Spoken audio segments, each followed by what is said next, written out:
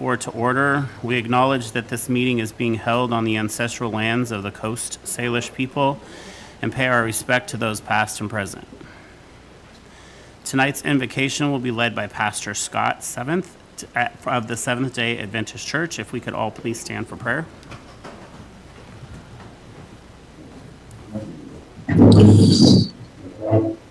Dear Heavenly Father, thank you so very much for being our Creator. Thank you so very much for being our Sustainer, Lord. Thank you very much for being our wisdom when we need it. Father, I pray for the City Council meeting this morning and all the council members, the mayor, and all those attending. Give them that wisdom they need tonight, Lord. And Father, I pray for your Holy Spirit guidance for each and every decision that's made here this evening. And I pray this in Jesus' name. Amen. Please remain standing for the Pledge of Allegiance and join me in the pledge. I pledge allegiance to the flag of the United States of America and to the republic for which it stands, one nation, under God, indivisible, with liberty and justice for all.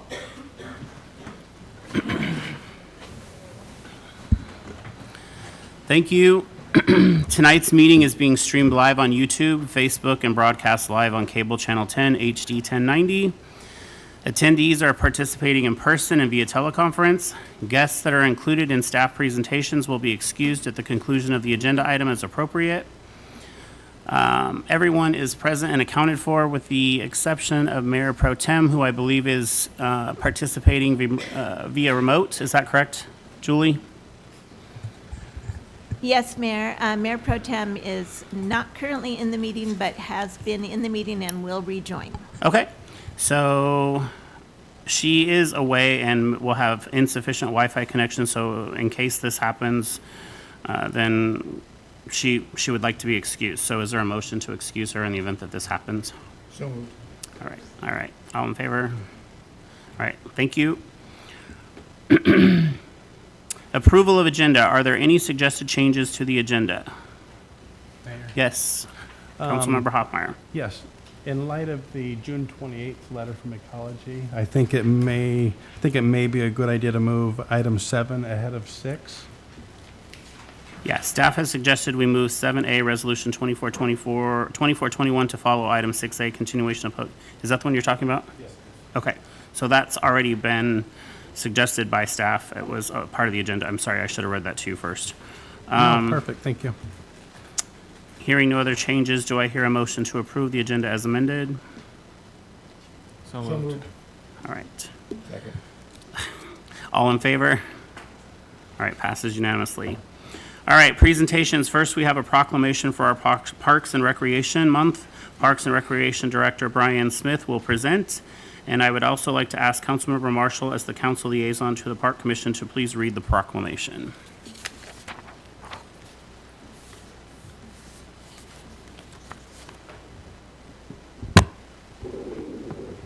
Good evening, Council. Brian Smith, Parks and Recreation Director.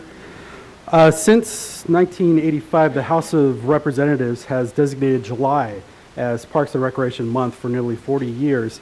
The nation has celebrated this month to promote building strong, vibrant, and resilient communities through the power of parks and recreation.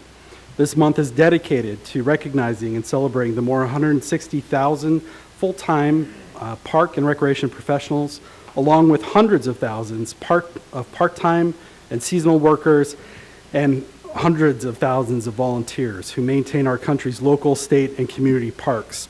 This year's theme, Where You Belong, celebrates the many ways parks and recreation professionals across the country foster a sense of belonging in their community by providing welcoming and inclusive programs, essential services for all ages and abilities, and safe and accessible spaces to build meaningful connections.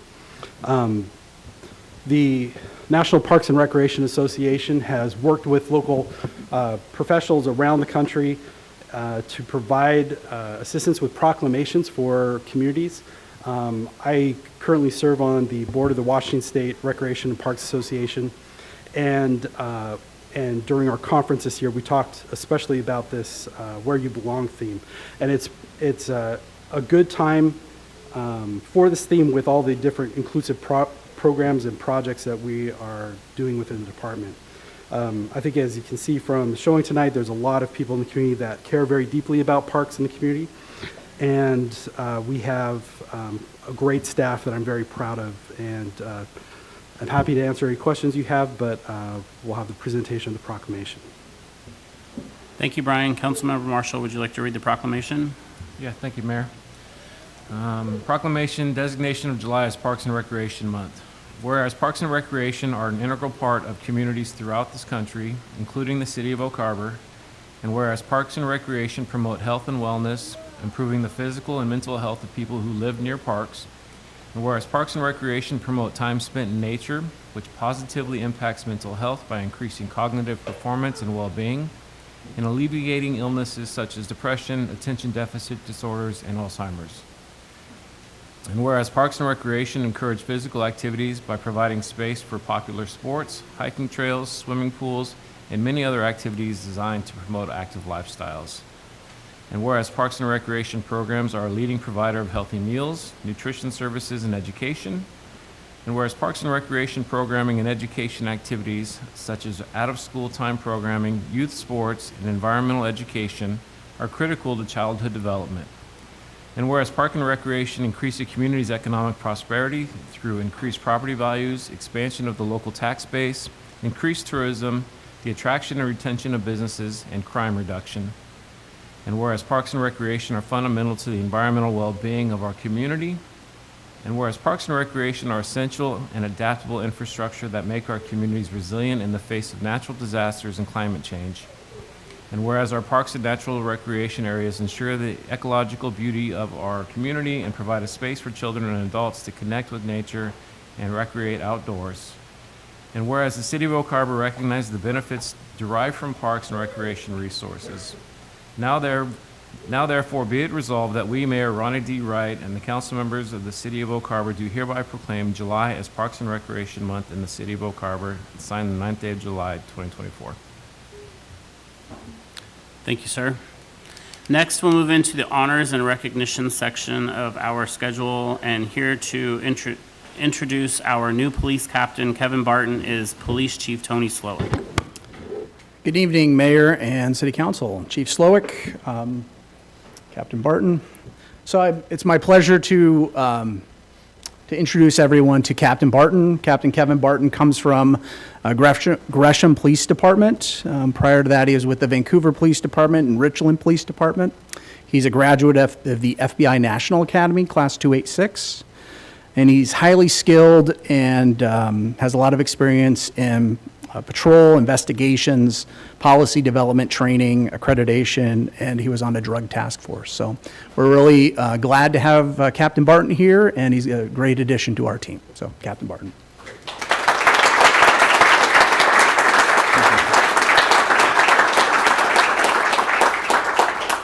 Well, thank you, Chief Slowick. This was kind of unexpected. Mayor Wright, distinguished members of the council, thank you for giving me this opportunity to serve the community.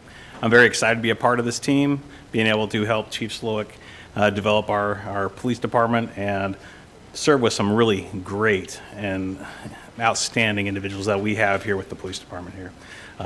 Being able to engage in the partnerships within the city really is a testament to what you guys have already built here, and I'm glad that I get to be a part of that to really be able to serve our citizens here. So thank you for allowing me to be here, and I look forward to working with everybody here. Thank you.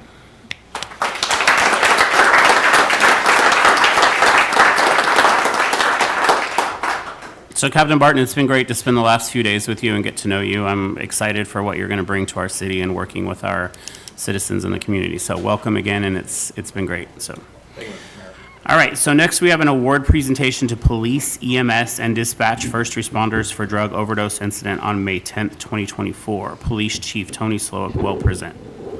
Mayor, Council, I want to make sure we add the fire department on there as well. And I'm just going to call out, if we can get all of the responders to come up forward. So from the Oak Harbor Fire Department is Paul Shore, Steve McAlmont, Henry Booth, Andrew Carroll, and Frank Sy.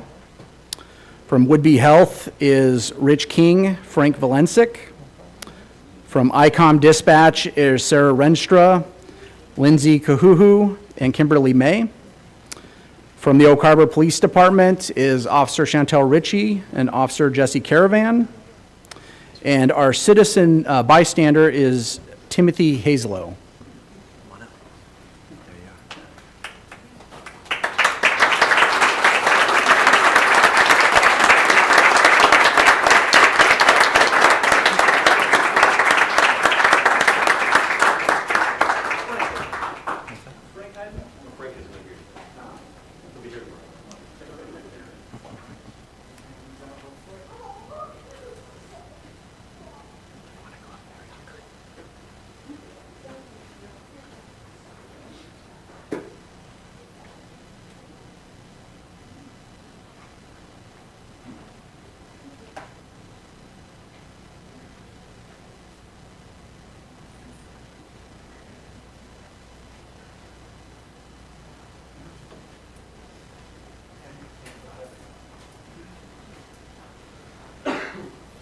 So just quickly, I'm going to give a summary. First, let me just recognize that we are unified here as a first responder community. We have representation from the Oak Harbor Fire Department, Would-Be Health EMS, ICOM Dispatch, and the Oak Harbor Police Department. On May 10th, we had a 4-person drug overdose that happened in Oak Harbor. And thankfully, because of the great actions and dedication of our first responders that are in front of us, all 4 people survived, and they were all provided great medical attention and care. I'll say that none of this could have been possible without our citizen bystander, Timothy Hazelow, who happened to be going to a local business, witnessed somebody become unconscious, and immediately called 911 and went into action. Through our great dispatchers, they provided great coaching to Mr. Hazelow, and for over 3 minutes, dispatchers coached Mr. Hazelow in providing CPR. Our first responders responded to the scene. Officer Caravan was the first to respond. He was able, because of the medical attention that was already going on to the one person that was unconscious, he was able to assess the other 3 people that were on scene, finding that 2 other people were in an overdose situation where they were unresponsive. He started providing Narcan, which is naloxone, which the city just purchased for distribution in our medical kits. He provided that to 2 of the people, one being the patient that Mr. Hazelow was providing CPR on, and was able to get everybody responsive. He was then able to continue on with the CPR as all our other first responders responded to the scene, medical and fire. They took over the scene, provided great medical care, and extremely appreciative of that. And I think, Robert, did you want to say anything? Yeah, okay. I'd like to echo Chief Slowick's comments. We're here to recognize a team, an entire emergency services team. So I just learned how to read, and I'd like to show off. We have Would-Be Health Emergency Medical Services and the Oak Harbor Police Department, representing the entire emergency services team, would like to thank Mayor Wright, the council, distinguished guests, and visitors for the opportunity to recognize our citizen first responder, also known as our first responder. ICOM 911, the Oak Harbor Police Department, Oak Harbor Fire Department, and Would-Be Health EMS for their roles in the resuscitation of multiple individuals who had overdosed on fentanyl May 10th, commercial property in the city. If the citizen first responder hadn't recognized the emergency for what it was, and he hadn't called 911, then the 911 dispatcher wouldn't have had the opportunity to provide him emergency medical dispatch guidance to include dispatcher-assisted CPR. Had the officers of the Oak Harbor Police Department not arrived very quickly and administered life-saving Narcan, and the Oak Harbor Fire Department not provided breathing and CPR for the victims who were breathless and pulseless, then the paramedics of Would-Be Health EMS wouldn't have had a viable patient to resuscitate. It takes this many people, plus many more not represented, like Island County Human Services, the City of Oak Harbor, to save a life or lives, as was the case here. We recognize that one overdose on fentanyl is one too many, but we want the mayor and the council to recognize we are ready to act should it happen again. Thank you.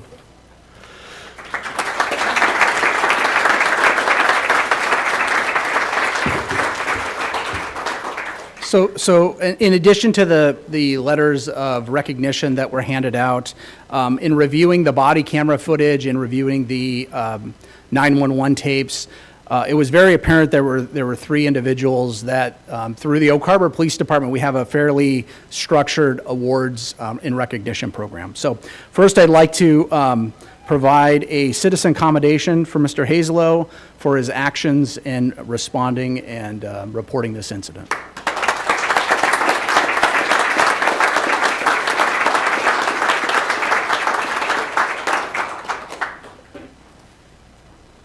Next, I have two life-saving awards. The first one goes to dispatcher Kimberly May.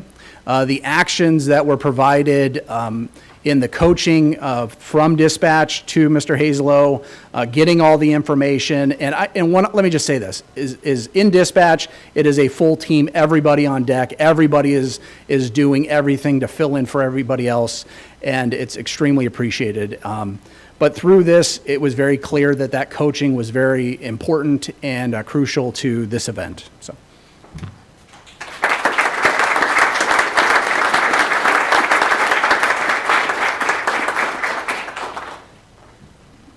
And then our final life-saving award, that goes to Officer Jesse Caravan. He was the first responder to be on scene. His situational awareness to recognize that there were three other people in crisis, to calmly administer Narcan, calmly use his first aid and medical training that he acquired at the police department through police training, but also as a volunteer firefighter prior to becoming a police officer, was instrumental in this process, and then relaying that back to dispatch. So, great job.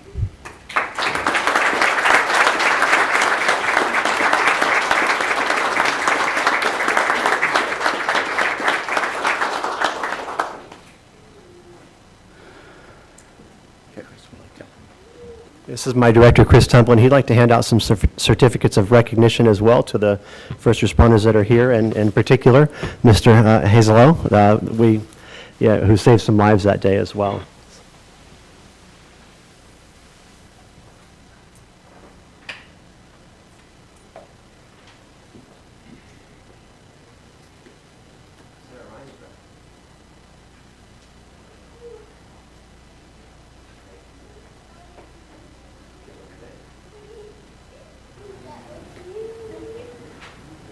On behalf of Lindsay, who is the third dispatcher in the room, can I give this?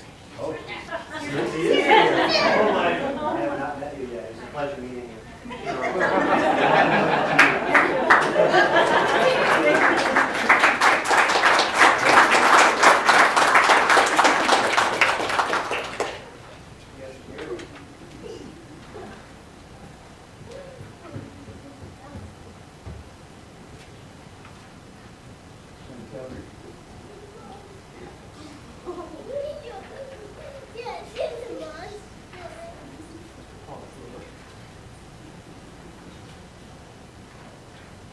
Well, I know Steve McCalmont, and he's not here.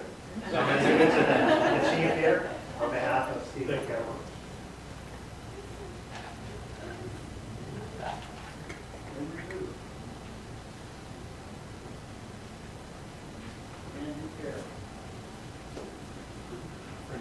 Thanks, sir. Rich James running 911 calls.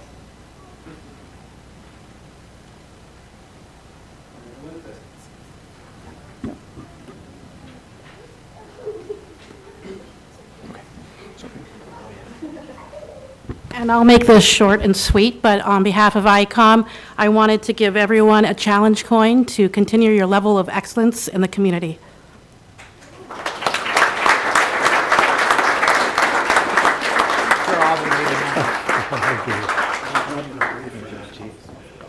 Hello, everybody. I'm Gordy Olson, the fire chief. I do want to say, too, on behalf of the first responders, who we know day in and day out, we go out and we do our job. But this is a perfect community setup where a citizen started CPR, and our dispatch center, who we can't thank more, Sophia. We know how difficult it is to sit in a closed room on a phone trying to save someone's life. So that's part of the system that first responders rely on. So thank you, everybody, for your efforts, for sure.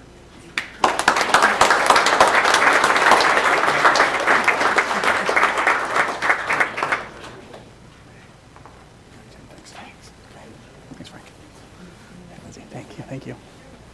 Thanks. Yep. Thanks, Andrew. Yep. Thanks, buddy. Good job. Jesse, good job. Okay. Thanks. All right. Jesse had sweaty hands. Congratulations to everyone again. Thank you very much, Chief Slowick, for those presentations. We're going to move on our agenda to community presentations. We have 3 of them tonight, and the first up is our Oak Harbor Music Festival and Miss Cynthia Mason.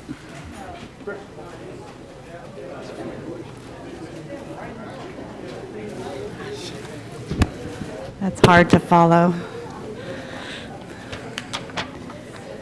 So thank you for allowing us this time. My name is Cynthia Mason, and I'm really proud to say I'm the president of the Oak Harbor Music Festival, and I'm here to represent the board.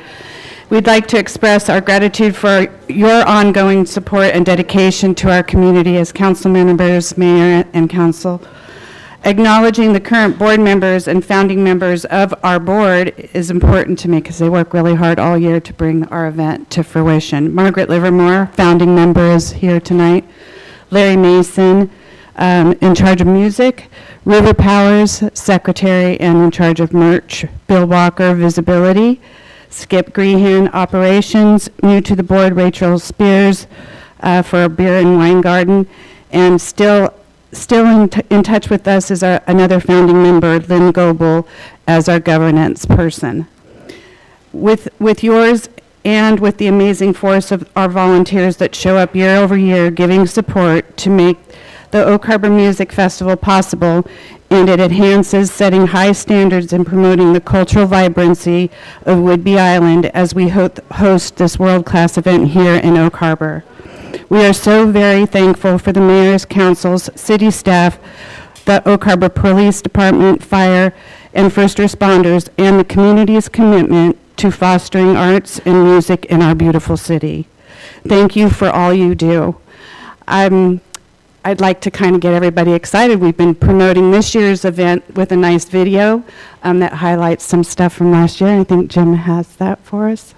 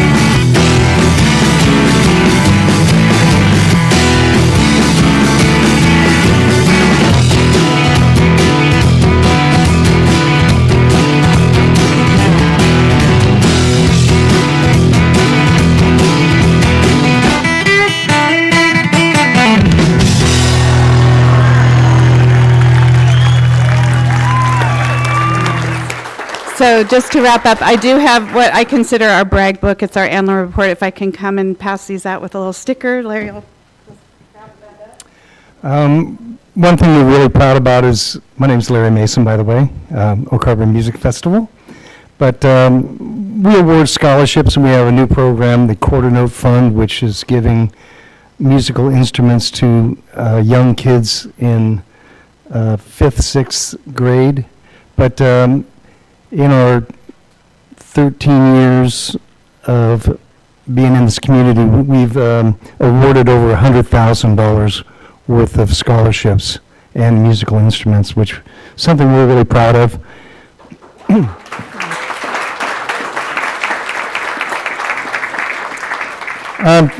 In this summer, we started a series 2 years ago, the Summer Concert Series down in Windjammer Park. It's on Wednesdays, the 4 Wednesdays prior to the Oak Harbor Music Festival. And Windermere Real Estate and the Oak Harbor Music Festival are proud to announce that July 31st, Stephanie Ann Johnson is going to be playing. That's a Wednesday. And on the 7th, West Coast Feed is going to play. And then on the 14th, we have Eden. And on the 21st, we have Santa Poco. So, at any rate, I would like to, maybe since I'm here, invite the mayor of our city to join us if you're available for our opening ceremonies on August 30th. Thank you very much, everybody.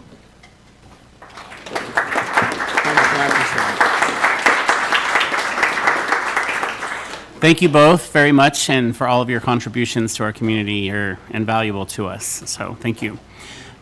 Yes, Councilmember Hopper? Yeah. Real quick, the video, to see Leroy Bell and his OnlyFriends, to see all of Larry Mason's friends on there, and, to see Sandy Crothers at the end. What a great video. Good job. She's been in at least 3 or 4 of our videos. Mustang Sally from now till the end of time. Thank you, guys.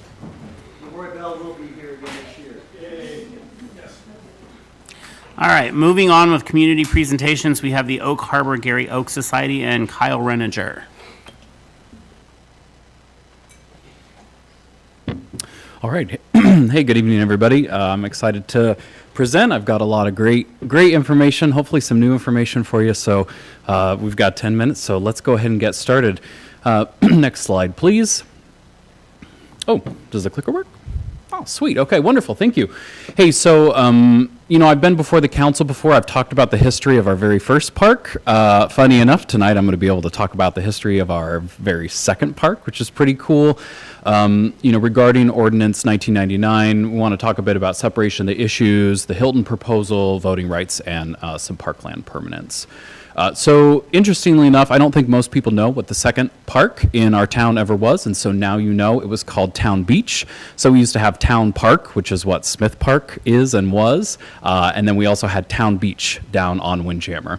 And so this is a photo of the townspeople skating on the slough, and they're roughly about the part where Hal Ramaley is today. So there they are down there skating. So, of course, since time immemorial, the tribes have used Whidbey Island. They were here. They are still here today. And Dorothy Neal, in one of her books, actually mentions that Windjammer Park was the location of a tribal village.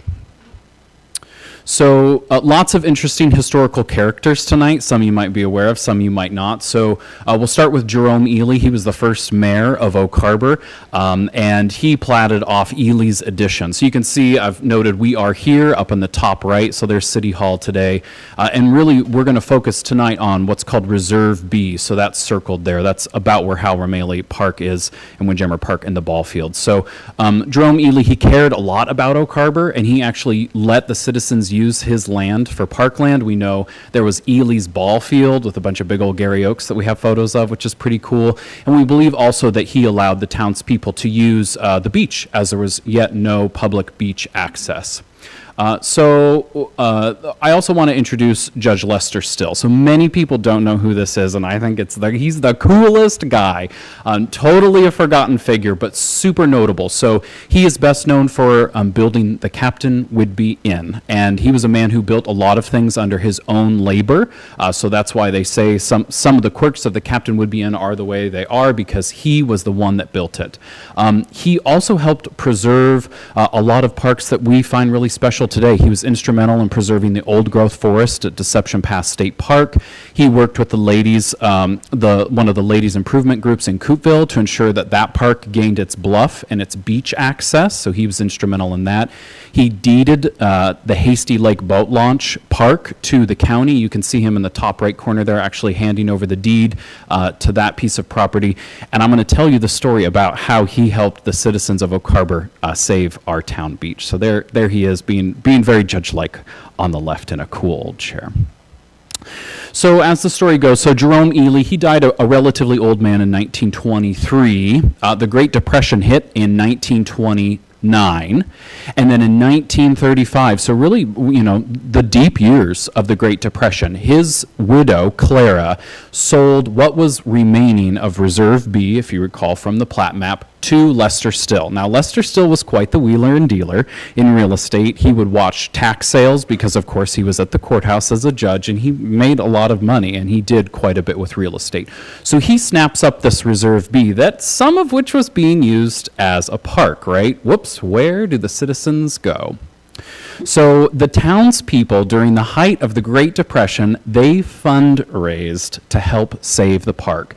And so the list on the right, townspeople either gave $100 or $50, they loaned either $100 or $50 to the town, because the town was, of course, broke at the time, and were able to save the park, which I think is pretty cool. And then over a period of 4 years, the town eventually paid all the people back. But a really cool through line, we know for Oak Harbor's first park, the citizens came together, bought enough lots from Lester Smith and saved Smith Park. And so for the Oak Harbor's very second park, they had to fight again. They had to raise the money, and that is how this park came to be. So Town Beach, which eventually became City Beach, which then eventually became what we know today as Windjammer Park. So I think the aerials are really interesting. I got these from the Whidbey Island Conservation District website, which I thought was pretty neat. So this is Town Beach in 1943. The outline in the dashed is the approximate location of what Lester Still deeded to the city. And so you can see the remnants of the slough there going across. That's what people were skating on back in the day. You can see Pioneer Way there. And this was all really low-lying area. It flooded during high tide sometimes. And you can see kind of there's some buildings there. As part of the deed, he made the city put in City Beach Street. So you can see City Beach Street would be on the left next to the dash line. And pretty cool, you can still see the Egg Producers Co-op wharf there going out at the end.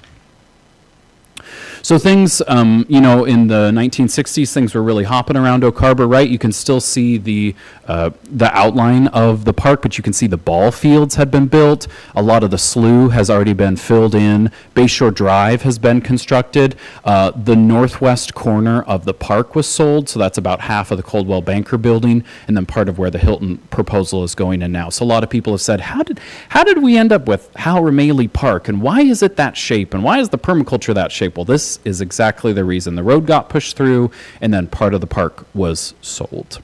So you can see the original boundary there in 1963. And then here we are today, right? So you can see where Hal Ramaley is, that open space between Caldwell Banker, where Hilton is being proposed to go, and you can see the permaculture garden as well. So pretty cool to take you through time and see, this was Oak Harbor's second park. Of course, now it's much larger. Thankfully, it's much larger. We have much more room to roam. But if anybody asks you, well, we know the first one, what was the second park? There's the second park for you.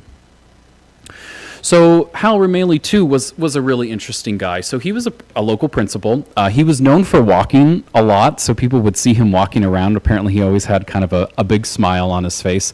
He was the one who sparked the idea for the windmill that used to be in Windjammer Park. So he was a big proponent of that, so we can credit him with the windmill. He was among the founders of the Oak Harbor Museum, which eventually was rolled into the Island County Historical Society. So you can see he's putting up the sign that says Historical Museum. That's the little house right next to the police station. So just literally right up the street. And then you can see him smiling. He's in the middle photo. He's down on the left. He's seated right next to Dorothy Neal, who's in the middle. She's a well-known local historian. And then my great aunt Sandy Pease, a music teacher, is seated just to the right. The article is really interesting. If you have time, I'd encourage you to read it. The naming of Howler Maley Park was really driven by the city council at the time to honor this man and everything that he did for Oak Harbor, and it was dedicated in 1990. So, that takes us to today, right? And our Oak Harbor Garden Club really lovingly cares for Howler Maley Memorial Park. I went and had my lunch down there one day. There was a volunteer taking care of business, pulling weeds, raking leaves, and it was really pleasant. I sat on the bench in the shade and enjoyed the many plants that are down there. The Garden Club has invested a lot of money, and I think sometimes this is overlooked. They've invested a lot of time and a lot of money into that park. It's got blooms, it's got art, it's got monuments.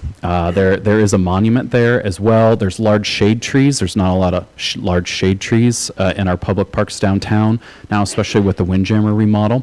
The public plaza has water and power, which I think is sometimes overlooked. So there's really a lot of use that we could put in this plaza. I think sometimes people say, I don't see a lot of people using it, and it's only because we haven't used it enough, but it's ready for us, even with some slight modification. It's really a great plaza, and it's really only the only publicly owned plaza downtown, which I think is important. We don't own the plaza at the corner of, what is that, Dock Street and Pioneer. That's not the city's, and the other sides of the road are really not truly plaza size. So, we think that Howler Maley would be an incredible amenity to a hotel as is. And then the Food Forest, which is right next door, so it was established in 2012. It was built for the community, by the community. They have a bunch of different types of fruit and vegetables anybody can go pick. It connects people to sustainable agriculture, and it's a way to supplement, right? So rather than having to buy prepackaged food, not everybody can grow their own food at home. If you're downtown and you want an apple, you can pick one off a tree, and it's free, and it helps people connect and know where their food comes from. So I think it's, one of the things, and I was talking with Councilman Stucky about this, is the separation of issues. And unfortunately, we have kind of two distinct issues that have become conflated. And I would really encourage the council, in your minds, to please separate them, right? We have a proposed development downtown, and we also have a suggestion to change the city ordinance. And so my suggestion here is, let's make sure we consider them as separate issues, because if we consider them as the same issue, they will not receive the same due diligence and the same care and the consideration that each of them individually and genuinely deserves. I think it's pretty clear we all want a vibrant and prosperous downtown, right? I think we're all aligned there. We all share common ground there. We all know that Oak Harbor is going to grow, and we all want to be successful. So I think the bottom line here is that everybody can win. This is not a zero-sum game. This is not winner take all. Everybody can win here, and I hope to talk a little bit about how that can be done. So the Oak Harbor Garry Oak Society, we're not opposed to building a hotel, and I just want to say that right off. Like, this is not us being opposed to a hotel. We want to ensure that if a hotel is built, or whatever is built on that piece of property, that it's done responsibly, just like all the other development that we are building around town, right? The bottom line here is that the project needs parking. When you look at the plans that were submitted, it's taking the parkland for parking. And at this point in time, I think our society has finally turned the corner. No bad road pun intended. We finally turned the corner to say, hey, how much do we want to have to sacrifice for parking? Do we want to have to sacrifice our green space for parking, or can we be clever? And here, I'd really encourage us to make sure we have explored all the alternatives. I feel like this issue came at us like a freight train, and it was a dichotomy of, if we want the hotel, we have to sacrifice the park. And I hope we can step back a little bit and say, have we really evaluated all the alternatives? For example, there's currently a lot for sale, basically across the street, that could be acquired and used for parking, so we wouldn't have to sacrifice our park. We could alternately look at Bayshore Drive, right? There's a few public parking spaces that will be removed on Pioneer Way based upon how some of those property lines were. When you go down on Bayshore Drive right next to the ball fields, there is so much asphalt down there, and it's just a white line and then a free-for-all parking on either side.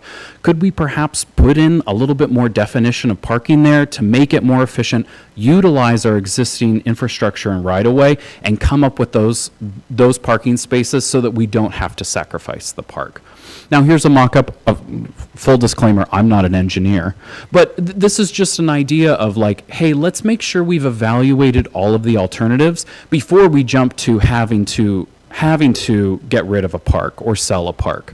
I know the city wants to save money. I'm sure the developer wants to keep their costs in line, and this restriping could be a very, very affordable option along with the spare lot across the street. So let's just make sure we're evaluating all options before we jump to, hey, we want to take the park. Now, I want to talk about voting rights. Voting matters. We know in the past that the United States has not always provided voting rights to people. For example, women's voting rights, of course, is a great example of that. Thankfully, women can vote today, and they are represented on our council. So voting is really important, and removing an election provision for this parkland piece does disenfranchise the voters. They have that right today. If the ordinance was passed as is, they would lose those rights. And we know, looking at history, the expansion of voting rights has been on the right side of history, and taking them away, has really not so much. Now, I know the alternative was said, hey, we could have a public hearing. So instead of having a vote of the people, we could have a public hearing. But parklands are so special to people, and they are such important places that parks deserve a really high litmus. That means they deserve the highest of tests before we sell them, and an election is just the proper way. And ultimately, right, it should be up to the people. Now, we've done some research, and Kathy, I hope you don't mind that I spill the beans. So we talked to Island County elections, and I know Mayor Wright had previously suggested that the cost of an election would be around $30,000. The county is suggesting that if you run issues like the sale of parks on the ballot when there are other issues, it could be as low as about $9,000. So it's really, $9,000 to the city's budget is not that big to ask the question of the people for something so important. So we're asking you, please maintain this voting rights. This is really what people want. Also, there's the idea of parkland permanence. When the city puts in a park, people don't expect that the park's going to go away. They expect that that will be a park for a really long time. And I've lived up and down the island, and I can tell you, without a doubt, Oak Harbor has some of the best municipal parks on the island. We have the most diverse array of parks. We have some of the most spectacular municipal parks. What we have is an incredible portfolio, but they're permanent assets, right? So they're not intended to be bought and sold all the time. We'd like to acquire more. And in fact, the city is low on the amount of parkland per capita that we need, especially considering that the fire hose of growth is going to be aimed at our town soon. So what's the ask, right? This is our respectful ask. Number one, let's make sure we really separate the issues.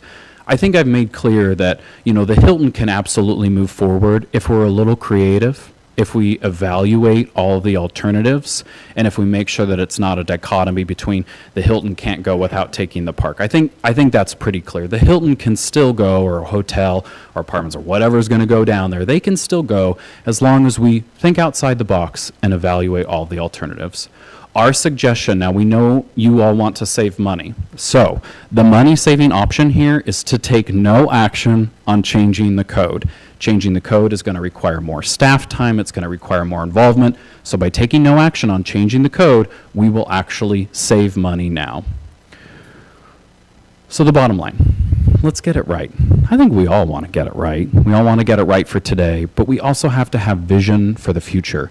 And because parks are such long-term assets, we not only have to think about today, but that downtown is going to look very different in 50 years. There's a large building next door to the Hal Ramaley Park that has Orlando's, some of that other piece. That maybe someday could be redeveloped. Think about a large density building there. Think about across the street. There's redevelopment potential there. So while the plaza, some people might say it's not the best sited park right now, think 50 years in the future where there's incredible density downtown, and now we've got a plaza in the perfect place. So I just encourage you, let's get this right. Let's separate the issues. The Hilton can move forward. Let's save the voting rights. And please, let's get this right so we can all win together, all right? And that's what I got. So thanks so much for your time.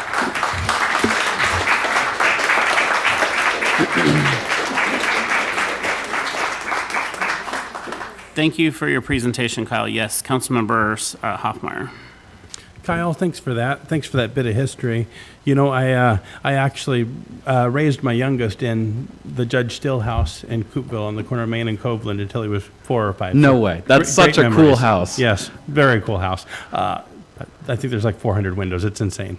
I think it was a couple days ago, there was a CNN article, and Tacoma is the third best city in America to visit. It might be because of Frisco Freeze. It might be because of Wright Park. Maybe Oak Harbor will have its own Wright Park someday. It's spelled the same as well, by the way.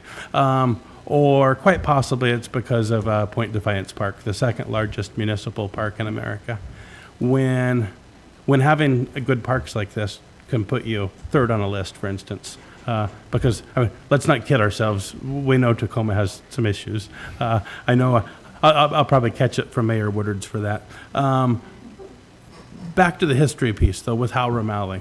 I remember watching, this was 10, 15 years ago now, but I remember watching city staff remove the gazebo that was down there. Do we recall why that gazebo was used, or why it was removed?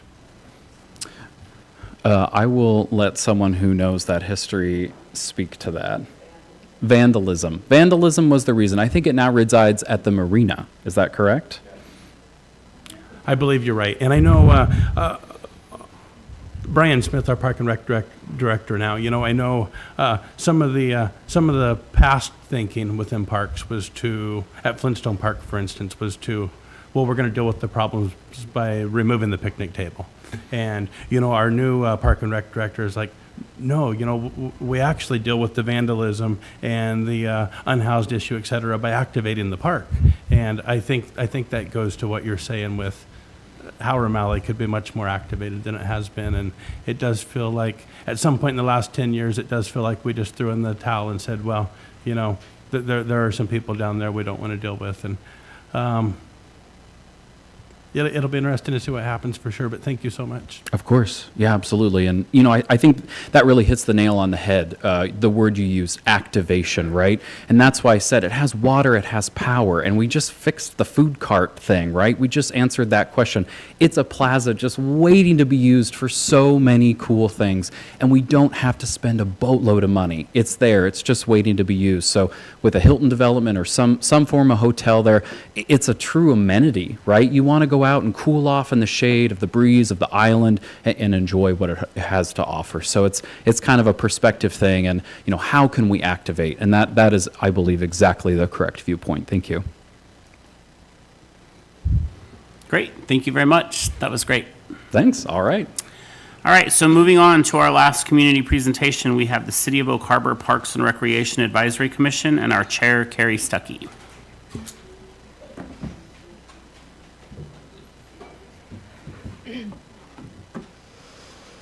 Okay.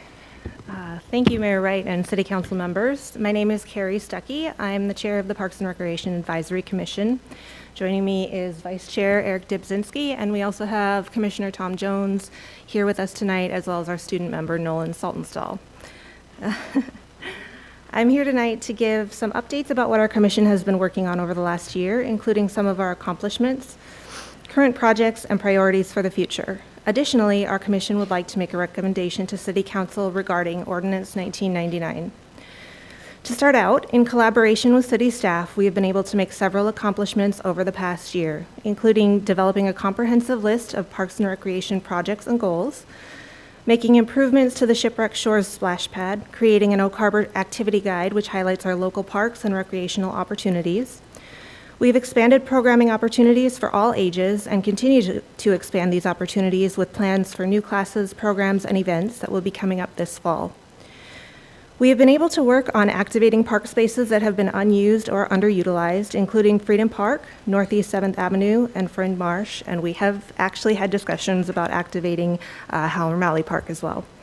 Our commission has participated in multiple city events, including Arbor Day, Holland Happening, and the 4th of July Parade. Additionally, we've expanded our commission by adding 2 members, going from 5 to 7 commissioners, and I'm happy to say that every member of our commission is passionate about maintaining, improving, and expanding our existing parks and amenities for our fellow Oak Harbor residents.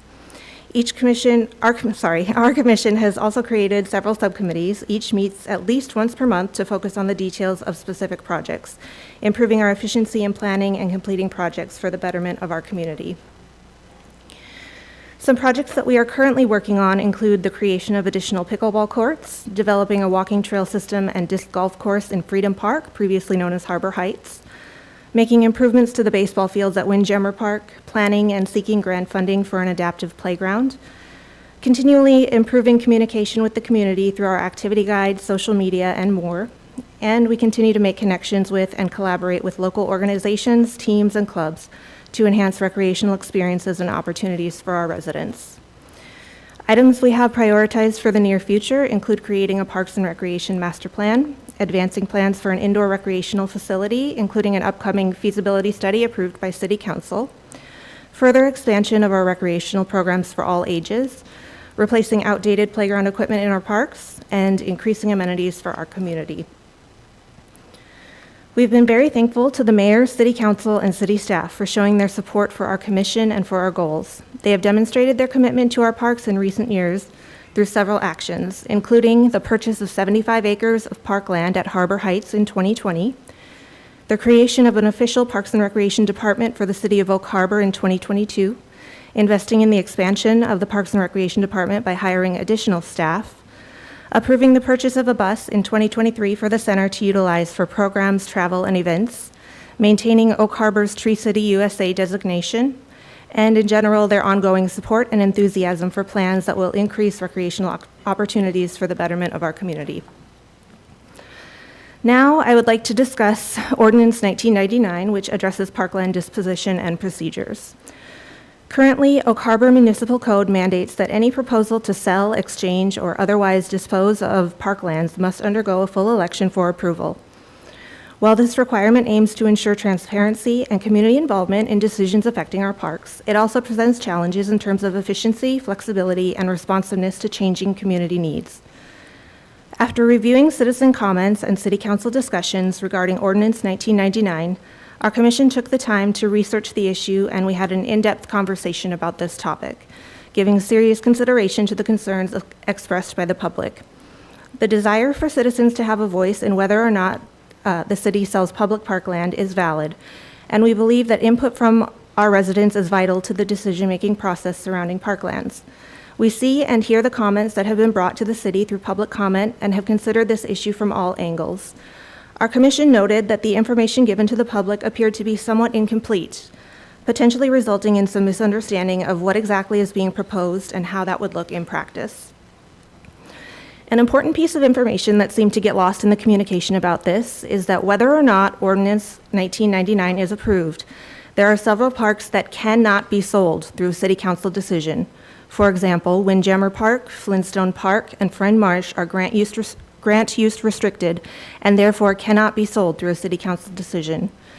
Also, many of our smaller community parks, including Smith Park, Catalina Park, Ruth Cohen Memorial Park, and several others, are conservation restricted or donation use restricted from requirements in the deed recitals. If a parkland was donated to the city and designated to be used as parkland in perpetuity, then that parkland is protected and cannot be sold. It is a very rare instance that the city considers selling parkland for any reason. If Ordinance 1999 were to be approved, While the sale of parkland will not go to a formal vote in the form of an election, the citizens can still make their voices heard through public hearings. We feel that a public hearing is a more appropriate and effective way for citizens to make their voices heard on this topic. We came to this conclusion based on the following. The requirement of an election for the sale of parkland limits City Council's ability to function efficiently for the overall benefit of our community. The cost of an election is significant, both financially and through time spent by city officials. It was stated in a prior City Council meeting that an election would cost up to $36,000 in taxpayer funds. It seems that those funds could be better spent on projects that could contribute to our community improvements. Our understanding of the existing code is that a vote of the citizens through an election would mean that the only people allowed to voice their opinions through their vote would be residents living within Oak Harbor city limits who are registered voters.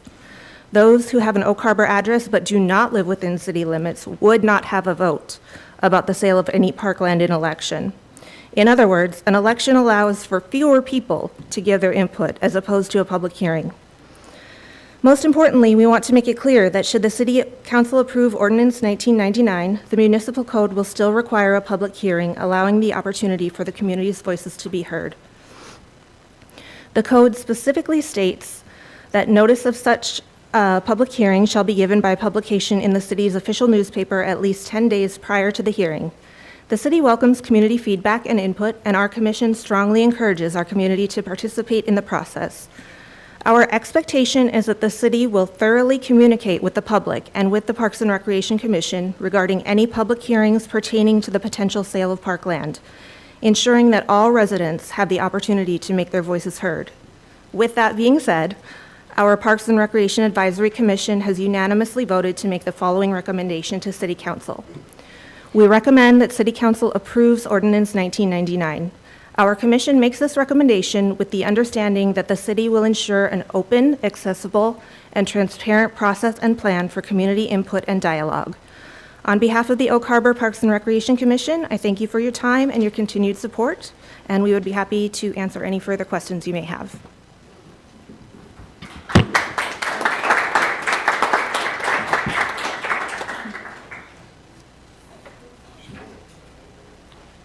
Councilmember Hoffmeyer has something.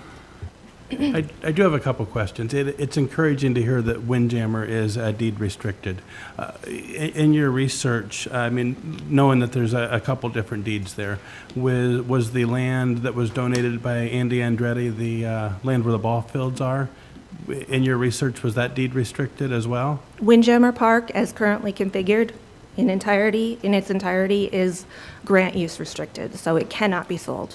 I think that would be heartening to a lot of people, and it's grant use restricted. Correct. As opposed to deed restricted. That makes sense. And I think that probably explains why in 1997 this ordinance was needed to protect Flintstone Park, because at the time it probably was not grant use restricted. I'm unsure of the history on Totally that. understand that. Totally. I don't know if anybody else knows the answer to that. Anyway, wonderful job on the presentation. Thank you. Thank you. Councilmember Stucky. There was a comment before, I think it might have been from our city attorney, talking about how having this ordinance is a pretty rare thing. I can't speak for every city or municipality in Washington State having this or not having this. But do we know, does Island County or in Langley, could they sell parkland? Do they require a vote of the people for the county or for the Langley? Our understanding is that they do not require an election, Okay, that's all I was wondering. just a public hearing, so. Thank you. Thank you, Councilmember Stucky. Anyone else for the good of the order? I'll wait till we actually have it on the agenda. Okay. Thank you very much, Carrie, for your presentation. So we're going to move forward with the agenda to the citizen comment period. Citizens may comment on consent agenda items or subjects of interest not listed on the agenda at this time. Citizens will have the opportunity to comment on the remaining agenda items during the meeting as appropriate. Citizens can also visit our website prior to our meetings for methods to submit public comment or contact the city clerk, Julie Nestor, by phone or email. When submitting comments, please include your name and address. Public comments sent anonymously will be shared with the mayor and council, but will not be displayed. We received a great many We received a great many new public comments since our last meeting. Those pertaining to the public hearing for proposed ordinance number 1999 will be shown during that public hearing. The others are displayed here.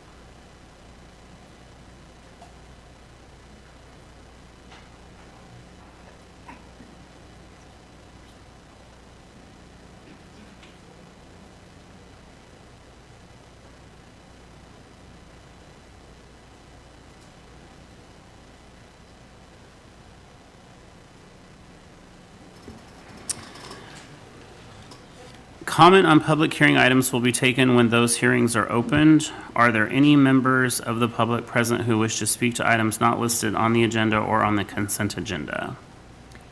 Mayor, of those who signed up to speak tonight, we have just one that is apparently not related to Ordinance 1999, and that is from Nolan Saltonstall, who wishes to talk about the Community Recreation Center.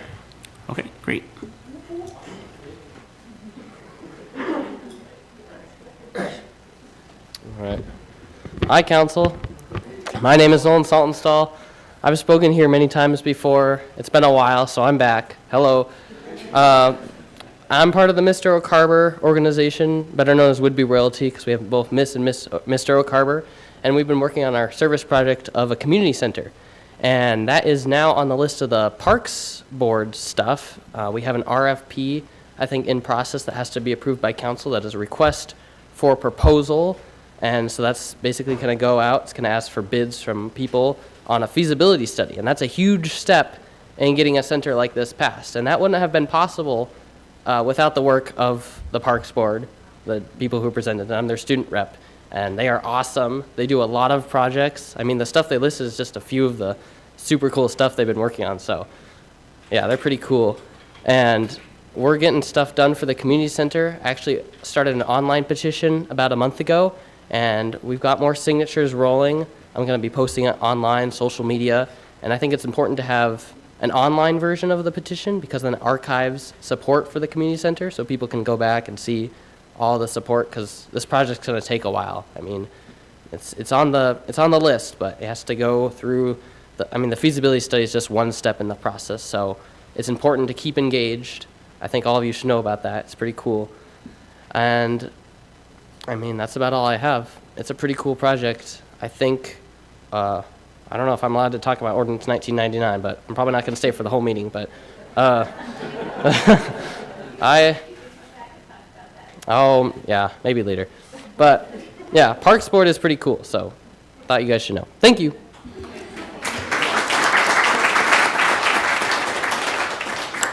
Thank you, Nolan. Is there anybody else that didn't sign up that is here that would like to make a public comment at this period about things that are not on the agenda? All right, hearing no one else who wishes to speak. Oh, I'm so sorry. Yes, step forward, state your name and address, please. Karen Mulhern Parks. I live at 1354 Eagle Ridge Road in Oak Harbor Road. And Please state your last name again. it's Mulhern Parks, long name, MULHERN Parks. Thank you. Being an animal lover, okay, and in light of all of the deforestation that goes on outside our city limits, Tons and tons and tons of acreages being, cut down, clear cut for development, for sale, et cetera, et cetera. There's no place for any of the livestock or the wildlife to go. So consequently, I've been pulling tons of 3 now, deer off the road from Reservation, Crescent Harbor, back in L&M Acres, et cetera, but mainly going up Crescent Harbor through Reservation, heading out Ponell Shores. We have deer signs, no exaggeration. They're this big. Okay, not that people look at signs anyway, okay, because they really don't. Slow down, it doesn't mean anything. But could you at least buy at least a decent sign so that people could see that they are jumping from one side to the other? The military fencing runs that whole corner from where it turns into Reservation Road, right? They come out of the wood line over there, they can't make it over the fencing, and they're just being dead on the road. Just asking for a bigger sign. Something to make people slow down. That'd be great. Thank you. Thank you.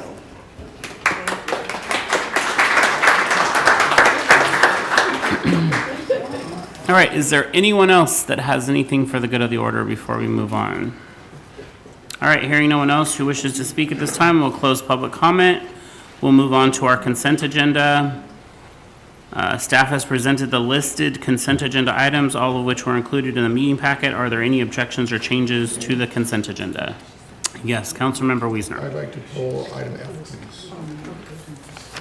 Can you, what is that? Okay. Councilmember Wiesner has requested to pull item F, and it's been seconded by Councilmember Wittgenstein. All in favor? We don't need that, actually. That's fine, yeah. That's fine, I got it, yeah, I got it. So we're moving F and pulling F, and then... All right, so we'll want to have discussion on that item? Are we going to approve the rest of the consent? Do you want to, yes, at this time, then pulling item F, do I have a motion to approve the agenda? The consent agenda, so. Yeah, I mean, yeah, okay. So we're good? Okay. So do we want to have discussion now? Yeah, short discussion on item F. I just wanted to, I'm sure staff is aware of this, but county's in the process of looking at their indigent defense program and looking at bringing that in-house. And I think it would be absolutely behoove us to get in on that conversation early on. Look if we can partner up with the county, right? And bring that in-house contracted through the county, right? Like we've been doing with some of the road resurfacing and stuff. I think, the county's right at that verge where it kind of makes sense, but they're not over the top. And I think obviously if we bring our indigent defense contract into the fray, I think that, may open up that discussion even more. So hopefully we can get in early on that conversation. We set up the contract so that we could have more conversations. And when Sandra was doing the research for this contract, she did look into some of that. So we are aware of that and we are staying on top of it. Yeah, that was my only comments. I just wanted to make sure before we approved it that we understood that we have that ahead of us. Right, I'm just looking at Councilmember Wittgenstein. You also had something you wanted to say? Yeah, I'm going to just kind of reiterate that we make sure we're always looking at the costs of this, because this does not seem like the most fiduciary way to go from what I read in the packet. So I know we're kind of in a pinch to make sure we have something, but I think looking at in-house and now hearing that the county is also looking that way, if there's a way we can partner or something, I think it would be the smarter approach. So those are my same concerns. Right, and I would just like to remind council that this is the item that we've had to clean up, and so we went out on emergency procedures to fill this for the remainder of this cycle, and then we are considering other options in the next biennial budget. Anything else? Yes, Chief Slowick. Mayor, if I can just address one thing. Yes. Just so we're clear, our municipal cases are held, are not prosecuted by the Island County prosecutor. So those are all our felony cases. All our municipal cases are held at district court here through our own prosecutor and then the indigent defense that we manage. So. Okay, so now do I have a motion and a second to approve the pulled item from the consent agenda? Move to approve item F. All right, thank you. Do we need to vote? Okay, all in favor, raise your right hand. Passes unanimously, we're good. All right, mayor's comments. Bear with me. Public safety is my priority. This past week, an accident at the carnival on the evening of July 3rd necessitated a response from police and fire services and closure of the amusement rides pending additional inspections. Thank you to our staff and especially to building official Brian Colbert for coming in at 7 a.m. on July 4th, and thank you to our city attorney for her swift response on a holiday to address the incident. As the city, we can issue and can revoke a special event permit. However, the management of this event and the communication with the vendors was the responsibility of the special event applicant, the Greater Oak Harbor Chamber of Commerce, who contracted for their services. This administration believes the safety of our public completely outweighs any other considerations, including profit motive. 4th of July. It was my pleasure to participate in the 4th of July parade and see the large participation of our community and by our city council. Thank you to the Chamber of Commerce for organizing the parade and fireworks. Thank you as well to our staff and council members who participated at the city's information booth over the weekend.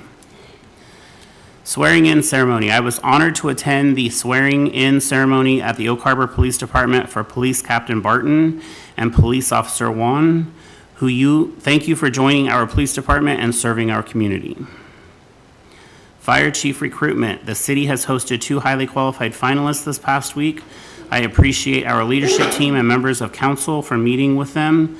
Thank you as well to Chamber of Commerce Steve Bristow and School Board member Nikki Tesh for participating in the interview panel. I look forward to filling this vital position very soon. Oak Harbor Community Blood Drive. Our fire station number 81 is hosting the Oak Harbor Community Blood Drive this Thursday, July 11th from 10 a.m. to 4 p.m. Appointments are required. Call Bloodworks Northwest at 800-398-7888. WAIF begins licensing on August 1st. The city turns over the administration of the animal licensing to the Whidbey Animals Improvement Foundation beginning August 1st. Please see WAIF at their website or phone 360-678-8900. Congratulations to Councilmember Marshall. Councilmember Marshall has received his Advanced Certificate of Municipal Leadership from the Association of Washington Cities. The Advanced Certificate of Municipal Leadership recognizes mayors and council members who continue to strive for excellence by attending conferences and trainings, serving their community, and further developing leadership skills.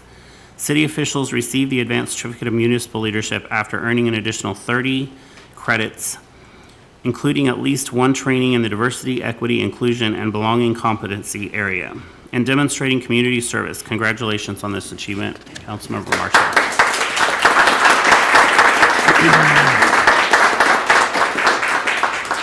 Staff, kudos. Thanks to the cooperation between our Public Works, Parks and Recreation, and Development Services departments, and especially Steve Beebe, Tally Huck, and Bill Luth, in the cleanup of an overgrown abandoned property. Great teamwork. Thank you very much for all of that hard work.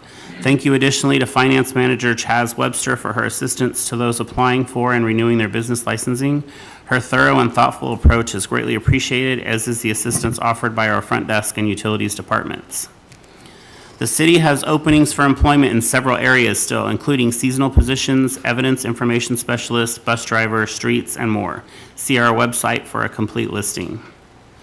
Local events. There are several terrific special events happening in our area, many of which are displayed on the screen. First and foremost would be this weekend. We have the Hydros for Heroes event, so that'll be a big event for this weekend. With that, I will turn it over to council for their comments at this time. Yes, Councilmember Wiesner. Thank you, Mayor. First off, I want to thank whoever it was from city staff who ordered all the goodies for us to hand out at the 4th of July parade. I mean, that's something that, it was fantastic to go down there at the 4th of July. I mean, that was one of the biggest packed parades I have seen in many years, and 2 hours long, close to it. And with that said, Dana McCullough and your team, thanks for all the hard work in putting that together there, Dana. Thanks so much. Sorry you got thrown into the fire. I mean, it was like a pot of boiling peanut oil, but we do appreciate all the efforts in pulling the program together. And like I said, what a wonderful parade. And thanks again to city staff, and thanks to Carrie Stucky for decorating up the city truck for us. That's become a tradition, and it's something I really do appreciate. In the past, just walking in a parade, waving at people is just, quite frankly, not my style. And having something to hand out and being able to interact with the kids especially is huge. So thanks for doing that. So our procurement staff was great and instrumental in getting those items together, so we really appreciate their work on that. Yeah, if Brian Stucky had only ordered more, we would have, we blamed it on him the whole time. And then, Hydros for Heroes, just wanted to point out, we got another great event coming up, Hydros this weekend, free for the public, all of Bayshore Drive. I think we've got 47 vendors signed up, 11 food vendors, and we've got, I think, 35 race teams coming from all over the western U.S. So looking forward to hosting a good party downtown with the community. It's obviously a gift from all the sponsors to the community, keeping it free. So look forward to seeing everybody. Thank you, Mayor. Thank you, Councilmember Wiesner. Councilmember Hoffmeyer. Yeah, real quick. There are a lot of cities out there that run events themselves, such as the July 4th Parade or Holland Happenings or the Carnival. So I just wanted to make sure to give the Chamber of Commerce, the Oak Harbor Chamber of Commerce, all the kudos in the world. I'm not disillusioned. I don't think there's 100 or 200 people at home watching this. But if everybody in this room could help share the message, the Oak Harbor Chamber of Commerce is ran by just a few paid employees. Everything else that's done is through volunteers and ambassadors and volunteer board members. And just this weekend alone, to be able to see the parade and the street fair and the carnival and the Whidbey Wags event, and to see how their executive director and president and vice president conducted themselves through this entire weekend, I know everyone up here agrees. I mean, the Oak Harbor Chamber has to be one of the best in the world. And Dana, not even 2 months on the job, holy moly. So big round of applause to you guys, and keep it up. And I know the partnership between the city of Oak Harbor and you guys will only strengthen. Thanks. Anyone else for the good of the order? Councilmember Arms. Yeah, I just want to thank Dana for the parade and for the city and for everything and for having the booth down there. And maybe we didn't get a lot of people that wanted to talk to us, but we got to meet other city officials and have great conversation. And it was a wonderful time. And not everything's perfect, but we made the best of it, and it was fabulous. And just thank everybody that participated. It was awesome. Thank you. Thank you, Councilmember Arms. Anyone else for the good of the order? Councilmember Marshall. Thank you, Mayor. It was a challenging weekend, right? I mean, we had some issues with the fair, and I appreciate your leadership on taking that on. I'm a little frustrated, in all honesty, with the discussion that takes place on social media. I think if we're going to disagree as a council, we need to disagree with each other in private. We praise publicly, we disagree privately, and we have those conversations in private. And we ask the appropriate questions rather than just calling out the administration or calling out the mayor in disagreeing with perhaps the way that things are handled. Social media is not the way to do that, and you'll not see me on social media one way or the other. And I want to encourage my fellow council members, there has been dysfunction on this dais in the past. There's been dysfunction with this council in the past. And I felt like over the last couple of years, we've done a very good job of disagreeing respectfully. Never at any point are all seven of us usually going to agree on a particular item, but we should agree to respect one another in the positions that we hold. And so publicly calling each other out on Facebook is not the way to handle business, and is not the way to represent our city. And so I encourage all of us to, we're going to disagree. We're going to have questions. Let's have those conversations and respectfully, and do it in private when need be, and support one another in the decisions that are made. And that's how we move our city forward. And so I wasn't sure I was going to say anything, but I don't like to see mudslinging. I feel like I get mud on myself when that happens, you know, because we're a collective body. And so we need to make sure that we're working together and moving our city forward. Because we have a great city, we have a great chamber, we have great staff, and those kinds of conversations are not beneficial to any of that. So, thank you, Mayor.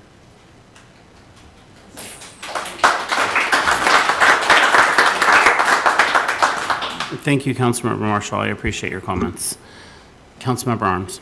And Councilmember Marshall, I agree with you. It should be between us.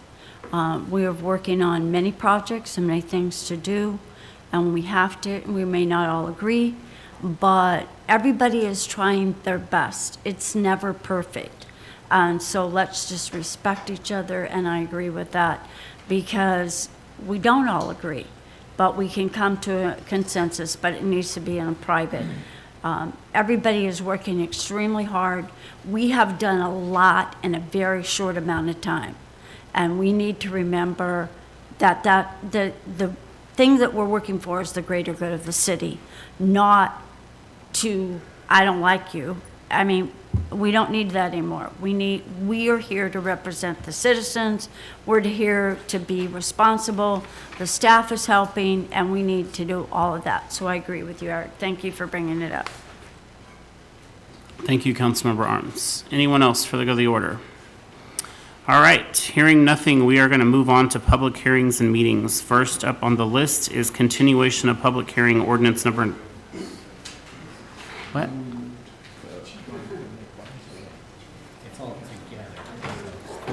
Yeah, it's all. So ordinance number 1999, sale of city real property. As noted, this is a continuation of public hearing from May 21st, 2024. Here to introduce and speak to this matter is Senior Planner Ray Lindenberg. Thank you, Mayor and members of the City Council. I'm going to keep it fairly brief tonight. I'm going to go over some history and some background, and then we'll get to a conclusion with that. So if I could get thank you. So as a matter of background, a lot of people know what's going on here. So this was introduced as a standalone ordinance revision that was designed to streamline a process by which the city can dispose of, sell, trade, etc., park property. And this was spurred by a review of the ordinance by a city attorney staff who indicated that it was unusual. They said that they hadn't seen it before. Some folks who spoke up at the last hearing indicated that there might be a couple of places that do have it. We were not aware of those. However, it is outside the norm of what is required in the state of Washington. And this requirement would apply to all city parklands.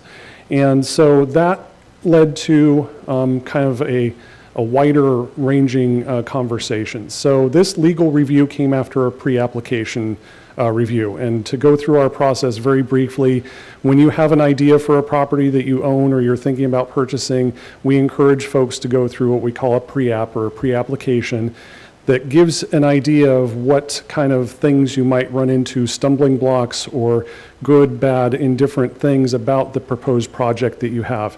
And pre-apps can range from an idea on a cocktail napkin up to a full set of building plans. In this situation, we had a gentleman who was looking at constructing a hotel adjacent to Hal O'Malley Park.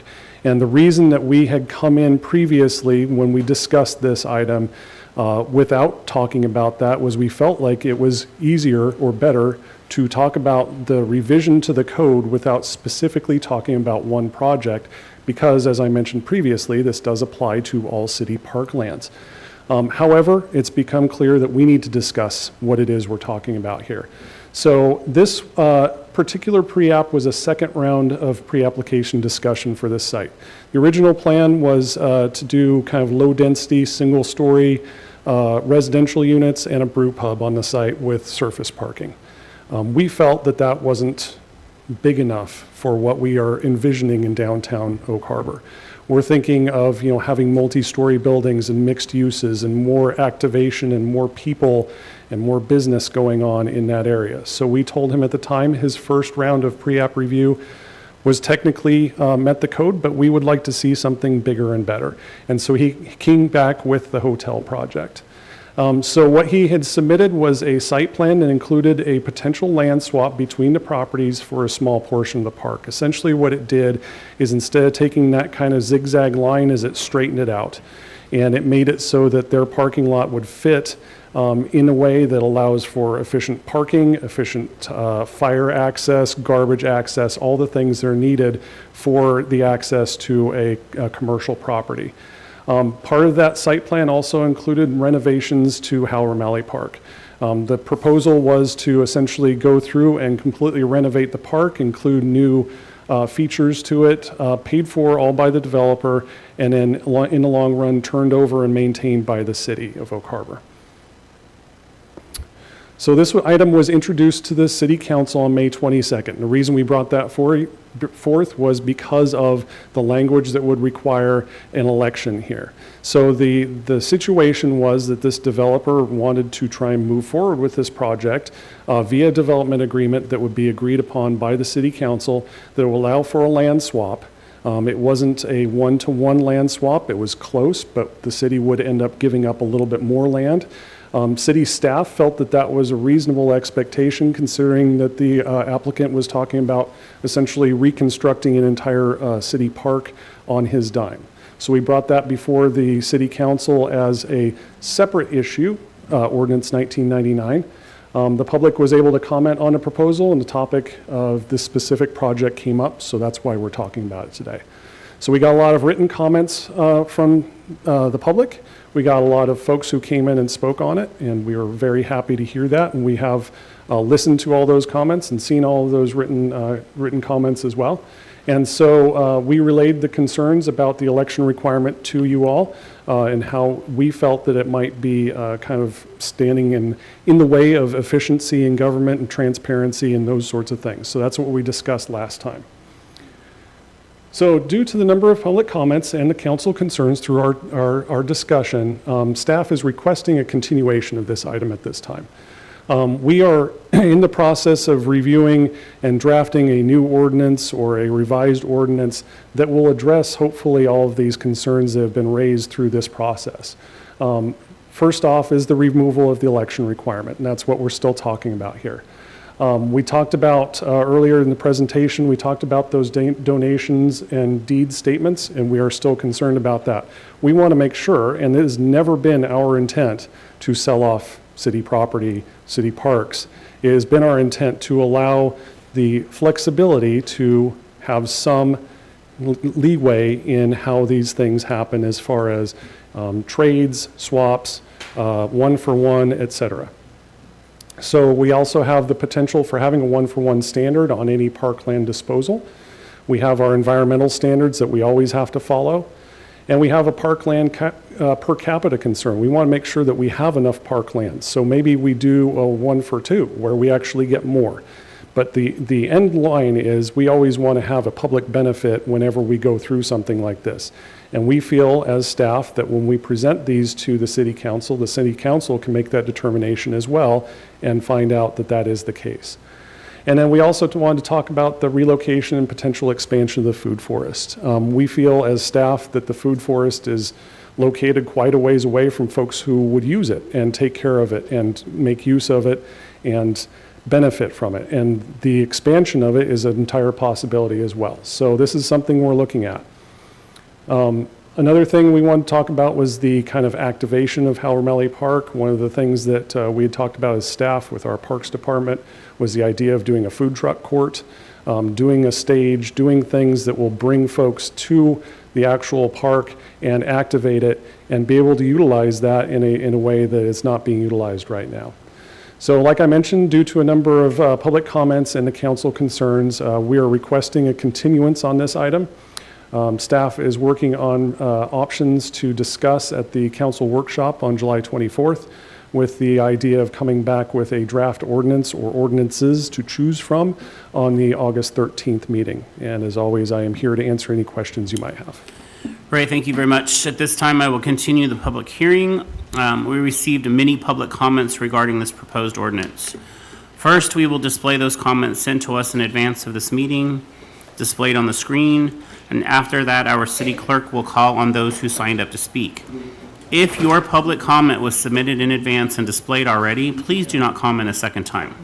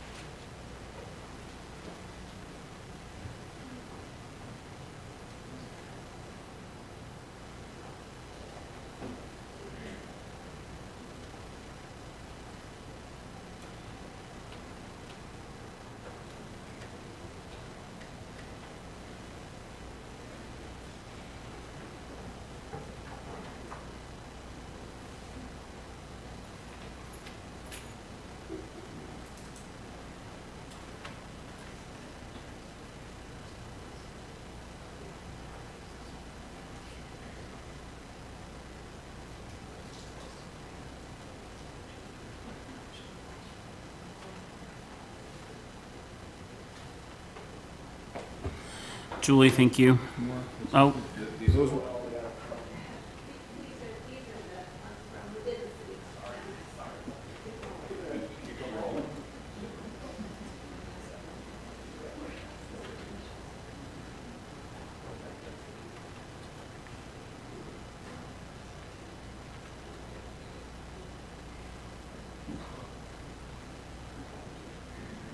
Mr. Mayor, can you please slow the comments reading down just a little tiny bit? The last one, I didn't check it, but you slow it down a little bit. It's Ms. Trump doing it from Yeah. a distance. It's hard, 'cause she's trying to Yeah. time with the. Sorry, it's a little bit hard sometimes to time those with people reading them, and there's 65 slides to go through, so she can hear us though, so she's trying to catch it.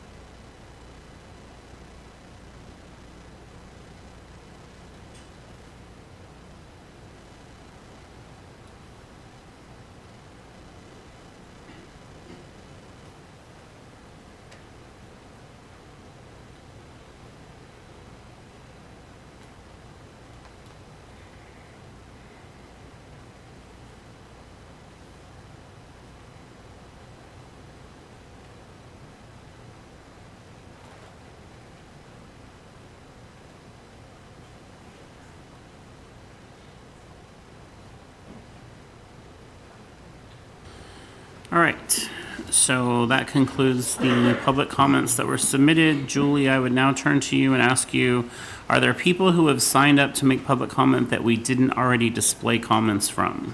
Yes, Mayor. The first on our list is Marshall Goldberg. Did we have a comment from Mr. Goldberg? Mr. Goldberg, had you submitted one of those comments that we just saw? Yes, I did. Well, the mayor has asked that if you had already had a comment that was submitted, that you not speak again. Okay. Out of respect to people's time, I'll yield, but I didn't know how this system worked, frankly. I didn't know whether my comment would even be displayed today, and like many other people, so I had prepared remarks. Anyway, I don't want to take any more time except to say that for the people who want to eliminate the vote, bear in mind that campaigns and public hearings are very different. A public vote is very different. In a campaign, a public vote, a greater effort is spent. Sure, there's money spent, but a greater effort is spent educating the public. So I don't think public hearings and elections are mutually exclusive. You have something that is really unique here, and I oppose changing the code. I did express that, so I won't take up any more time. Great. But I am blown away, like many of you in this audience, by the comments that I have read. I had to speed read, but there were a lot of thoughtful comments, and we're kind of blessed to have people take this much interest in our community, and that's all I'll say. Thank you. Thank you. Thank you. Please, if you have already submitted a comment and your comment was displayed, please do not speak again. We have many people who would like to speak. Thank you for your respect to all that would like to speak. Next is, and I hope I'm pronouncing this correctly, Netsha Zielinski. You did great, Netsha Zielinski. It's an honor to be here. I kind of come in representing Imagine, which is the food forest on Bayshore. And I just want you to know that we at Imagine even exist because of the Hal Romali and the Garden Club.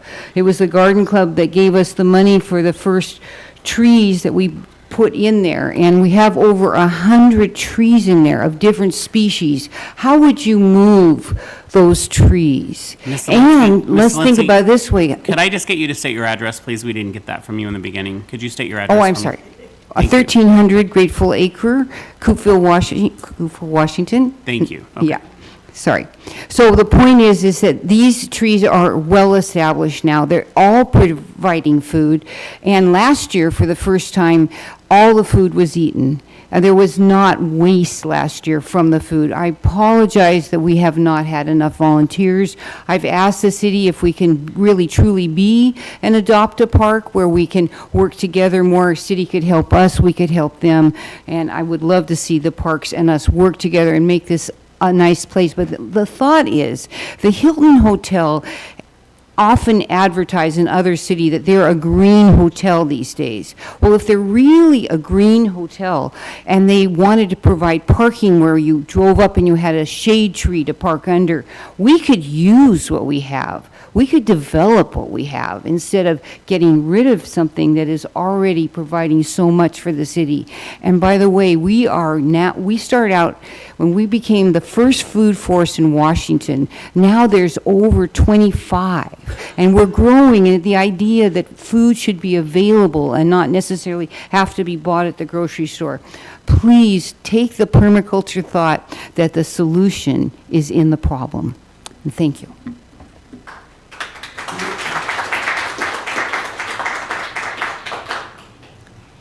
Next is Gray Gordon.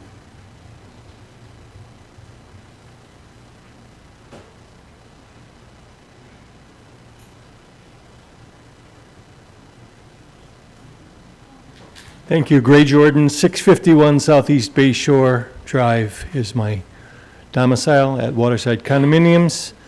I am opposed to you changing the ordinance, whichever number.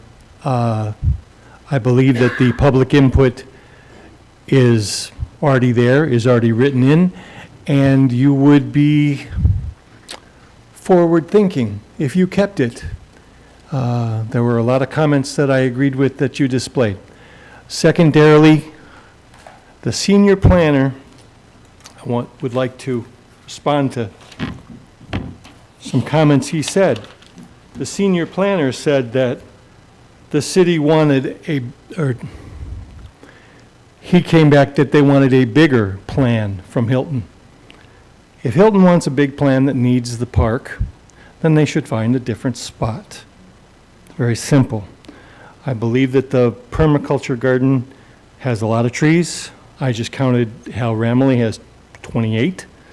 I've seen wildlife in there that you don't normally see. So I think that cutting down trees to put up a parking lot could be the song of the century. Another thing he said, the senior planner said, relocate the food forest. Why? Put up another one if you have a better spot. Well, I think that the people that utilize Harbor Station bus station utilize the food forest. So I am convinced Hilton could do well in Oak Harbor, not in that location. And I think that you guys with us will make the right decision. So thanks.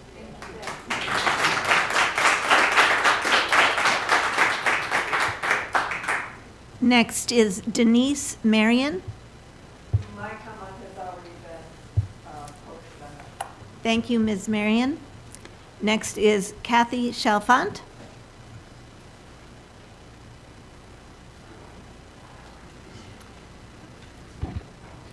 My name is Kathy Chalfant, 3071 Angela Lane, Oak Harbor. I am the leadership chair for the Oak Harbor Garden Club. The leadership board of the Oak Harbor Garden Club, 7 members, voted unanimously that the code requirement requiring a vote before the city can sell or dispose of parkland should remain in place. Our mission is beautification of Oak Harbor through loving care of small spaces. We feel the parks are important to the well-being of Oak Harbor. I also am the owner of 2 rental properties in the Oak Harbor city limits, have been a landlord for over 25 years, and lived in the greater Oak Harbor community for 50 years. Prospective renters coming to Oak Harbor want to know about parks and schools and the quality of life in Oak Harbor. Parks matter.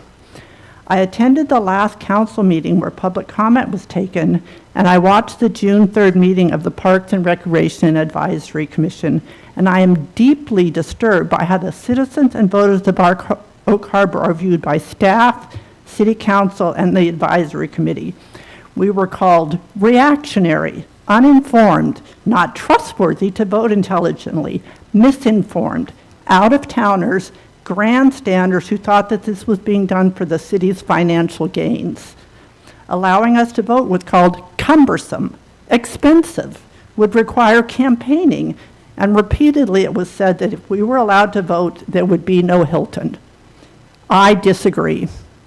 First, as staff and council said, having an issue go before the voters would be very rare, not something that would be happening all the time. And yet then council complained about what if it happened all the time? You can't have it both ways. I cannot remember an election to sell or disperse property in the last 25 years that the ordinance has been in place. Either it's very rare, or the city staff has not been doing the job of ensuring ordinances are followed. The cost was brought up. I asked the auditor and was informed that if an issue went before the voters during a general election, it could cost about $9,000. Not exorbitant. As far as campaigning, you have an advisory committee who should already be networking with the committee, be engaging with stakeholders, and having that work done for you. Could we be trusted to make an intelligent vote? Not if you continue to show no transparency, but if you took the time to inform the public, hold an open house, show us what you think is a good idea, and listen to us with open minds, I think we are capable of making good decisions. We voted you in as council members, and we can vote you out if you aren't willing to take the time to inform and then listen. Please look at the overwhelming public comment in favor of allowing us to vote on the future of our parks. Thank you.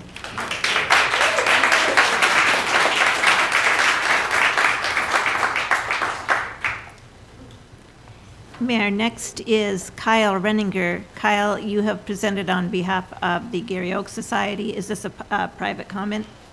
This is a public comment. Oh, private comment? Yes, absolutely.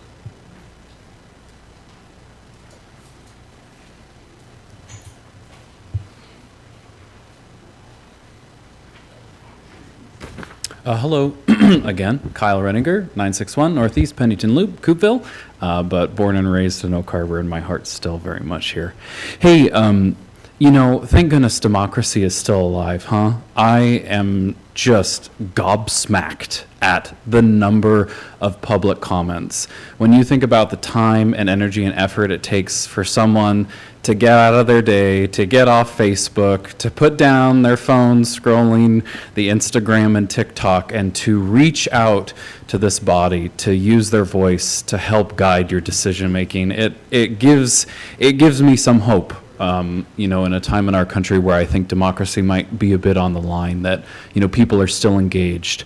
And I think it's very clear from both up and down the island as well as in the city limits of Oak Harbor that the people are absolutely entirely unified in keeping the provision to ensure that elections will happen.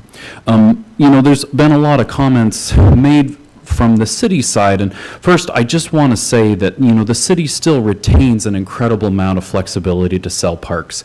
All you have to do is just ask people for permission. So you have a lot of flexibility. You just have to ask the people. And so with the flexibility that you have, you know, cutting out the people's will over the fate of their parkland is just the wrong piece. One of the things that is troubling me, though, as we go through this process and hearing some of the comments made, or hearing some of the statements made about public comments, has me a bit concerned. So, you know, in the United States, we believe about freedom of association, freedom of speech, that all men are created equal, that our government and this council derives its just powers from the consent governed. And so all public comments, no matter at this podium or written, should be given equal and due consideration.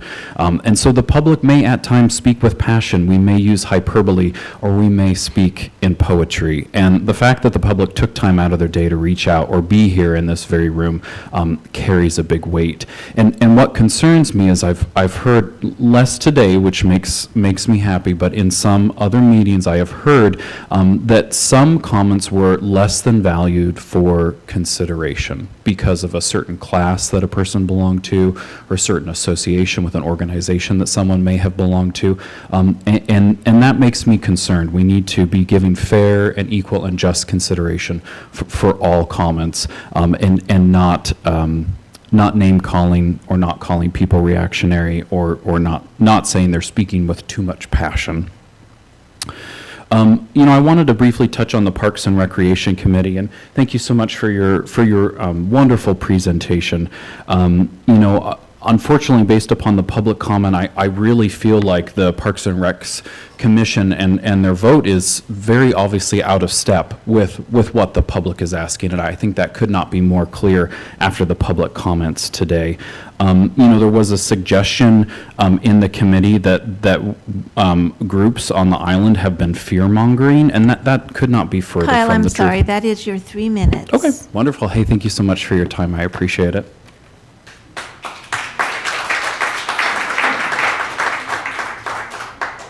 Next is Laura Renninger.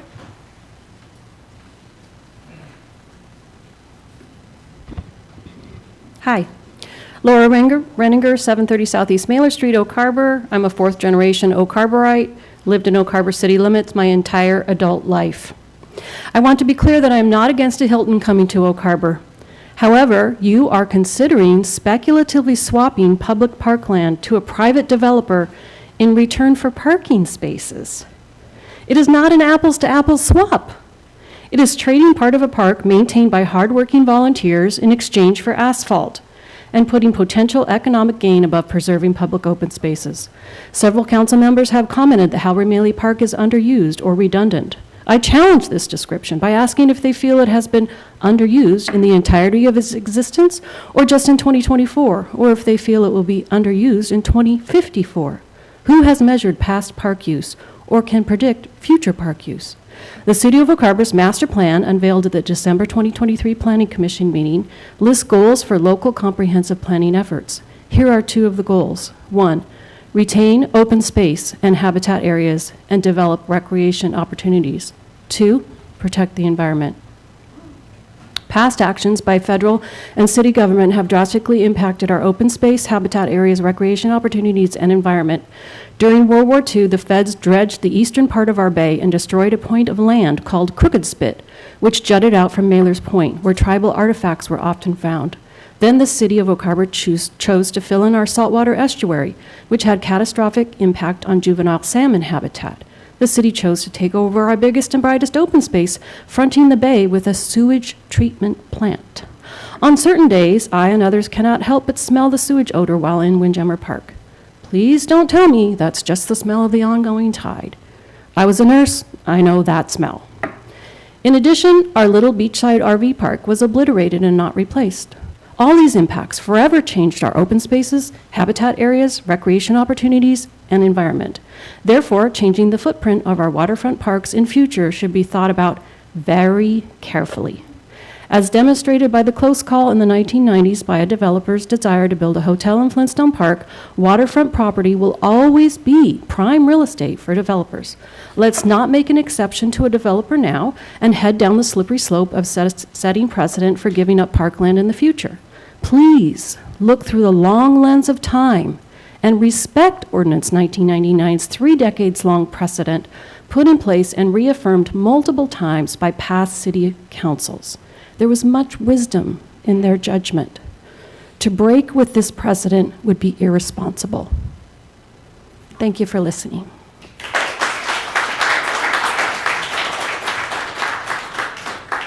Next is Patty Cohen. My name is Kathy Harbor, and I'm substituting for Patty Cohen. She was here for an hour and a half, and she had to go, so she handed me this, and I hope you let me read it. Thank you. When you drive through a community for the first time, certain features will always stand out. Whether you recognize it or not, these features distinguish and define community values. For example, preserved landmarks, cornerstones, open spaces, legacy parks, pedestrian amenities, gathering places, fast food versus slow food, entryways, safety, cleanliness. These examples represent some of the best expressions of community values. They reflect the community. They are a part of the community's DNA. For community values to come through, citizens must be involved and invested in the public planning process. This process is an invitation from the governing body to help guide and shape a city's profile. What will you take note of 20 years from today as you drive through our city? In what ways will we stand out? Thank you.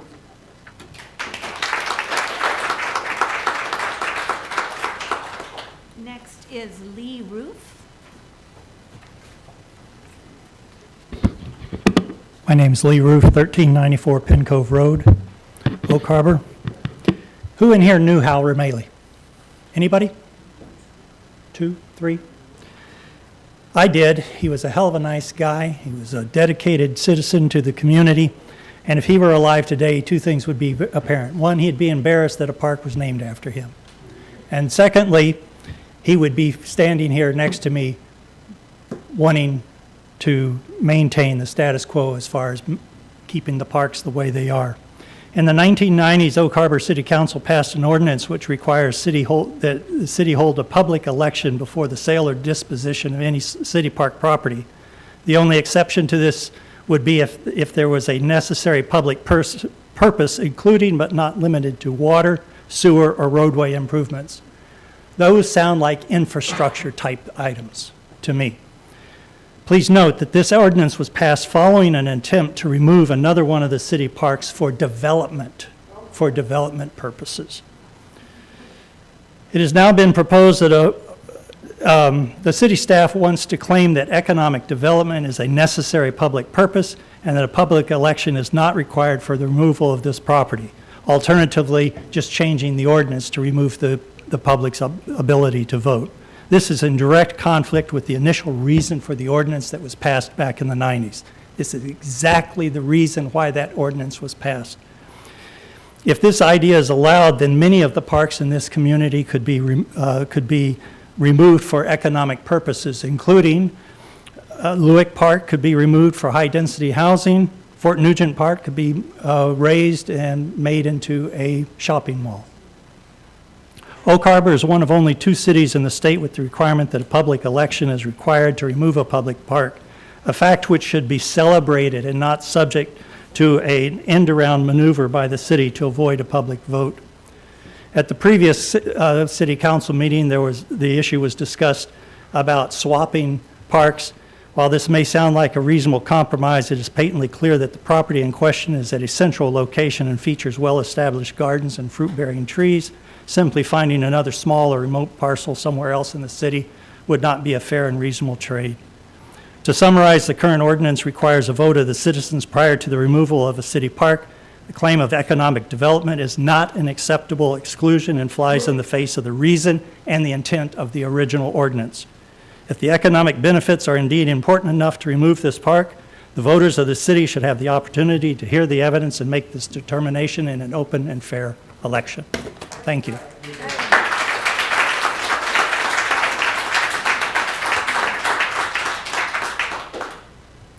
Next is Margaret Livermore.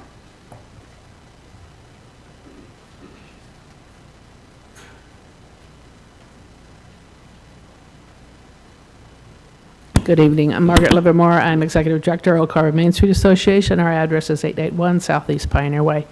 And just, Oak Harbor Main Street wanted to just get a pulse on the businesses downtown and what their opinion was about having a Hilton downtown. I sent out an anonymous survey to 99 businesses downtown and received 41 responses. Out of those responses, 80.5% were in favor of having a Hilton downtown and 19.5% were not. So I just wanted to give a flavor of what downtown businesses felt about the Hilton. Thank you.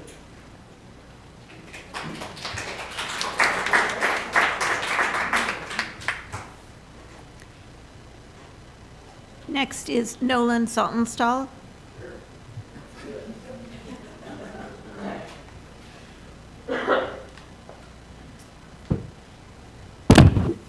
I would like to clarify that my comment is only on Ordinance 1999, not on the Hilton stuff. I've only done my research on the ordinance. I've looked at the pros and the cons. So we have, with the ordinance, we have public hearing for the sale of removal of parklands and an election. And the other one, we just have a public hearing. And from my research, I found that elections aren't, you guys can egg my car later, they're not necessarily the best way. For example, the pool levy, that's a form of election. People vote to keep the pool open by passing money. It's failed a couple of times. And a friend of mine who works at the pool, she said people have voted on that, and they'll be like, oh, shoot, I didn't mean to vote no on that. That's the pool levy. I like the pool levy. They didn't know. People don't necessarily vote educated. And so when you're talking about an election, that might not go the way people want. And then what happens? More money spent, time spent. And a public hearing is very direct. They speak directly to the council. I mean, that's what you guys are doing now. And council extended this public hearing to hear from more of you guys, because I think our council does care. I think they could use a bit more credit. They listened to me blab about community centers for like months on end. They listen to people who come forward to them. I mean, there was this guy who wanted food trucks, and he talked to them. They talked to him, and now it's getting worked through the system. That was pretty cool. They listened. And I think you guys should get more credit, too. I mean, you guys are here talking. If a public hearing happened, you guys would do the same thing. You guys would talk directly to council, and it would happen. And that would be the people who are most informed on the issue. And so an election, that might not go the way people want and think, because some people might vote uninformed. And with that, you guys can egg my car later. I support Ordinance 1999. Sorry, guys.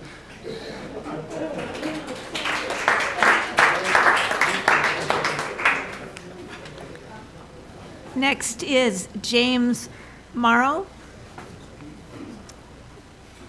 I am James P. Merrow, and I live at 475 Southeast Barrington, Oak Harbor. And I've had the pleasure of listening to all this and reading all this, and I've been frantically writing notes, and my mind is so full of things that I hardly know where to start. But I'm going to start by saying that Ray Lindenberg's presentation pretty much articulates what is realistic about our community and what is in our best interest in the long term. And the idea of a zero-sum game or somehow that a park space is gone forever is misleading, because in practical terms, additional space could be traded out that is actually much better than the existing space. And I understand there's disagreement, but much of it's based on people's experiences and what they treasure.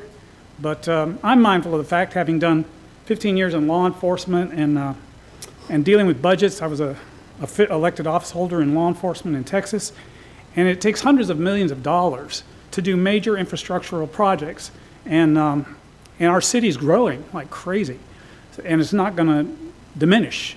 So how is that all paid for?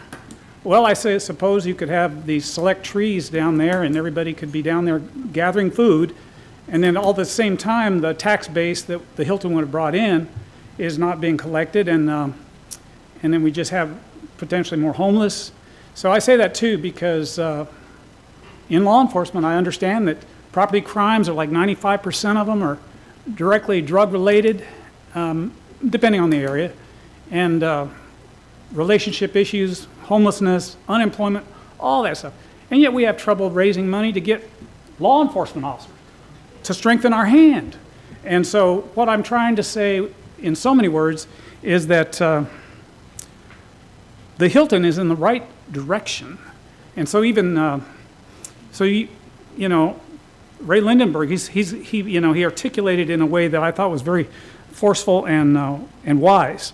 And so I would encourage the City Council to adopt a plan or some adjustment to 1999 in order to get things moving. Because one thing I learned in Economic Development Council when I was on the council in Texas is that if you want to get stuff done, one of the surest ways to prevent it from happening is have every decision made by a popular election. I'm just describing to you. I'm not, we are a representative government. We are a republic. And so we depend upon people who have knowledge and wisdom, okay? And we have checks and balances to prevent fraudulent or destructive practices. But I'm absolutely in favor of this Hilton project because, I've seen what's happening to our small communities. Like you look at Arlington, Mount Vernon, Burlington. They're getting to be more and more like downtown Seattle. Okay, so I'm not trying to overstate the case, but I salute law enforcement because I understand what they're dealing with, and they need resources, as does the city, for the infrastructure projects. I have so much more I could say, but I'm not going to do it. Thank you.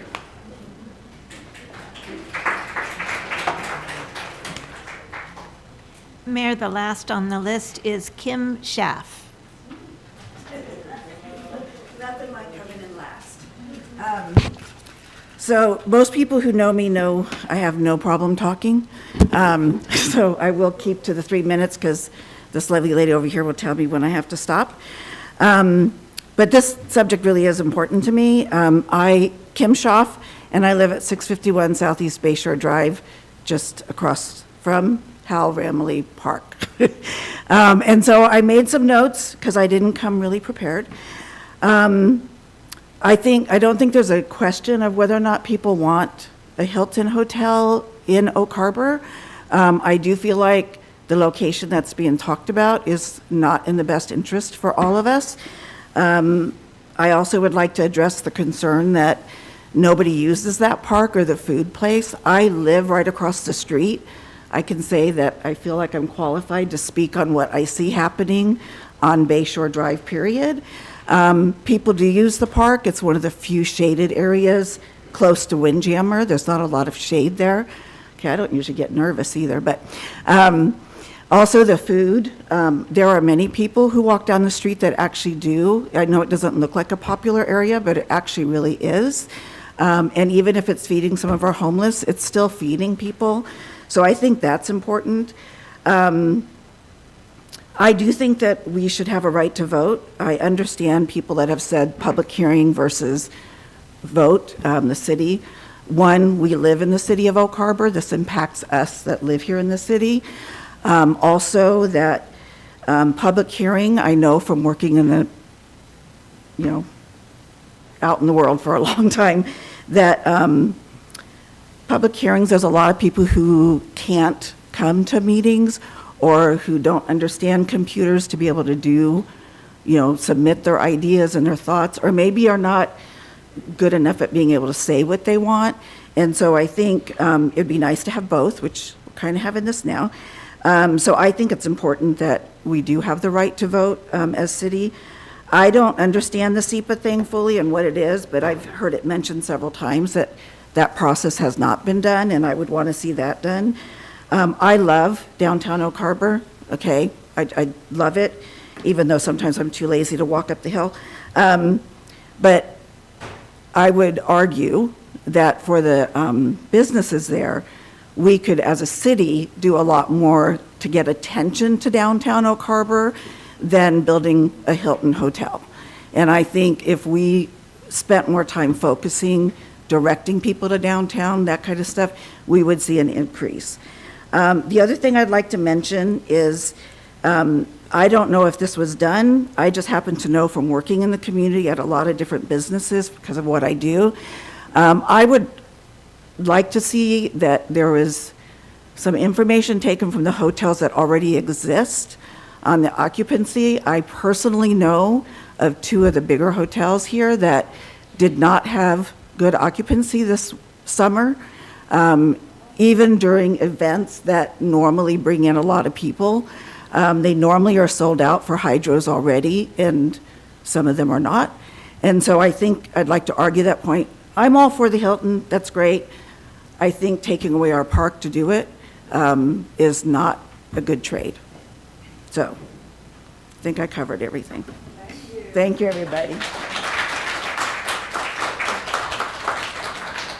Mayor, that concludes those who signed up to speak. Great. So is there anyone that is here that did not sign up that would like to speak at this time? All right, hearing none, I'm going to turn it over to council for their comments. Councilmember Wiesner. Thanks. I just wanted to start out with a little history myself. I knew Hal Remaley. I was his paper boy. And so I spent probably no less than 100 hours sitting on a bench in front of Hal Remaley's house. Every day we delivered the paper, and Hal would come out with his big smile. He had the biggest smile, and remember him very fondly. So I just want to make sure that that history is there. I certainly remember the history of that park. I remember, in fact, the day of the dedication of that park. I remember even a comment from Councilmember Malat, who was my next-door neighbor at that time during the dedication, saying, he normally doesn't believe in naming parks after people, but Hal was an exception. So another piece of history is I just want to point out recent history is, we've been looking at the food forest, and we actually have a grant in right now through the Parks Department, state-funded grant for a study of what's going to go on with the food forest moving forward, right? So the discussion of the food forest was pre-hotel. That action took place about 3-4 months ago. And understand also that currently there's an easement running, if I'm not mistaken, right through the middle of the food forest that we have to honor, right? So right now, the way it sits is if we do nothing, the developer puts a driveway through the middle of the food forest because that easement is currently in place. And, we've questioned, I guess, internally, with the food forest, is that a location that's continually to be sustainable? We have run into, it's not in the greatest shape right now, and we understand there's a lot of hard volunteers that continue to work on that, but, having a community garden in the middle of a community rather than in a commercial corridor, there's something to be said about that, because then it really does become a community garden supported by the houses and the people around it. And so that's part of the discussion that's been taking place involving the food forest long before this discussion. I did reach out to the project manager for this development, because that's part of gathering information, right? And having information before making a decision or making a statement. And decisions aren't made yet. You know, we're taking public input, right? But I also wanted to hear from that project manager, and I wanted to understand some questions that I had that I don't know that necessarily have been put out there. And first off, I want to make sure we understand the nomenclature. When we're saying Hilton, that's a brand of management. You know, the Conrad Hilton's not coming here, and Paris Hilton's not coming here and building a hotel. This hotel is being built by people from this area who have done projects in Oak Harbor before. The project managers, local, lives here. I understand some of the key investors have either are from this area or have lived here before, and they've done similar development in our community. So in talking with them, it's my understanding that they have the room, they own the property. Let's make perfectly clear too, the city does not decide what gets developed and what doesn't get developed. A private property owner does. They paid for that privilege when they purchased that property. What the city does do, and what we have done for the last 6 years while I've been on council, and probably I'm going to guess 5 to 6 years prior, this is going all the way back to a study from, I'm going to guess 2010 or so, where we had consultants come in and say, what does Oak Harbor need? What does Oak Harbor need to look like? From that, we developed a Main Street plan and started working with Main Street. I think that was a big thing that came out of that, learning about Main Street and learning about the tax incentives that could be developed through Main Street. I think one of the number one things in that study came out that they just needed a downtown hotel. And furthermore, a convention center or meeting type place was I think, included in that study. From that, the last 6 years while I've been on council, we have gone through probably, I'm going to guess 100, probably, correct me if I'm wrong, Ray, 100 public comment periods where we've talked about downtown redevelopment, redoing our central business district codes, which we've been working on for the last 4 years, the Main Street plan, you know, our current comp plan. Each year we've been talking about how do we redevelop, and that's an important word, redevelop our town, right? Because the downtown, for example, the construction and the standards and everything of 55 years ago, let's face it, it's becoming aged, right?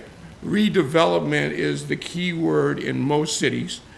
And I think most of us on council, we've been going to AWC meetings, we've been going to national meetings back in Washington, D.C., and part of this is for us to understand, how do other towns redevelop, right? Do they just get out a checkbook and write a bunch of multi-billion-dollar checks and poof, new buildings pop up everywhere? And no, it doesn't happen that way. It happens with developers. It happens with private development.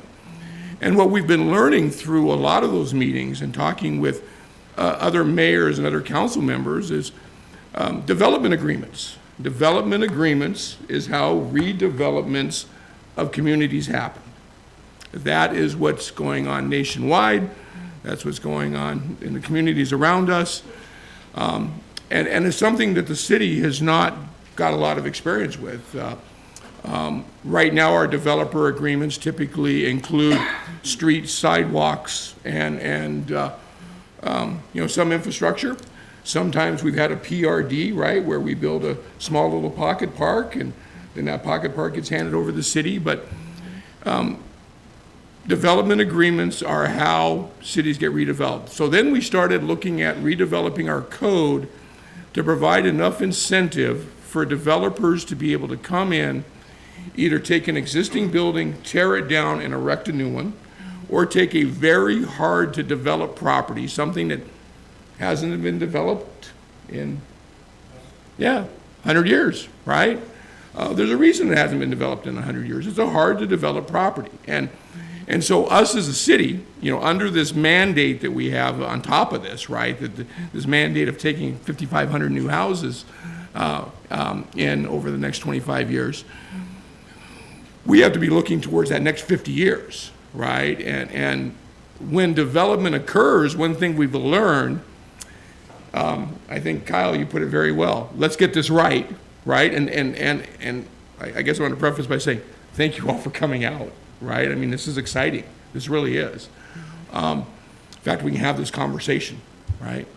But let's get it right, because, developers don't come in and develop something and then come back 5 years later and add on to it or redevelop it. So from what I am understanding, talking to the project manager, there is room there for this Hilton Hotel to happen with or without any finagling of this park property. Under the current plan, a Hilton Hotel goes there. A driveway goes through the middle of the food forest, because that's what's drawn in, is they have the legal right to it. And we get a hotel. But the reality is, wouldn't we like to have a convention center? Wouldn't we like to have meeting rooms? That's something that was on the plans from back when. That's something I guess we've always envisioned eventually going in downtown. Of course, we've always envisioned it, I think, elsewhere. The other end of downtown or something was where everybody always envisioned this hotel going, right? But here we've got a developer who's local, who's got experience, that's come to us and says, hey, we want to invest in Oak Harbor, and we want to be the first new development in your downtown core in, 25 years? I think Fraser's Hideaway was the last new construction in downtown. And again, we've been talking about this for as long as I've been on council. We've been holding public comments, we've been rewriting codes, we've been, I don't know how many times we've looked at redevelopment and looked at, now we're looking at form-based code, right? Which is a whole change in our entire revamping of code. And it's in an attempt to redevelop areas of town that need redevelopment, but keeping the feel of Oak Harbor. And I think form-based code is going to be the answer to that, because we want to keep the feel of Oak Harbor. This is not a huge hotel. I think they're talking 50 rooms, which is in the hotel world not huge. What's that? 107. 107, sorry. Okay, 107 rooms. But we have the ability to have a convention center on the side of this or not, right? And that's really, from what I understand, that's what it comes down to. So we keep talking about intentional development, and we've been talking about intentional development for 6 years. We've been talking about what intentional development means. The city can certainly just sit back and let whatever develops under its current codes happen. That's kind of the approach we've had in the past, and we hear it all the time. Well, why are we getting a Sonic? Why aren't we getting a nice Italian restaurant? Well, that's what the developer has decided to build. That is what is allowed in the zone on that property, and as long as they meet all the setback requirements, they purchase the property, they put up the money, they get to build what they want, right? And then Oak Harbor gets to decide whether to support it or not. Just like this hotel. The hotel builders think that they can have support for a 107-room hotel in this town. It's their risk, it's their investment that they're going to make, and then the people will speak, once it's built. So, in fairness to Ray, what Ray made, several comments Ray made were absolutely spot on. Our development code says that if we're going to redevelop or we're going to develop something in our city, we have to develop it to the highest and best use. That's something that's universal, and it's universal, I think, in almost every city in the state of Washington. Part of it's mandated by the Growth Management Act, but I think all cities have decided that we can no longer take a 10,000 square foot lot and put a single family home on it, because the rest of that lot will never ever be developed. It's going to sit there for the rest of its eternity with one single family home on a 10,000 square foot lot, and that's what's going to continue to drive up the cost of living here, and that's what's going to continue to cause sprawl out into the county, because eventually when we start running out of room, that's where we go, right? We start sprawling into the county. So with all that said, the idea was here to give staff and council the ability to sit down and have a conversation with this developer about a possible reconfiguration of that park. And one of the drawings I saw, Ray, correct me if I'm wrong, had a great little, like a promenade, like Serendipity Lane, running along the eastern property line. So now you're going to have another access down to the beach from Pioneer Way down into Hal Ramaley Park, where I think one of the drawings we had, 2 food trucks or something drawn in there with full connections and et cetera. And all this to be done and redeveloped by the developer through a development agreement. Okay?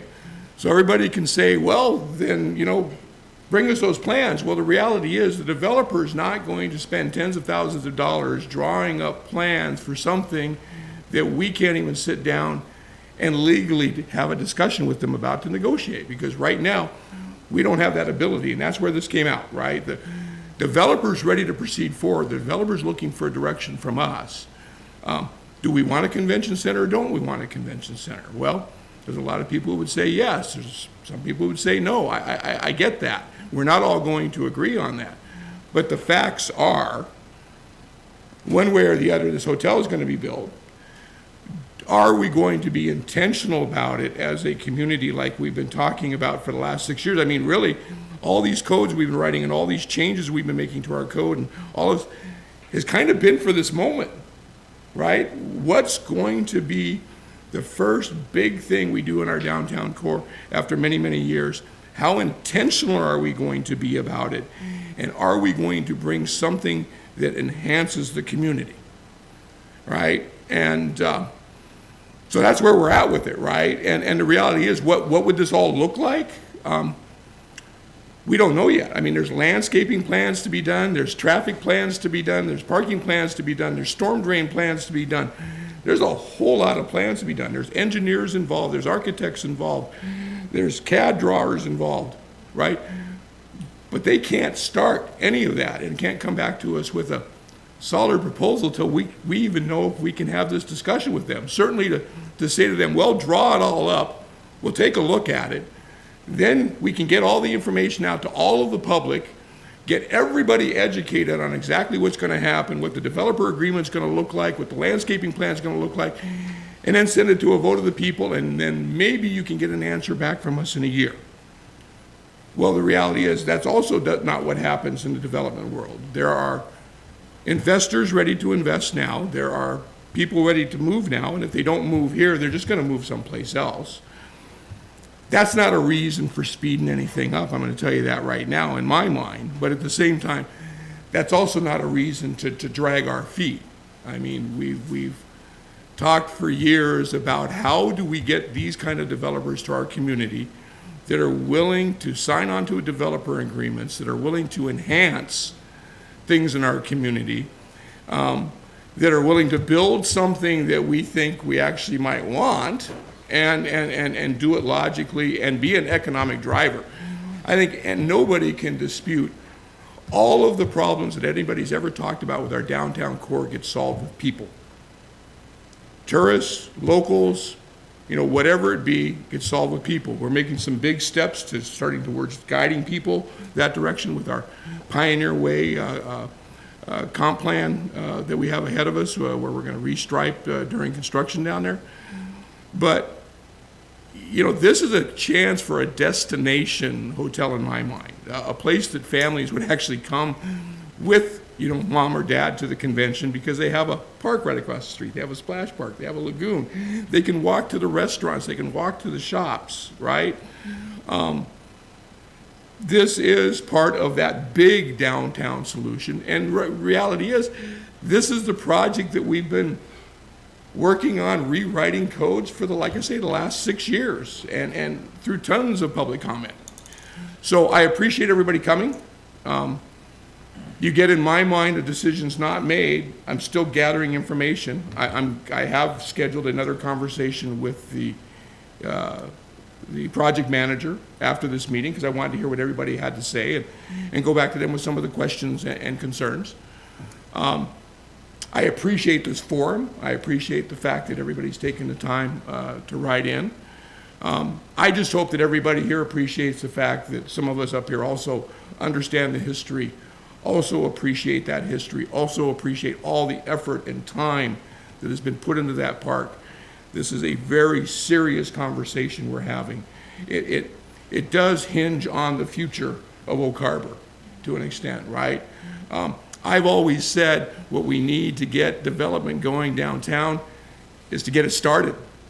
Anacortes is a great example. You know, Anacortes sat there with their commercial drive and, you know, businesses kind of having a tough time finding places to go. And then a couple of developers came in there, tore down a couple of buildings, put up some nice looking, you know, 3-story buildings with rooftop decks and et cetera. And now Anacortes is starting to see that redevelopment, right? We've got, I think, 5 or 6 new construction projects going on there. And it's in areas that are much needed, additional office space, additional retail space, additional restaurant space. That all started with one development and it snowballed. And I think Oak Harbor is poised for that. I don't want to just jump on the side of the developer and say that they're always right, but I am going to tell you that us up here, we are listening and we understand, and we're taking this as serious as everybody else who's making the comments. But please, let's make sure we keep the dialogue open. Let's make sure that we understand all the facts about what we're talking about. We're not talking about taking an entire park away. I don't think that's ever been the conversation. We, though, need to know if we have the ability as a city to negotiate in good faith with the developer who wants to come to town and bring something that we feel as though will serve the community for years to come. And we can't have that discussion in good faith with them if we don't know what parameters we're working in. Thus the reason for all of this. Okay? So thank you all for the time. My cell phone number, I'm going to probably hate this in the morning, but my cell phone number is posted on the city website. That is my direct personal cell phone. It's not a city line. And I'm always open to comments and have conversation. Laura gave me a call. I called you right back, right? And that's how we do it. This is Oak Harbor. This is that part of this community hopefully never changes, right? And thank you all for your time. Thank you. Thank you, Councilmember Wiesner. Anyone else? Yes, Councilmember Hoffmeyer. Yeah, first of all, you know, huge thanks to everybody that came out. You know, all of the emailed public comments as well. You know, huge thanks. You know, in my job on council, the main thing I try to do is listen to and represent the public while leaning on experts that have knowledge and wisdom. You know, Councilmember Wiesner is one of those experts. You know, our senior planner is one of those experts. But I must admit, you know, as I look out in the crowd, you know, it's very humbling and I think a moment of much levity to see that so many individuals want to be heard, that they value their council enough to feel that they will be heard. That's a great development. To look out and see a judge, you know, a mayor, a doctor, and to think that they care, that we know what they think. You know, I think that is a great thing. You know, I think almost all of us, you know, almost unanimously support the Hilton or an idea such as the Hilton and the Convention Center. You know, you look in the big city, you look in Seattle or something, and most of these hotels will have off-site parking or adjacent parking, and you know, maybe there are some other codes that we need to make it revising to make it easier for the developers. You know, maybe it's possible that they could lease the adjacent parking lot that is almost always underused. You know, maybe they could buy a piece of land across the road, as Kyle said, or maybe this ordinance that we're looking at, you know, maybe it should have a square footage limitation of 10 or 15,000 square feet to allow for property line adjustments possibly. You know, as Councilmember Wiesner said, I don't think any of us totally have our mind made up. I think almost every single one of us are trying to figure out how to represent the will of the public while also allowing for intentional economic development that is so needed.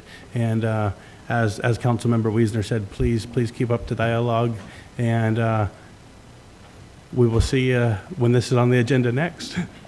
Thank you. Anyone else? Yes, Councilmember Wittgenstein. Hello, everybody. How are we doing tonight? right? Boy, we're already 2.5 hours and 2 hours 45 minutes into this, and we're just getting into the meat and business of our agenda. I too want to thank everybody for the comments. The emails have been coming in for weeks now. At this point in time, it gives me something to actually read in my email that comes in, and other than the agenda stuff. So keep those coming. I appreciate everybody coming out and talking with us. Having this, I'm not going to speak to a whole lot other than we know that's coming back again, hopefully here at the end of the month, where questions can actually be asked, where we actually have something to ask about a little bit more. I encourage people to participate, coming to the workshop and hearing us ask these questions or watching them as well. That's that process that's in place. None of us were, landed in this seat without some sort of an election process or a process in which regards that. And so the input of our constituents is very important to us, and whatnot as well, as is the overall health and growth of Oak Harbor in the long-term future, which is why we were elected to be put into these seats. And so lots of things are being weighed and decisions have to be made along the way, and your input absolutely influences those decisions and gives us good thought processes and guidances, and I really appreciate seeing it. And I want to thank the staff for taking the time to separate the city of Oak Harbor's, the city limit comments versus the ones that were not from within the city, because it's important to see the numbers and be able to compare the differences, and helps with that decision of that influence and whatnot going into that. And it's really difficult to sit up here when you got your teachers in the front row. You know what I'm saying? That's how you talk about history and you talk about being around and every decision being made. You just remember that time you got a SWAT. Hey, she was just telling about that. That's happened a few times in my lifetime, and not just by teachers, right? So we're here to make a difference. We're here to make sure we're doing what's right for Oak Harbor. And we want to make sure we're protecting, which is why we tabled this and asked for this to be extended. I'm glad the city staff's asking for another extension to make sure they have it right, because that's important to us.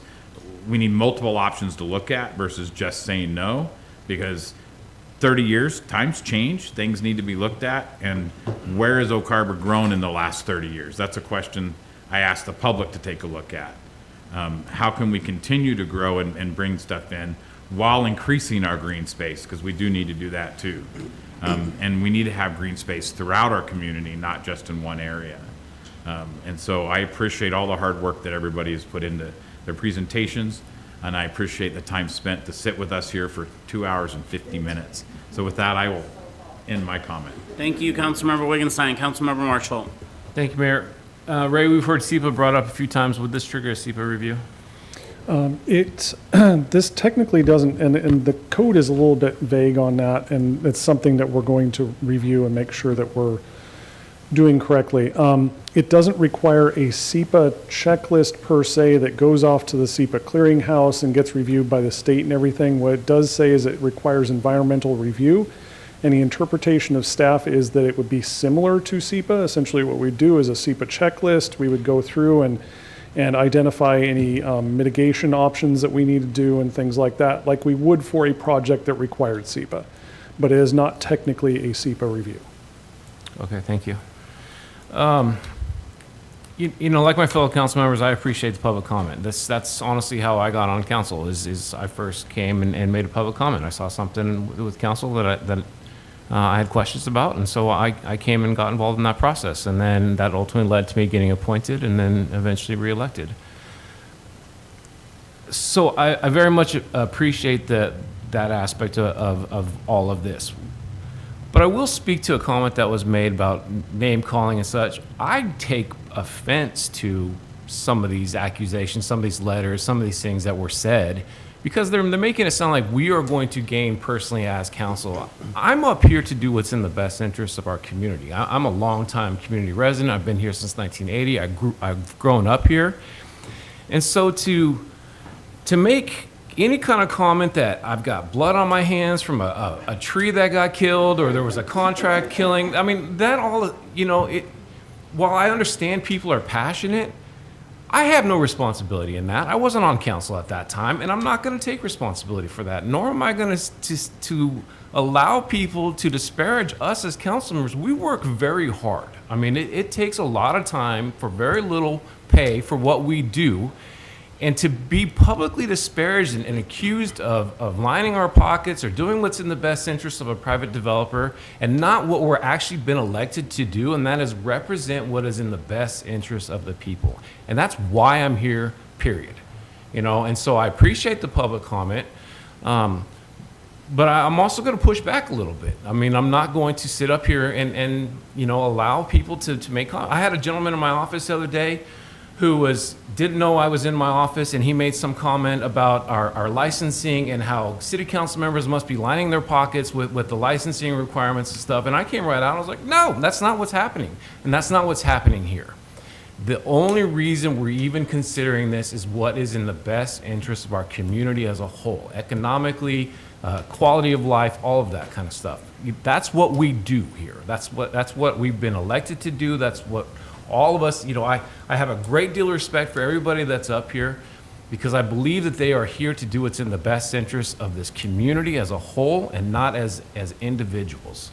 And so my mind too is not made up on this, but I did want to push back just a little bit because you know, maybe I was one of the ones that said something about that during a Parks and Rec meeting, and I'll own that because I'm not going to take that kind of abuse when we're up here doing what's in the best interest of the community. And so we respect all of you. We're respectful of your time, respectful of your comments. And all we ask is that we get the same respect in return because we do work very hard at what we do. We do take the time to listen. We do take the time to ask questions. And so that's all I would ask is that we get that same kind of respect, you know, so thank you.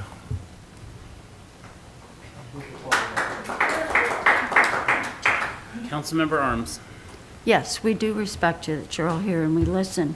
That's why I spent 2.5 years before I even got elected, sitting here at the council meetings, at the park meeting, at everything else to learn about the city and figure out what we're going to do with the city. This is nothing we take lightly. We spend countless hours doing, I mean, we have a set schedule of money. It doesn't matter if we're here for 2 or we're up for 20. I was down all weekend, on and off, downtown, waiting for people to come and talk to us. I didn't see anybody. I saw the workers. I saw a few people come down to talk to us. That was a golden opportunity, and nobody was there. I understand people are busy, but we're available. You can call us. You can figure out where we're at. I am willing to meet with anybody, anytime, to have coffee, to talk about anything. I've been an open book. I have seen nobody. So we, like Marshall said, we work hard.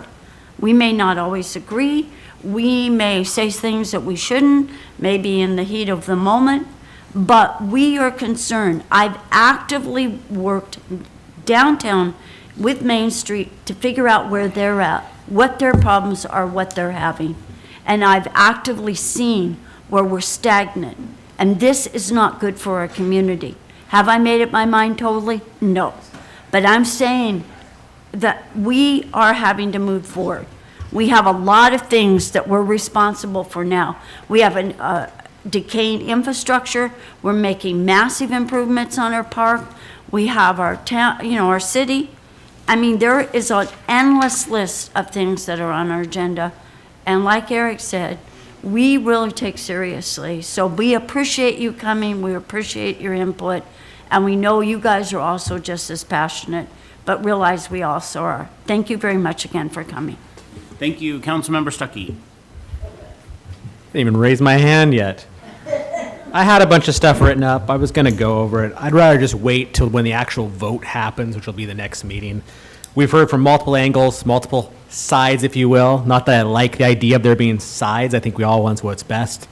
So if anything you heard today from anybody moved you, please continue to write in because that's all under consideration for the next meeting, and that's where I'll kind of provide my comments. So thank you all. Mayor Pro Tem has her hand raised. Yes, Mayor Pro Tem, thank you. Can you hear me? I have a terrible connection, so apologies. Ray, I have a couple of questions.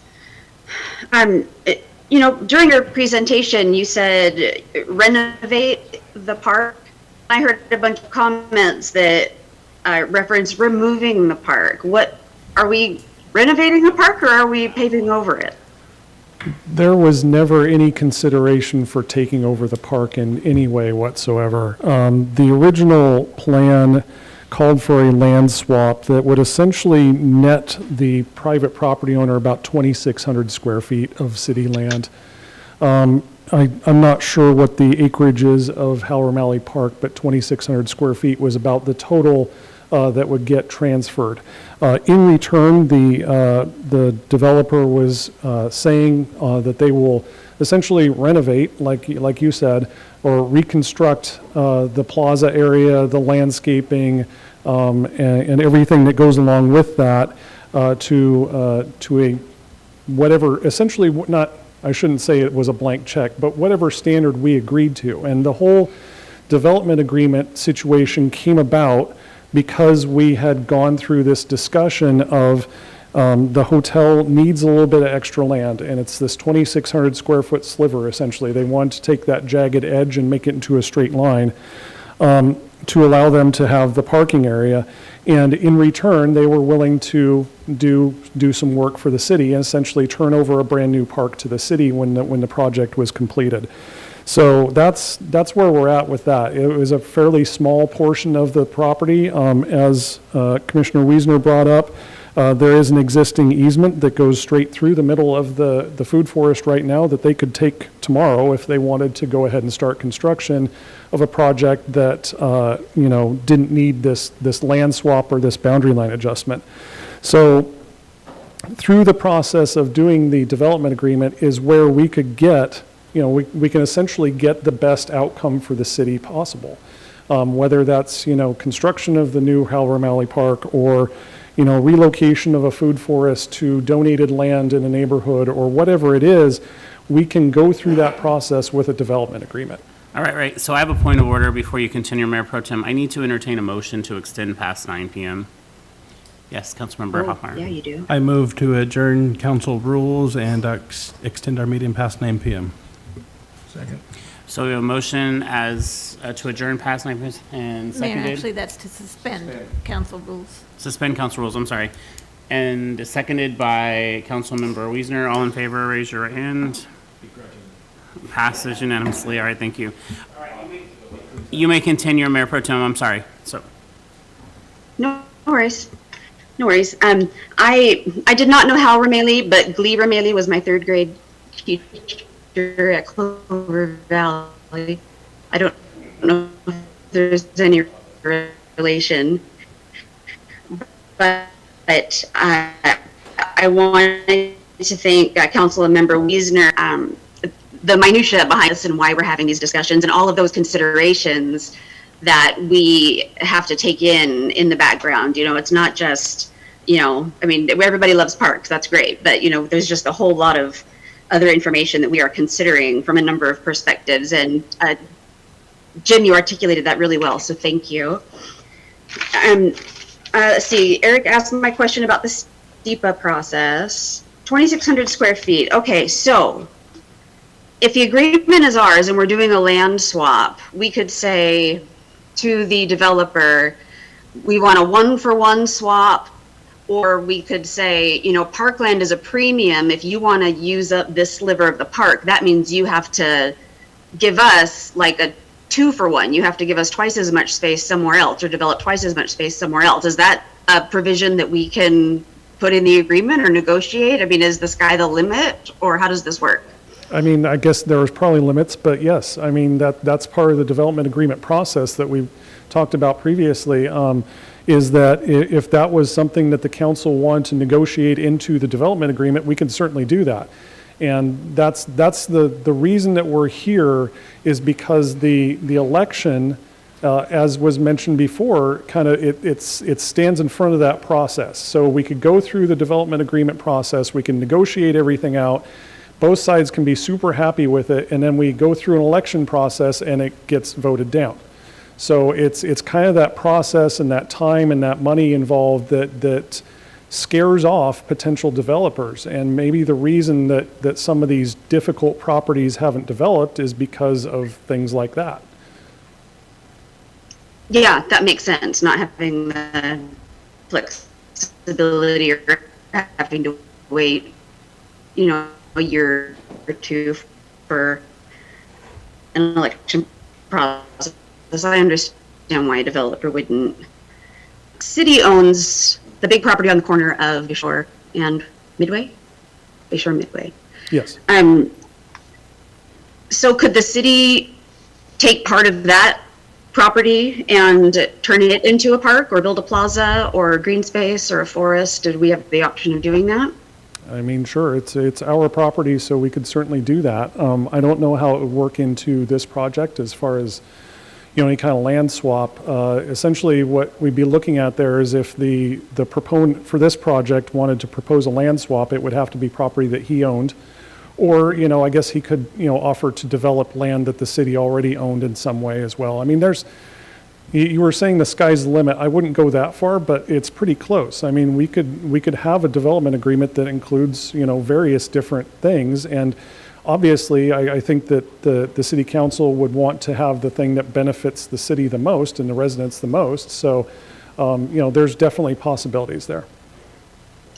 Yeah, thank you. Yeah, in terms of preserving green space, I'm, thinking, okay, if you want us to straighten out this line, which will cost us 2,600 square feet somewhere, then how about you pay for us to do a park that's, equal to twice that square footage over here, also downtown in green space that the city owns, but they foot the bill for it. I'm just kind of thinking out loud about the possibilities. So, I want to know when to let my imagination stop running wild with the possibilities. So I had, let's see, one other, the other question has already been answered. So that's all I've got for you right now. Thank you very much. Thank you, Mayor Pro Tem. So we've heard from everyone. Are we good on this issue? All right, staff will provide a presentation to the council and answer council questions at the July 24th workshop. With that, we are going to take a 15-minute, yes, right, Sorry. go ahead. We need to have it continued to the next I meeting. thought we already did that. I don't believe so. Oh, okay, I'm sorry. So hearing no additional public comments, I will close public comments, continue the public hearing to August 13th, which is what I thought I already read, I'm sorry, and then I offered it over to council to offer their comments. So then it says staff will provide a presentation to the council and answer council questions at the July 24th workshop. So, we good? Or do we have to vote on the continuation? I don't think so. No. So, Nope. yeah, It's done? so we're good. Yeah, all right. So we're going to take a 15-minute recess, be back at 9:20.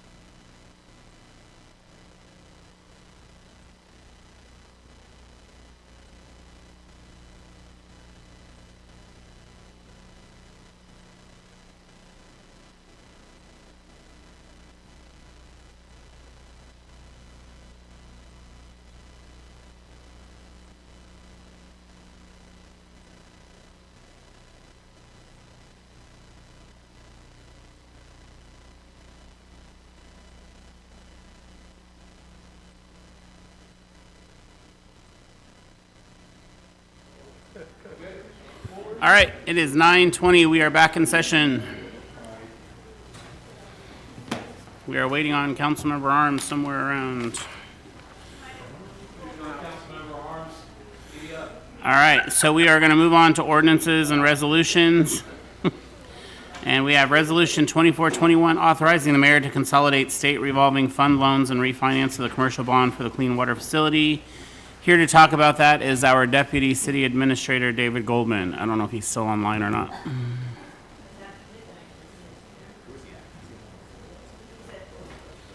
Yes, I am here. Hello. I'm getting the presentation ready. Okay. Resolution, right? Okay, got it. Let's share that screen. Share. Where's my share? Oh, somebody. Share screen. This is it, right? Yeah. Can everybody see that? Can people see that? Yes, David, we can see it. Thank you. Perfect. I don't know what to do about this on the side, though. There we go. All right. So, good morning, everybody. I'm joining you from Wednesday. So this is a presentation of the Clean Water Facility Debt Restructuring Resolution 2421. So the Clean Water Facility Debt Restructuring was discussed with City Council on multiple occasions. You can see the various meetings spanning the last couple of years or few years on your screen. Last discussed on June 26th. The purpose of this resolution is to officially let the State Department of Ecology know that the city will be moving forward with the debt restructuring, authorizing the mayor to execute all documents to that effect for the debt restructuring. Just to reiterate what we talked about previously, there are currently 5 state revolving fund loans through the Department of Ecology. They initially started at $103.5 million. There's about $77 million remaining.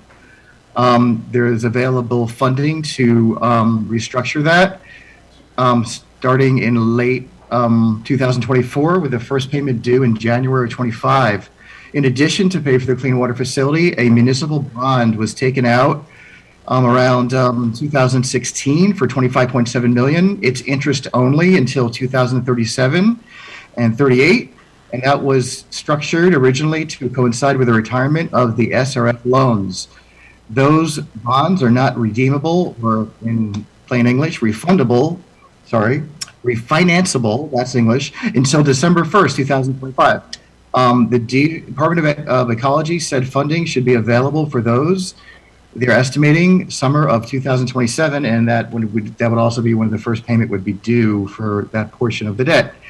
The general terms is as on your screen. It'll extend the payback period 11 years. So instead of it retiring in 2038, it'll retire in 2049. The interest rate will be 1.9%. It's a little higher than the current weighted average of the loans because the original loans were taken out for about 20 or so years. We could stretch it to 30 years. So at the time that the loans were provided, that would have been the interest rate on a 30-year loan. So it's slightly higher, but still really good compared to where the market is today. And I talked about when the first payment of that would be due. The terms on the private bond, that would extend the payment period 3 years to 2049. It would no longer be interest only, it would be principal and interest. And the rate would drop dramatically down to 1.4% compared to the 3.4% that it's at now. And the estimated first payment would be due on July of 2027. And the lifetime savings over the 25 years on the charts I've shown previously is about $2 million. So we talk about a few other things as well. The effect on the utility rate and utility taxes, which we'll be going over in the ordinances that'll be coming up next. But just to reiterate, the utility taxes are one of the 4 major pillars that can support general fund activities. The other ones are property taxes, sales taxes, and business and occupation tax. 2 years ago, when we reduced the sewer rates down by 3%, we ended up losing $20,000 every year in the general fund. by reducing the sewer rates by $22.81, which this would allow for. That's a 19% reduction, which would mean that we would lose in the general fund $145,000 a year. So making the general fund whole, just making up for that loss, would require about a 0.582% utility tax adjustment just to make up for that loss in the general fund if the sewer rates go down by 19% or $22.81. And then other city needs that we talked about earlier as well, and it's also in your backup, could be funded by an additional utility tax adjustment on top of that 0.582. And we settled on 3% because each 1% would raise an additional $250,000. 3% would raise $750,000. So overall, this chart goes over everything I just talked about and I've talked about in the previous meetings. The current monthly sewer rate is $118.41. That includes the operating portion and the debt portion. Going down by about $22 or 19% would bring the total sewer rate down to $95.60. Increasing the utility tax, not the rate, but the tax, by about $1, about that 0.582%, which equates to about $1.11. And also a 3% adjustment to the utility tax would equate to about $5.70. And of course, these are all per month. So if you reduce and then add, you get a total utility cost. And this is just sewer, sorry, this is not water, it's not solid waste, and it's not storm drain. This is just the sewer utility. When you do the total adjustment and the total cost, you'd come up to 102.41, and so that would mean the overall reduction, even with the adjustment with the taxes, would still be a monthly savings for the average residential bill of $16 even. So a comparison to our utility taxes compared to the state average that I got from the Association of Washington Cities, you can see ours are currently 1.25% or 6% for storm drain. That 0.25% obviously, well, not obviously, so I went over before, the 0.25% goes to the Cultural Arts Fund or the Creative Arts Fund. Doing that adjustment on all the utilities of 0.582 to make the general fund even, plus a 3% on all the utilities, would bring our total utility tax rate on the second to last column of 9.832 and the bottom one, storm drain, of 9.582. And you can see what the state averages are on the right. I'll just hold it there for a few seconds just to refresh your memory. So this resolution, though, doesn't do anything for taxes. The next two items are ordinances, and they're also public hearings. And those are, one, to adjust the taxes, and two, to adjust the sewer utility rates. So all this resolution does is it authorizes the mayor to execute all documents necessary to restructure or refinance, in English, the current clean water facility debt for both the state revolving fund loans and the private sector bond with the Department of Ecology. So with that, I guess we're open to discussion and deliberation and an eventual motion or other type of action. Great, thanks, David. So, Julie, I will just confirm we received no public comment on this, just for the record. That's correct, Mayor. No public comment was received. And because we have no public left here, there's no one here that's going to say anything. So I will call upon council for their questions and comments. Yes, Councilmember Hoffmeyer. I just realized it's tomorrow where you're at, David. Thank you very much for all that. That's fine. Really quick, and I'm not trying to drag this out forever. You know, this is something that has been at least 4 years in the making, going all the way back to when Mayor Severns and that council took $400,000 from the general fund to try to stabilize these rates. And you know, there's been much to this process through that, that's been reported. I think the one thing that hasn't been, really reported yet is, our staff, our finance director, and even, even some previous employees were very innovative in getting this to the point that it's at. Our state representatives, Clyde Shavers, Dave Paul, our state senator, Ram Newsall. I mean, they have wrote letters of support on this. I mean, they have thrown punches behind the scenes at ecology like crazy. This is not something we're going to be able to let up on. It's going to have to continue. There's more work to do. Real quick, I wanted to read a letter that was sent on October 12th from Rep. Shavers to the financial management section of the Washington State Department of Ecology. Dear Mr. Nedley, as you know, the city of Oak Harbor replaced its sewer infrastructure with a state-of-the-art clean water facility in 2018. Washington State Department of Ecology Clean Water Revolving Funds. The project was significantly more expensive than anticipated, and the city ended up with 5 separate loans from Ecology totaling $100,520,835, with a weighted interest of 1.65% for all. In addition, the city financed a commercial bond for another $25 million to complete the project. I understand Ecology has been working with the city to find an alternative refinancing solution to these loans. Unfortunately, Oak Harbor residents are bearing the burden of paying the loans at higher interest rates than they are currently being offered by Ecology. Oak Harbor has a median household income that is 24% below the state's MHI. Several census tracts in Oak Harbor fall within the socially and economically disadvantaged category. In terms of social justice and health disparity ratings, several census tracts are rated at an 8 or 9 level in socioeconomic disadvantaged category. Oak Harbor is not asking for loan forgiveness. They are asking Ecology to consolidate 5 loans at various interest rates into one loan with a significantly lower interest rate, which will allow the city to ease the burden on the ratepayers. I understand EPA representatives have told city officials that Ecology can be more flexible with refinancing than they currently are offering. I support the city's efforts in finding an alternative refinancing solution and would encourage the Department of Ecology to consolidate all 5 loans into one 25-year loan at 1.2% interest or lower interest rate. As Oak Harbor is considered a hardship city per Ecology's definition of severe financial hardship. Thank you for your consideration. Sincerely, Clyde Shavers.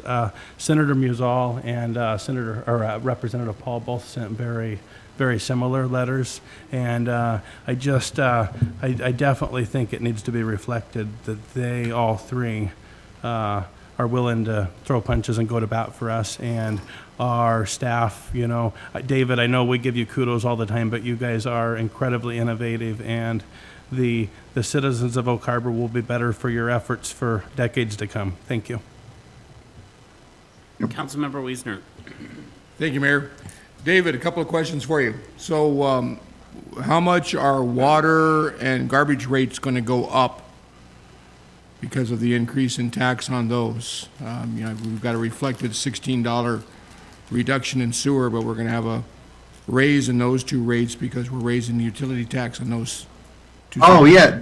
So the actual utility rate is not going to change for water or solid waste. But the tax is going to. Yeah, the tax is going to go to. So the total $5.70 is basically all 4 together. It's combined. I don't have the breakdown because each rate, you know, is different. But overall combined, it's $5.70 for the 3%.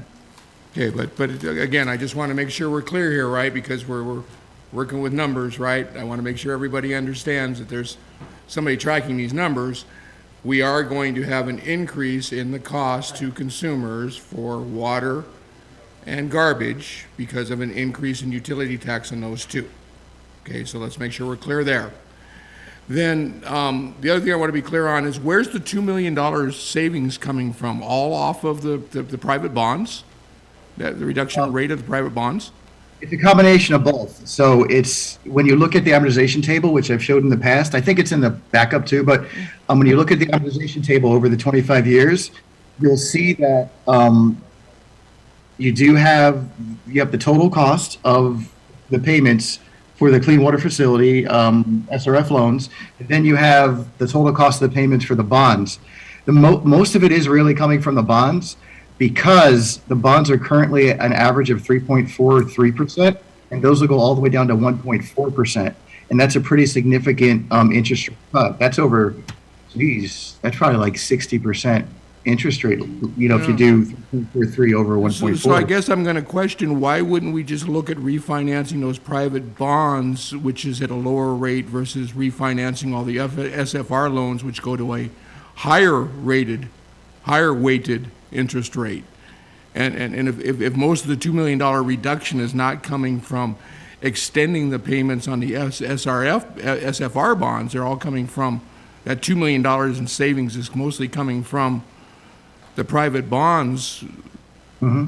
I mean, because you get it. I realize, and again, you and I have talked about this, right? Today money versus tomorrow money, and we can, and get really deep into that, right? That by saving people $16 today, we're really saving them maybe, $20 or $25 in future money. But I also want to be clear to everybody who's out there listening, we're also now extending the time period for paying back this debt. We're basically, it's like refinancing your house. You're 15 years away from having your house paid off. You refinance, you go back to 25 years, and you're kind of starting over. So we're kind of passing the buck a little bit, and I know I've expressed this concern to you because we're extending out now where we're getting a $16 reduction today, but now we're extending those rates for 25 years, where in 15 years, ratepayers could have seen a $50 or $60 reduction later on down the line. So I'm concerned that we're going to find ourselves 15 years from now with a plant that has started to age, with membranes need to be replaced, with recirc pumps that need to be replaced. There's quite a few moving components on that plant, and we forecast out rate studies right now for 5 or 6 years. I would think the operation and maintenance of the plant as it ages, once we get out another 15 years, I think it's common sense to think that operation and maintenance costs are going to go up. Now, if we take at the 15-year mark, and instead of reducing rates by $50, we have this $16 reduction going on, but then at 15 years, we find operation and maintenance have gone up, and we've got to raise rates by $30. What did we actually accomplish? So that's my concern with extending out the timeline on those SFR notes, especially since we're not getting a reduction in rate. Well, I could answer the first couple questions you have. So most people I know who take out a long-term mortgage, and then after 20 years, they take out another mortgage and they stretch out the payments. They also take out more money. We're not really taking out more money here. We're not taking out additional principal. We're just simply stretching out the payments of the existing principal. And the interest rate does go up from 1.4 to 1.9, which it would have been anyway if those loans were available back at that time. They didn't have 30-year loans available back at that time. They only had the 20-year loans available. But so when I guess whatever letter was written that that Councilmember Hoffmeyer read out, and other actions that occurred with our folks in the state legislature, they were able to change some of the structures around. I remember when we talked to them, I think a year ago, they were excited that we were coming in for this new program because we were like the guinea pig. We were the first ones to be doing this new program where it goes out to 30 years. And then they came out with a 1.9% because that would have been the equivalent back in those days. But so we're not really adding more principal to it. And we also have a pretty healthy fund balance to replace, items in the clean water facility, as they break down or as we need to replace major items. And the clean water facility doesn't have a short lifespan. Like the depreciation on that is over 30 years. And if you think about it from the user pay principle, the theory out there, if people are going to be using this clean water facility for 30 years, but the loans are only 20 years, then you get 10 years of people who are almost free riding. They're not actually contributing to the debt service for the usage of the system. And the people who are there, for the first 20 years are really paying the bulk of it. So by stretching it out to the period of the depreciation of this plant, it kind of makes it a little more, just from a user pay theory principle, more equitable. But, that's just one way to look at it. So. Well, and I appreciate that. And quite frankly, I just want to make sure I'm clear on this, David. I appreciate all the work that you've put into this. It's a lot, and I know even the stuff that I requested from you was extensive. And Shane, I appreciate you reaching out, but here's my take on it. And I know that I don't have the votes to not have this happen, but I just want everybody to understand my take on this. Anytime we can save the taxpayers money, I'm all for it. So saving the taxpayers $2 million, I'm all for that, right? And I think that's mostly on the back of those bonds that we have out there. The idea of stretching out the payments just so we could save ratepayers some money now to collect more rate from them later on, I don't want to pass this on to my kids. I just don't. And so it's not something that I support just from that standpoint. Save us $2 million, love it. You know, if that was the end of it, I'm all for it, right? But the SFR bonds with the weighted average going up, the extended payment we're passing on to our children to save $16 today to extend those payments for another 10 years doesn't make sense to me. But I do appreciate all the effort on this, and I know we've been back and forth, but I will point out to you, I didn't support the refi a year ago either, so this is not a back and forth on my part. I didn't support it for the same reason, because I didn't want to pass it on to my children and my grandchildren. But again, I appreciate all your efforts. I don't want to take you to take any of these comments wrong. We're just going to agree to disagree on this one. But thank you very much. And don't feel bad about asking me questions that are, you know, technical and detailed. I love spreadsheets. You've always been great for that, and I really do appreciate you, David. I really do. Thank you much, my friend. Yes, Councilmember Marshall.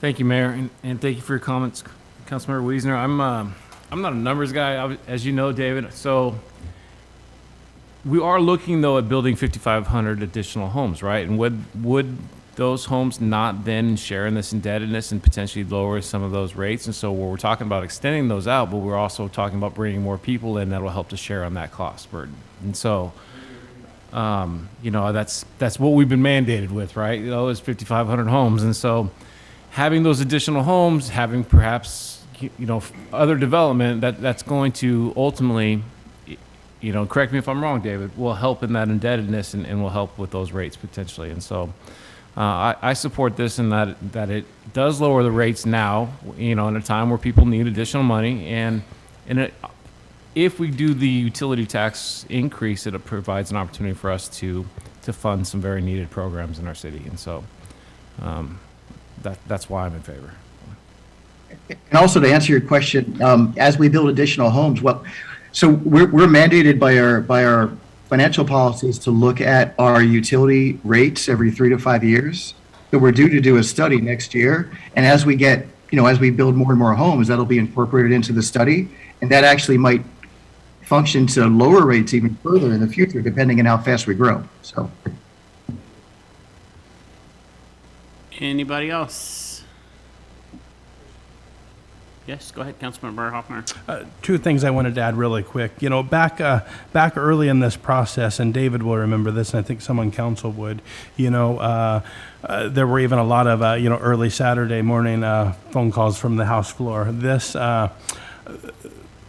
our legislators were able to get, I think it was about $17 million across the finish line in the state's capital budget.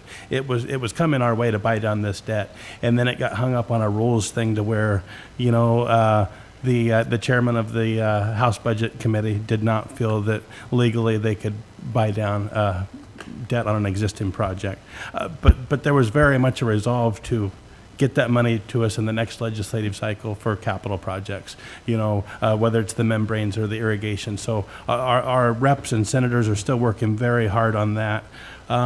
In the June 28th letter from Ecology, and I'm not going to read the whole letter, but I will read the last paragraph. On a positive note, we are still able to consolidate the City of Oak Harbor's existing CWSRF loans totaling approximately $82 million at a weighted average of 1.9%.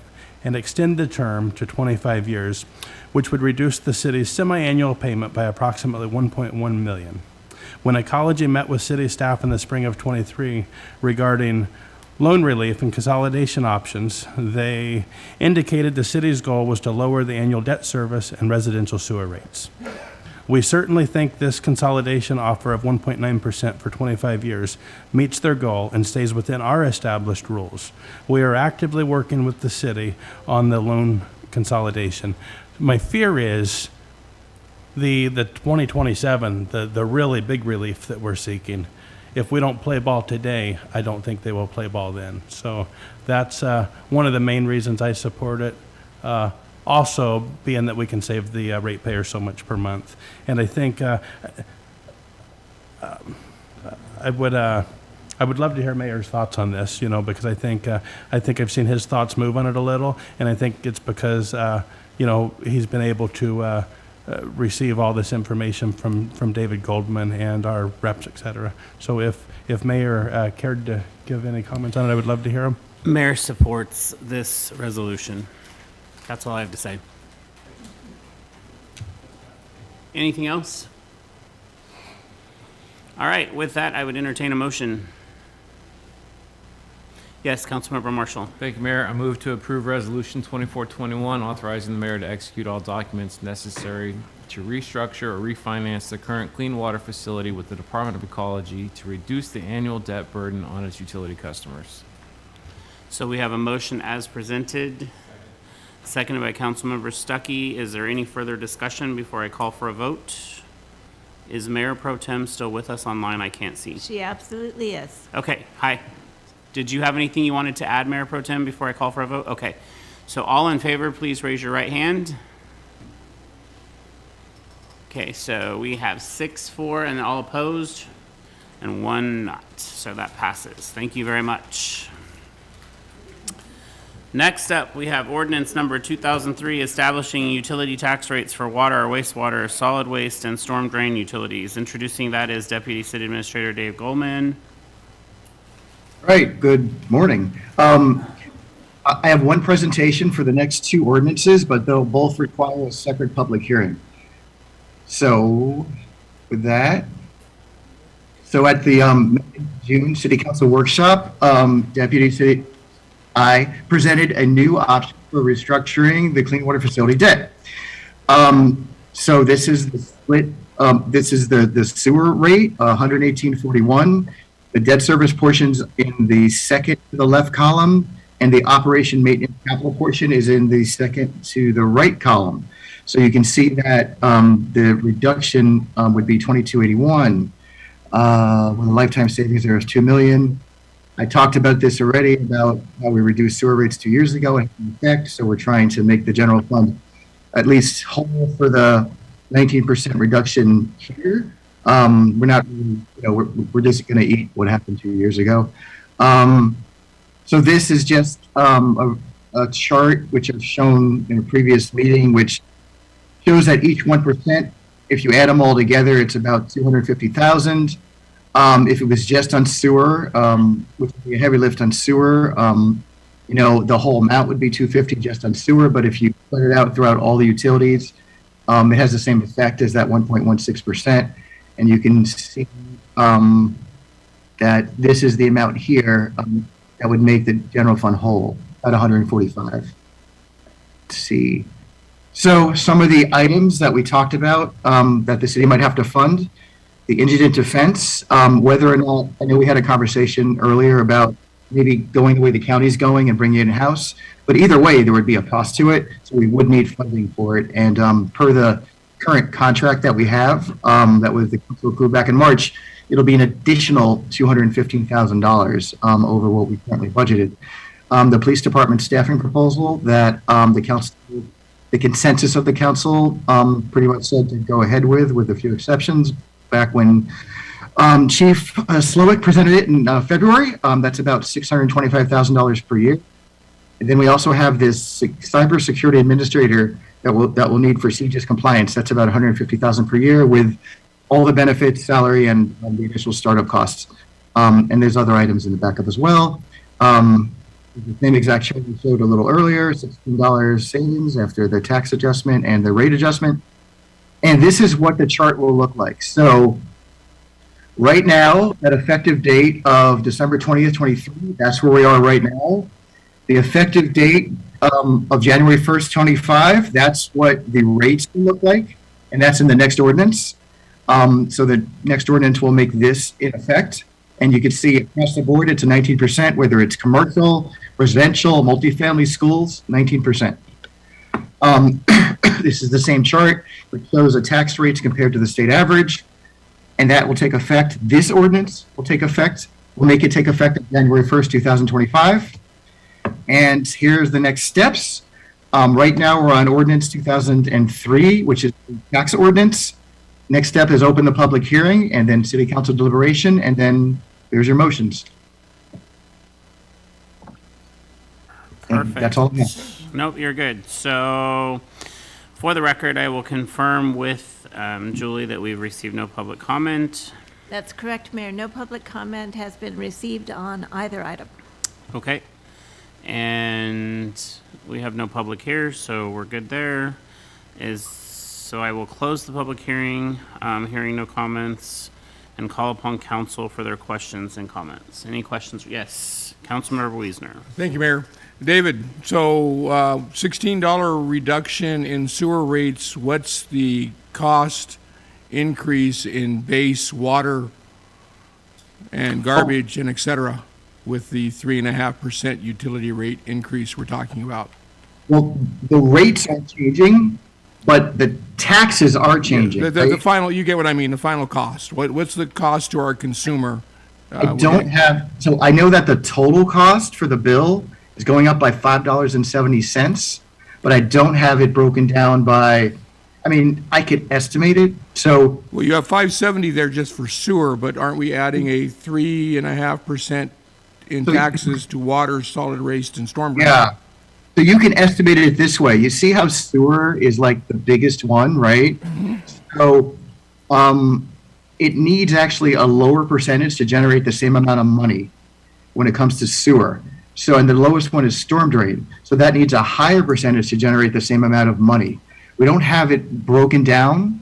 We don't have the $5.70 broken down per utility. It's just an aggregate. So if you go up by 3%, on the total bill, that's just an aggregate, how much more it'll be on the bill. So the $5.70 adjustment upward that you show here on the sewer rate chart, that's actually $5.70 for all four utilities.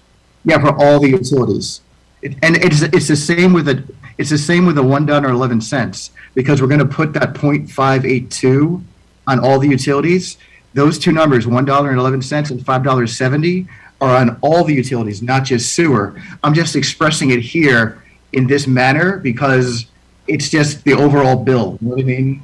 So that means we would see a higher reduction than $16 on the sewer bill, but then we're going to see an increase in the other three rates, but the net result is going to be a $16 decrease on all the base rates of all four of those. Storm drain, water, garbage. Everybody should see their bill for all four of those utilities together go down by $16 a month. 16, yeah, in aggregate, it'll go down by $16.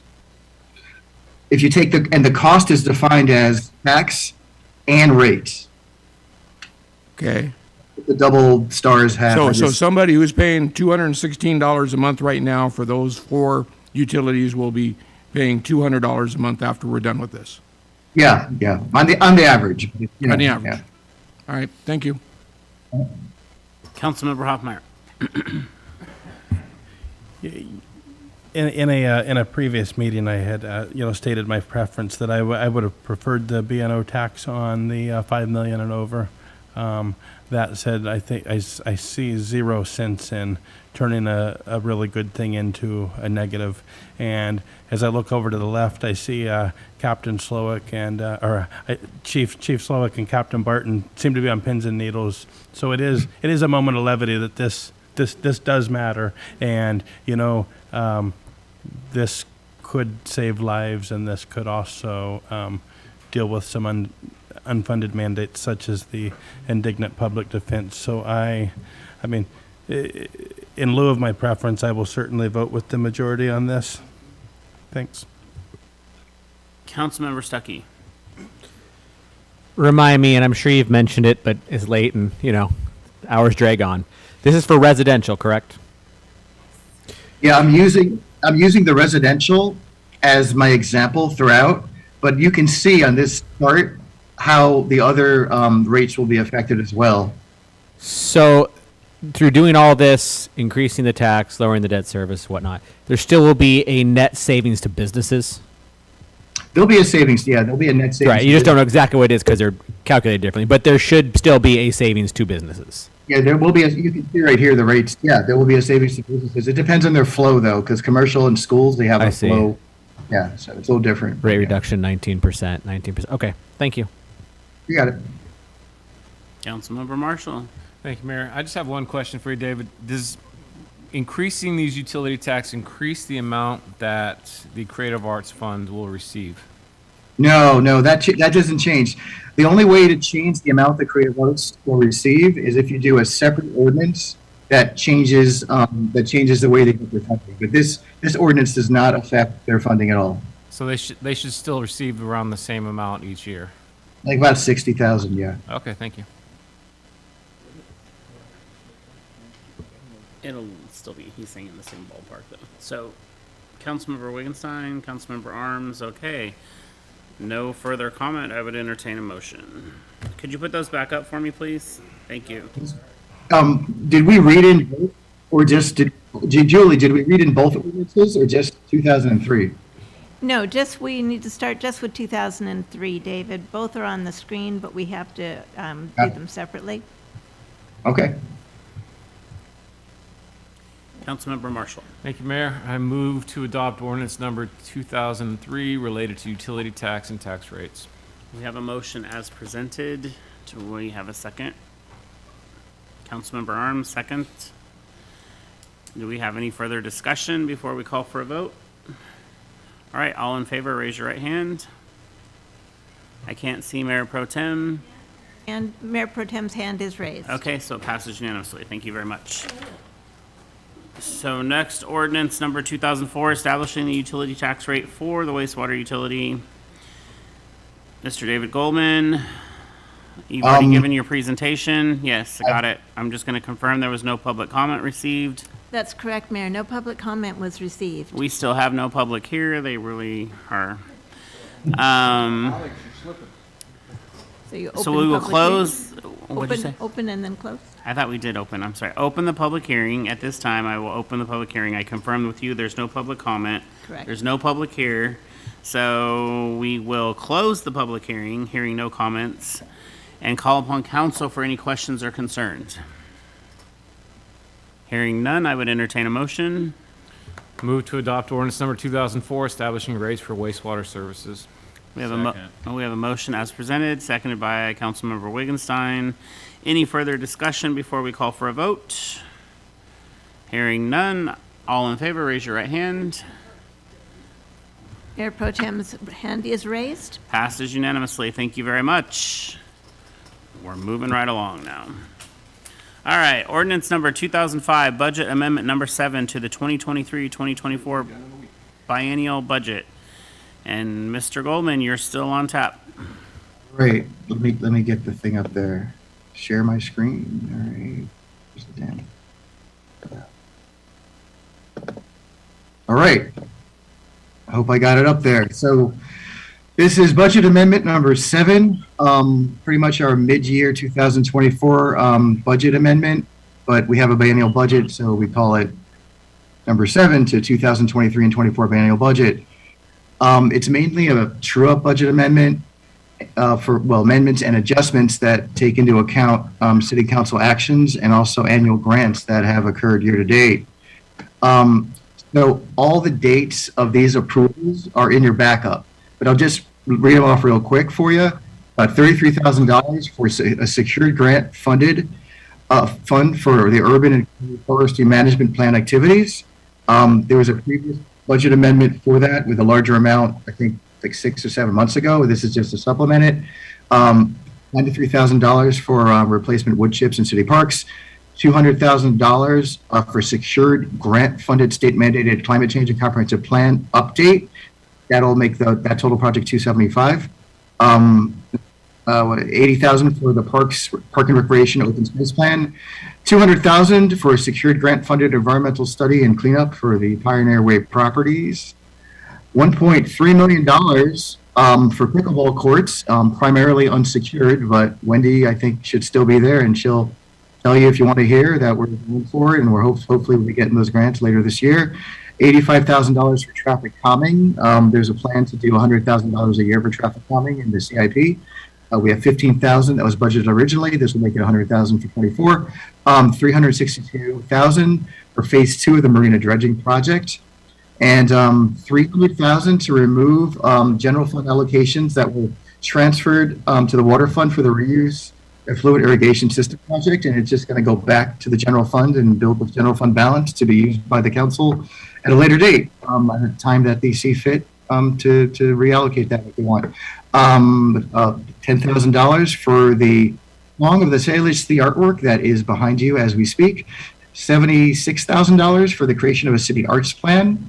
$54,500 for Marina Dock emergency electrical repair, which did come in under budget, under what the council approved a few months ago.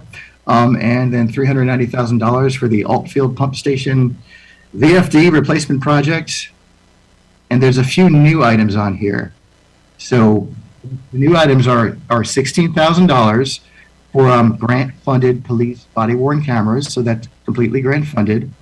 There's also $50,000 coming out of our internal service fund or equipment sinking fund coming back to the general fund. Those were police contributions that are coming back for police uses. And speaking of police uses, those $50,000 are going to go towards the $66,000 for one cybersecurity analyst mandated by CGIS. That's not a full year. That's only about 5 months.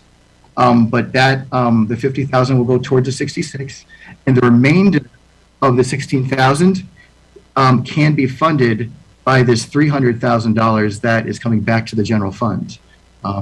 So anyway, and then at the bottom we have about $14,600 for just a workload adjustment for the city clerk. She was at 0.8, but she's definitely been working 40 hours, and we're adjusting it to 40 hours, and that's the cost for the remainder of the year. And then the wage and salary and comp plan summary. So at the last hearing, we usually just have Exhibit A to the ordinance, and council doesn't ask a lot of questions on it, but there were a lot of questions on it last time. So let me just switch off to it. Actually, I might have it open somewhere, but I just want to show you real quick. I think it's here. I want to just talk through it so I can kind of, is this the one? Nope. I'll get it in a second. Sorry about this. I just wanted to make sure that the council can see what we're doing on Exhibit A now. So we have a before and after column on Exhibit A in your backup, and we want to show you what's changing with all the FTE counts. So we talked about the city clerk, 0.8 up to 1. There's also just a reclassification that occurred. The executive assistant in the mayor and executive administration department went to the executive service coordinator position. This 1.0 is the cybersecurity analyst we talked about. In my department, we reclassified an accountant down to an accounts payable person.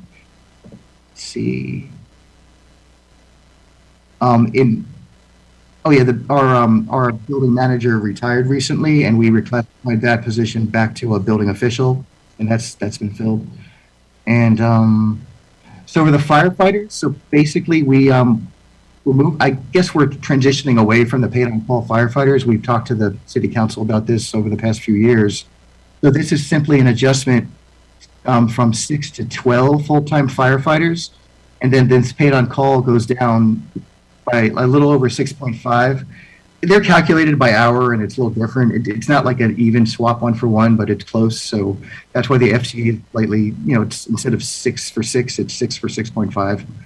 And then also this is a mea culpa.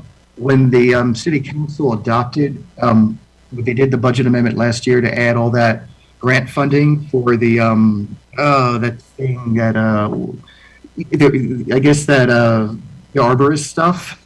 I forgot the name of the grant. I'm sure Wendy has it. there was supposed to be an arborist apprentice on this chart. The council approved the money for it. It's just that it slipped past us. The actual one FTE slipped past us. So we're truing up this Exhibit A to make sure that it's properly shown. But the money was part of the budget amendment. And that's all I have on Exhibit A. So let me go back. And that's pretty much what this says. The total impact is a 1.7 FTE increase. That's 1 for the cybersecurity analyst. That's 0.2 for the city clerk, and that's negative 0.5 because of the paid on call full-time firefighter calculation. So, and here's your ending fund balance summary. If you want to see it, you can see where it starts for each fund and where the ending fund balance is for each fund. And this is the budgeted fund balance. There's more restricted and other types of fund balances in each fund as well, which I'll be going over in soon when I do my part of the budget process. We go over how all the funds are doing. So anyway, so yeah, this is what it looks like after this is adopted, and yeah, this is where I am with the budget amendment. Are there, I guess, any questions? Or I guess we got to open the public hearing and then we can move on to questions. So. All right, thank you, David. At this time, I will open the public hearing, and I will confirm with Julie that we've received no public comment. That is correct, Mayor. No public comments were received. All right, we have no public here, so we will close the public hearing and call upon council for their questions and concerns or comments on this issue. Yes, Councilmember Hopmeyer. Thanks for all that, David. I'll try to be quick here, realizing how late it is for you. The $300,000 for the effluent irrigation, correct me if I'm wrong, that was originally part of the ARPA spending, and then I know we changed how we were doing that a little bit because of Congress. Is that correct? It's now known as the funding, formerly known as ARPA. Correct. Okay, that's what I thought. So, I mean, I know as a subcommittee, I know we haven't met in quite a while. It might have been nice to have looked at it that way. However, I think this all looks fair and good. Just a note to staff and to Wendy, et cetera. I think that is still a project that the state is probably interested in with their capital budget. So, anywho, that was all I had on that, was just clarifying that was ARPA and what it was called now. Thank you. And Wendy will be coming to council, just providing funding formerly known as ARPA. And as far as the state caring about it, I mean, it was part of the audit last year, and it passed the audit. And the federal government, it's really federal money, and the federal government is pretty much, for places like us that are non-entitlement units that got less than 10 million, they pretty much moved on from us. They're only really focused on the really big cities that got over that amount. So, yeah. That's what I thought. Thanks for clarifying that. Thank you. Sure. Councilmember Marshall. Thank you, Mayor. David, I appreciate all this. The only question I had, and first I want to thank Sabrina for always being available to answer my questions and provide input for me. She's super patient with me. Is the $1.3 million for the pickleball courts. I mean, everything else that we have budgeted in here, it's either money that we've already spent or money that we already had.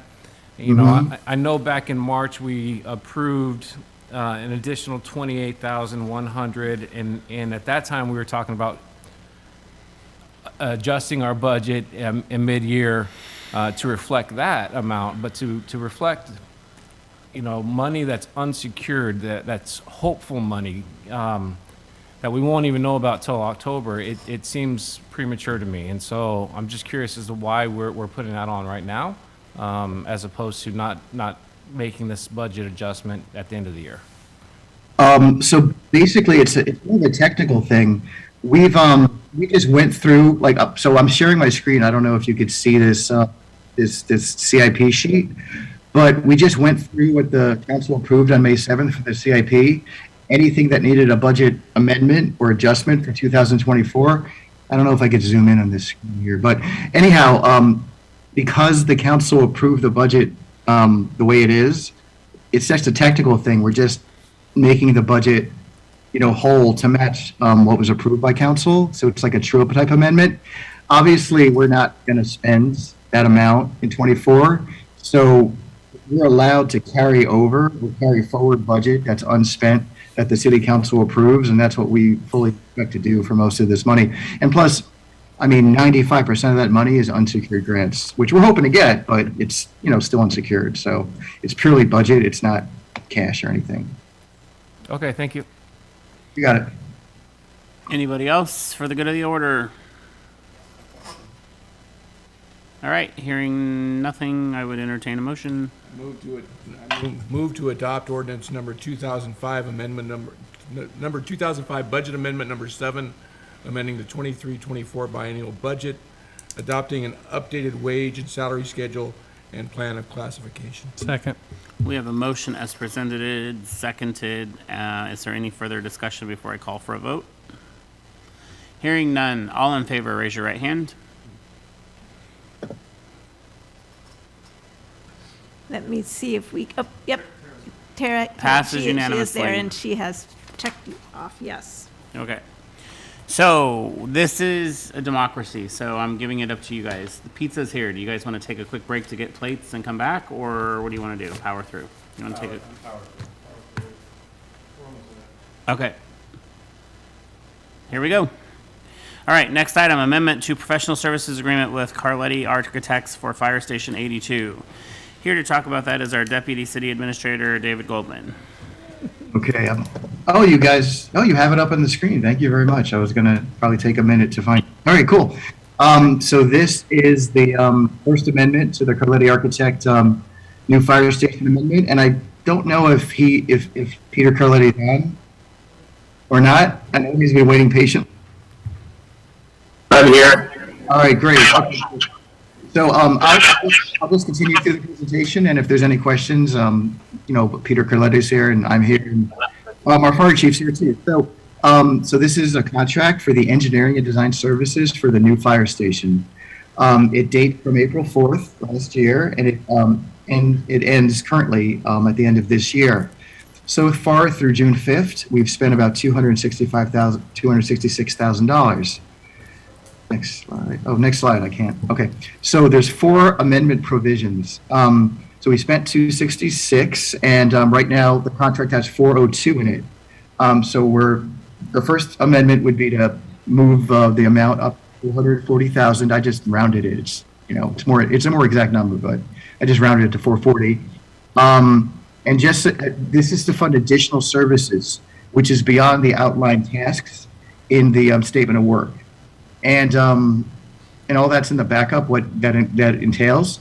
And just so you know, our interest earnings on the bond proceeds that have not yet been spent are like $30,000 to $40,000 a month.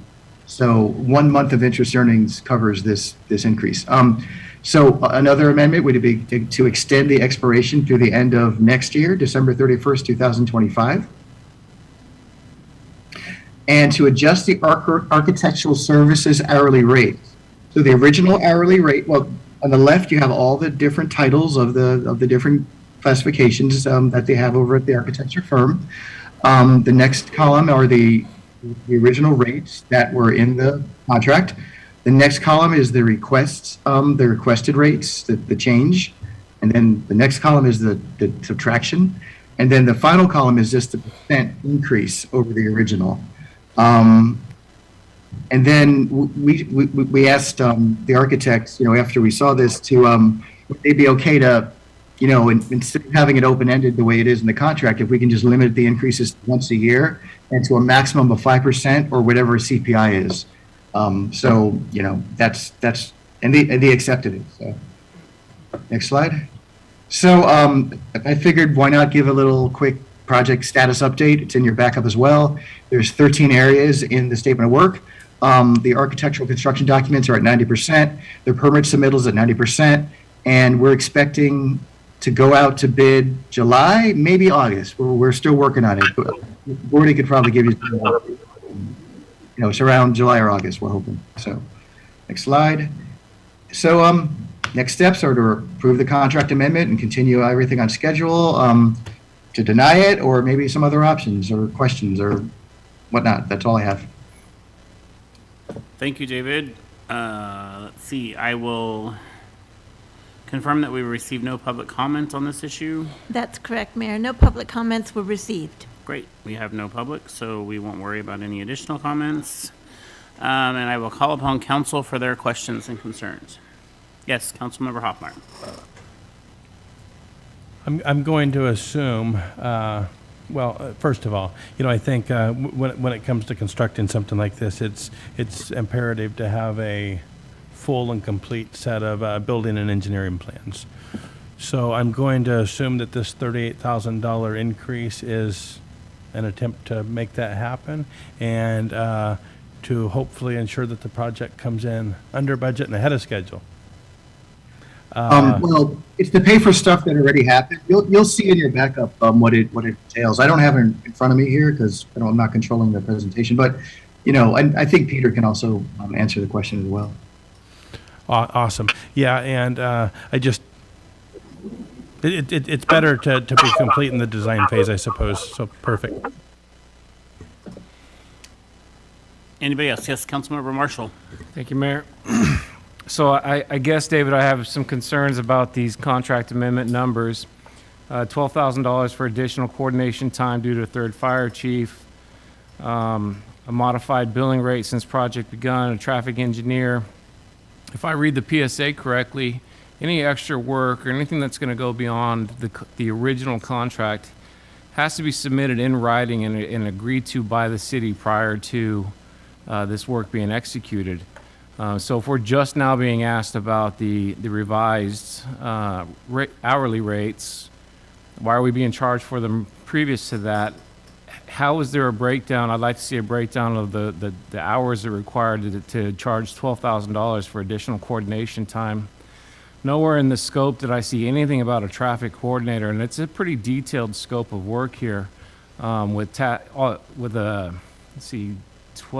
13 tasks being listed, and nowhere do I see in any of those tasks a traffic engineer. So I'm just curious if maybe Mr. Carletti can explain, or you can explain to me these additional charges. Yeah, I'll kind of tackle that. So essentially, basically, this is kind of a T&M contract, and if I don't ask for this money now, we're going to run out of money at the end of the project in order to administrate it, the construction administration portion of the contract. It's difficult to kind of go through and itemize each hour exactly 100%, but we really tried to do the best we could. That essentially figured it was approximately 80 hours of additional coordination time because of, we're on like our third fire chief now, and there's kind of been setbacks and slowdowns and different things, and some different equipment have come in, and now we're adding system which was not part of the contract at all, was never scoped. The traffic engineer that was a city requirement that we were not made aware of in the pre-app, and the city came back and asked for a traffic engineering report. So it wasn't even included in our original proposal. I tried to do the best we could to kind of break it down, but this is just kind of, we're not happy about it either, but this is just kind of taking some time and drug out, which is never a good thing for a job. Right now, we're probably about 2 weeks away from going out to bid. And the point is if we don't get an amendment approved, we're going to run out of money at the end of the project to administrate the contract. That's why we're asking for it now. It was talked about some time ago. You're just now seeing it. So this has been in the works for quite a while, but it took a while to get to council, and I don't control that.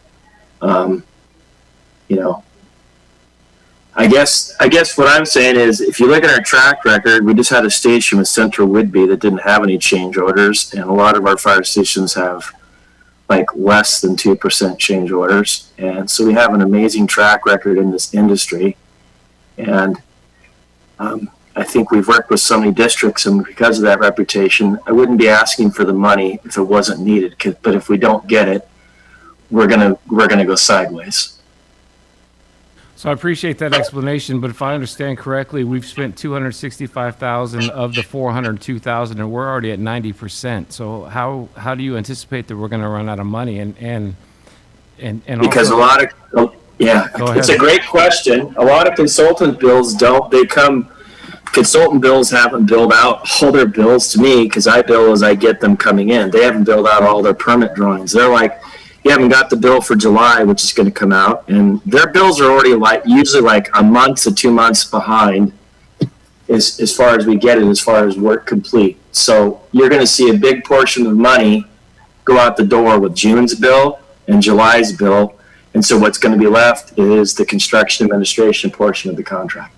So I guess part of my concern, though, is the PSA says that there are going to be minor changes of scope, but any extra work that the city may require, that work has to be agreed upon, and the price has to be agreed upon prior to the execution. And so if a traffic engineer was required prior to hiring that individual, or why was that not submitted into the city as going to be an extra cost? I mean, did we just go ahead and do it and then just hope to be reimbursed, or how was that? I guess the best way is to keep the project on budget. I didn't go through the process of getting it approved, but if you look at the contract, it's not in there. So came as a surprise to us. So, go ahead. No, go ahead. No, I was going to move on to Chief Olson to ask him a question, but I'll allow you to finish first. I'm good. Okay. Chief, can you speak to the amount of time that you've had in dealing with this and getting up to speed? And David, you have analyzed Chief's calendar if you want to add to that as well. So, Well, yeah, I mean, I did ask the chief to just send me the amount of time that he had spent with Carletti and the architecture firm. They have some other people other than Peter too that we talked to a lot as well. And I mean, he could go over it, but you know, the record keeping, no, he could go over his time. I mean, he's the one who submitted it to me, so he's right there. Sure. To answer your question, Gordy Olson, interim fire chief. Really, when I did see that number, I thought, well, I'm the third fire chief. I'm kind of accountable for it, so I knew I would have to answer to the mayor and the finance director. But I keep good notes of my conversations. So, you know, certainly my face-to-face time with them was really just an hour meeting and about an hour worth of phone calls. So I'm not positive really what their coordination time kind of is built into there. Certainly I came in and there were 3 components in the station that, in my experience building fire stations, that we were missing. So I did ask them that to make a couple of these changes, which I can see a little bit in the engineering costs and designs and so on. And I certainly did my, you know, made every effort on my account to help give them what they needed for some of those designs that they were not familiar with. So again, the coordination time, you know, again, I'm trying to answer for, you know, if I caused $12,000 in a project that is significant, but I can't say exactly what that included from my end. So you've heard the number 80 hours. Would you estimate that you were anywhere near 80 hours or even 40 hours? Or, I mean, it sounds to me like you've got 2 hours or 3 hours maybe documented. Well, But it's not just a meeting with him. It's us responding to the items that come from the meeting with him after him. So the actual interaction with the chief might be, you know, an hour here and an hour of phone calls, an hour in emails, but it's then implementing what those conversations involved is what the 80 hours is. It's not the actual interface time with the fire chiefs. Wouldn't those be absorbed in the added cost for floor plan and elevation changes? That wouldn't be part of that? Look, I don't want to cut hairs here. This is kind of what I thought we need. I mean, I know you're trying to be good stewards of the money, but we spent a lot of extra time coordinating on this. All I can tell you. I'm not making these numbers up. I don't know what you want me to give you to make you happy, to feel like you're making a good decision on behalf of the taxpayers. All I can tell you is I'm not looking to take an advantage of a situation. I just want to cover the costs that we've endured to date and where we're at. and we're significantly over budget because of coordination time and what we anticipated. Can you speak to the That's the traffic best way I engineer? can put it.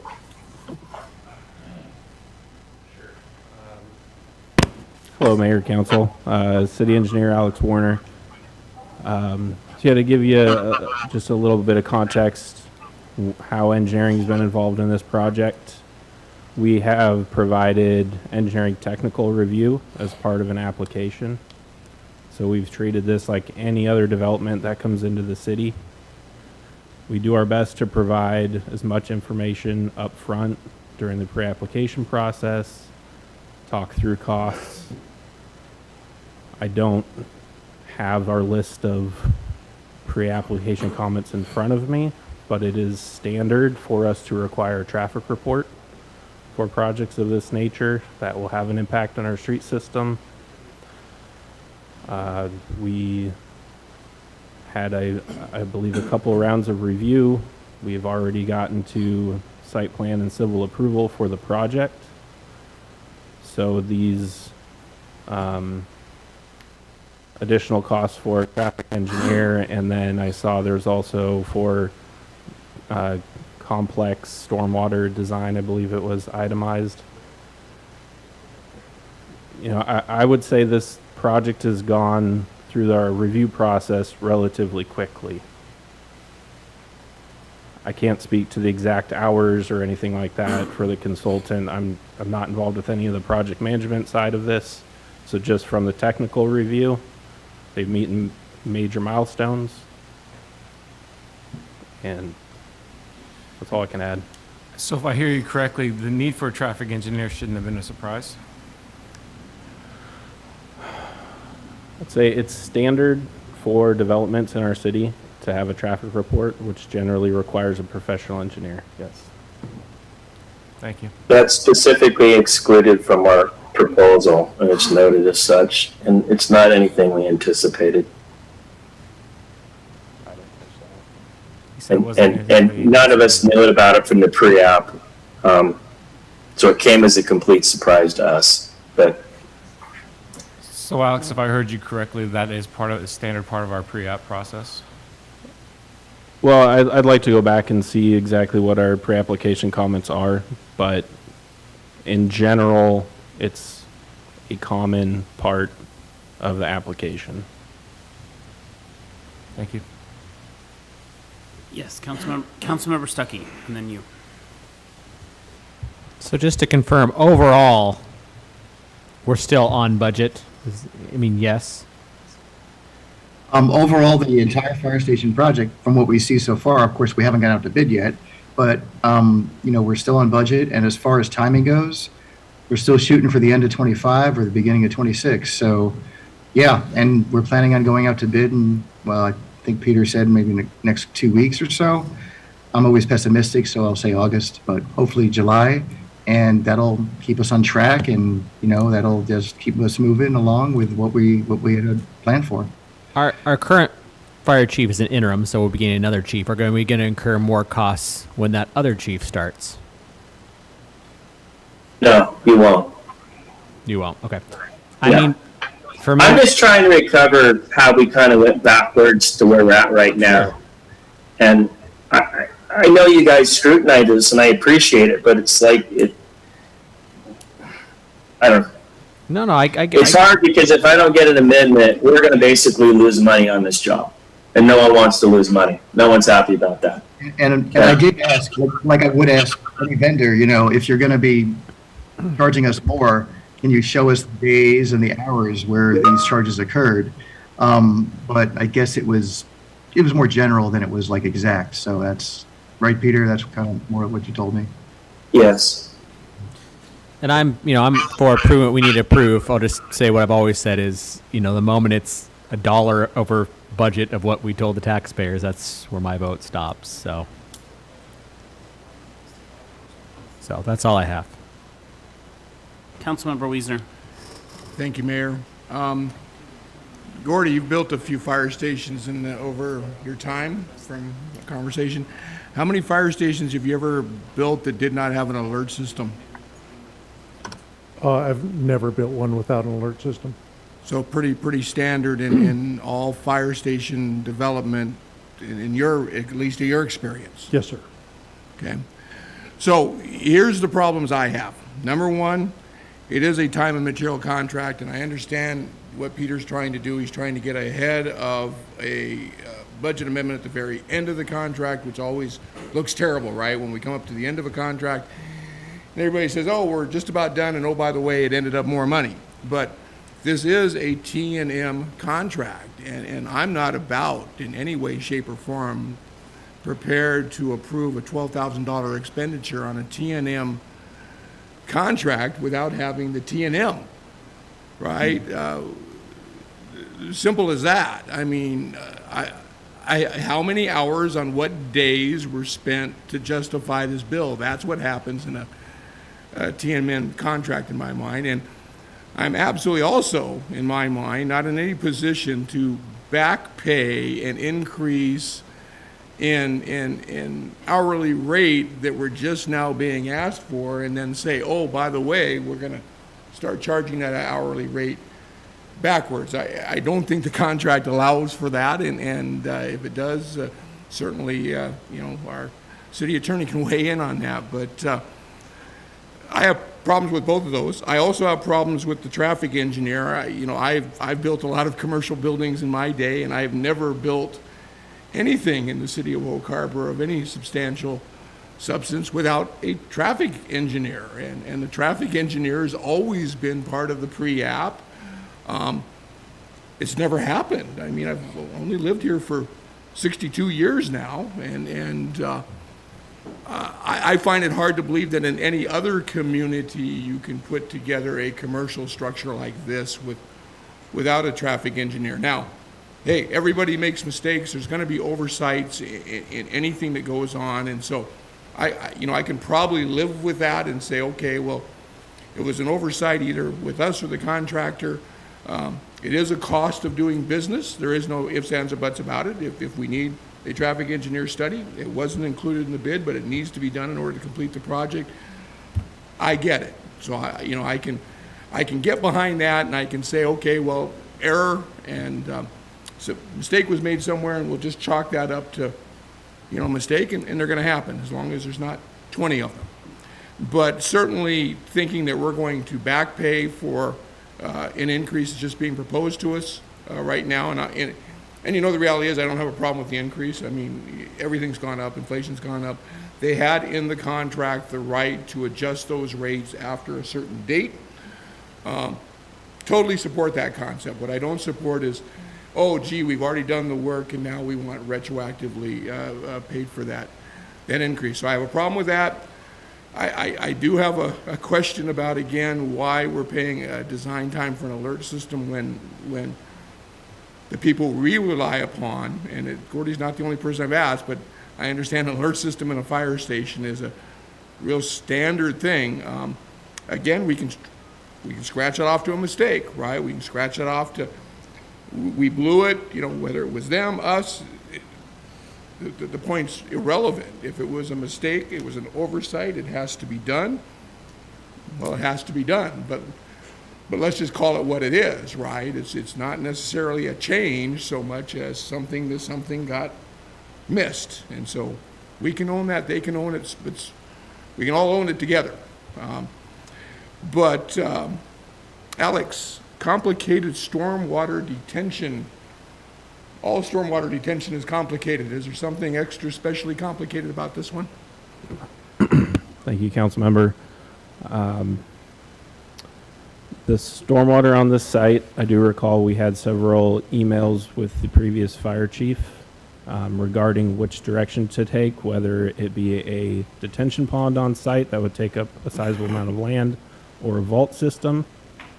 We provided him the pros and cons of each. One takes up less land but is more expensive, the other vice versa. We had several informal conversations, and we didn't receive a formal submittal for a certain amount of time. Once it was submitted with the civil plan package, I believe it was, again, 1 or 2 reviews. It was minor revisions. The The vault system that they chose is under the parking lot or the driveway. And once it came in, it moved forward through to approval relatively quickly.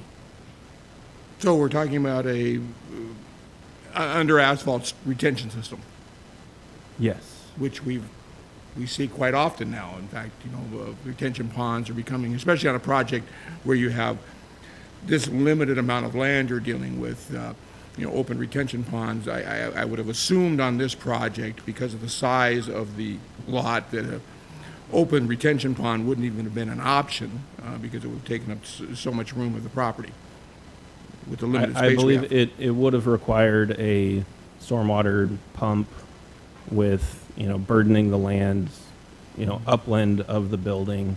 So the vault system was chosen. Thank you. And ultimately, it goes back to T&M, right? If there is a T&M, and they exceeded the amount of time that they had allotted for that portion of the project, we should be being served with time and materials and a justification for the dollar amount. And I'm sorry, Peter, to be picking on you, right? But the reality is, these are your figures that you guys submitted, right? And I'm just having a real hard time on a T&M project, and I appreciate the fact that we're getting the heads up now, not at the end of the project. Hey, some of this stuff is taking longer than we expected. We're going to end up at the end of this project, and we're not going to have enough funds to complete this project. I appreciate that part, so don't get me wrong here. What I don't appreciate is an increase in cost with no justification as far as the T&M that was spent on it on a T&M contract. So, How about we do this, because it's late and we're all tired, okay? The traffic engineer, I wouldn't even be bringing this up, but it's not in my proposal, and it was a complete surprise. So let's accept that it's not in there, and if you approve that. The alert system, the original fire chief was asked, because no, it is not common practice. We've designed about 25 fire stations. It's only recently, in the past 2 that we've done, that chiefs have wanted an alert system in the station. Okay, so I can't accept that it's standard practice. It might be where Gordy's from, but we've done 25 stations, and to date, only 2 of them have had an alert system in their recent stations. When we asked the question, we were told no, so we didn't scope it, we didn't include it. So now we've got to design it, okay? The changes to the floor plan and the elevations, that was noted on an invoice previously, it was done. And why don't we take the rest of it and just handle it that we craft some language that it's acknowledged. Let's see where we end up towards the end of the job. If we take less time, great. If we're gonna run out, then we revisit this. That's fine by me. I just don't want to be left on the hook at the end of this that I'm towards the end of the job and I'm out of money to administrate the construction administration because it took longer on coordination time. And I understand where you're coming from, that you don't just want to approve this open-ended because what if we don't spend it, then you could still bill us for it. I get where you're coming from. If we can have a mutual understanding, I'm fine with that. Yes, David Goldman. Well, I mean, if, so I guess I should ask Peter, like, what exactly are we saying? Like, are we just saying approve a few of the items and then pull the other ones off? Well, I'm hearing, I don't think it's going to get approved, so, I mean, I don't want to sit here and argue about it all night.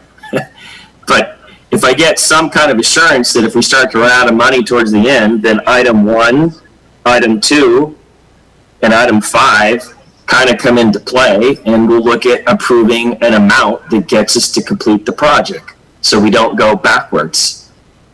All right. So, does that make sense? I guess so, but we might not be in a position to approve it tonight. Then maybe we need to rework it a little bit and come back at the next meeting. Would that work out? Like if we were to figure something out for the next meeting? Mayor Pro Tem has a question or comment.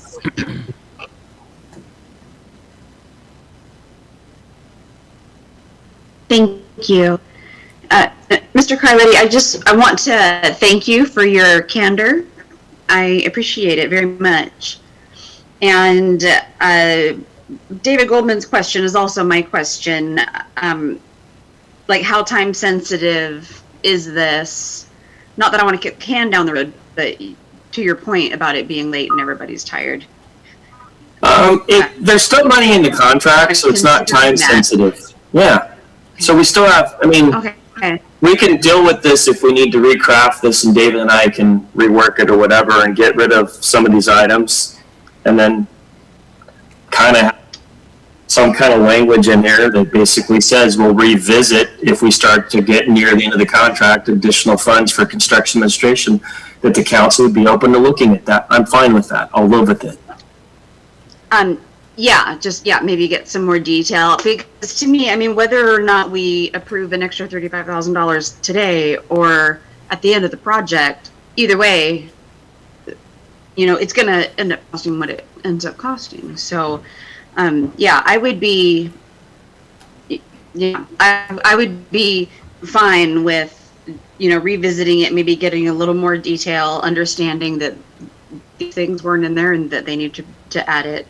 I would support that. Thank you. And I guess I forgot to ask, so it's based on where the council's at, Peter. If you know, they don't approve it tonight, which it doesn't look like they are, and we just want to kind of see how things are down the road, this wouldn't throw off any ongoing tasks. Like, it wouldn't throw off task 3, 4, and 5, you know, where we're still planning on going out to bid later this month, right? No, we'll proceed. I mean, the alert system wasn't in there. The traffic engineer wasn't in there. I can tell you those two things weren't in our proposal, 100%, unequivocally, never were included. Okay.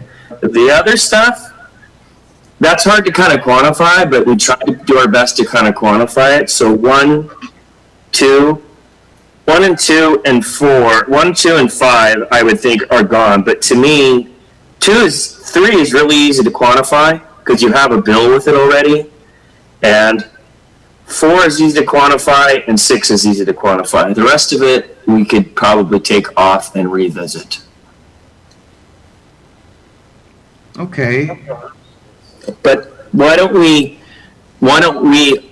David, redo this, decide what we want to include on there, and then they can vote on it, and it's cleaner that way versus trying to strike things from this. It seems like it'd be messy. Yeah, let's do that. We'll take those things off you talked about for next meeting, and then we'll still, we'll look at extending it to 25, and the rate table too. And everything else would be on track, right? We're gonna keep pushing to go out to bid and review all the plans and everything, right? Yeah, we'll still be okay. Okay, that's good to hear. All right.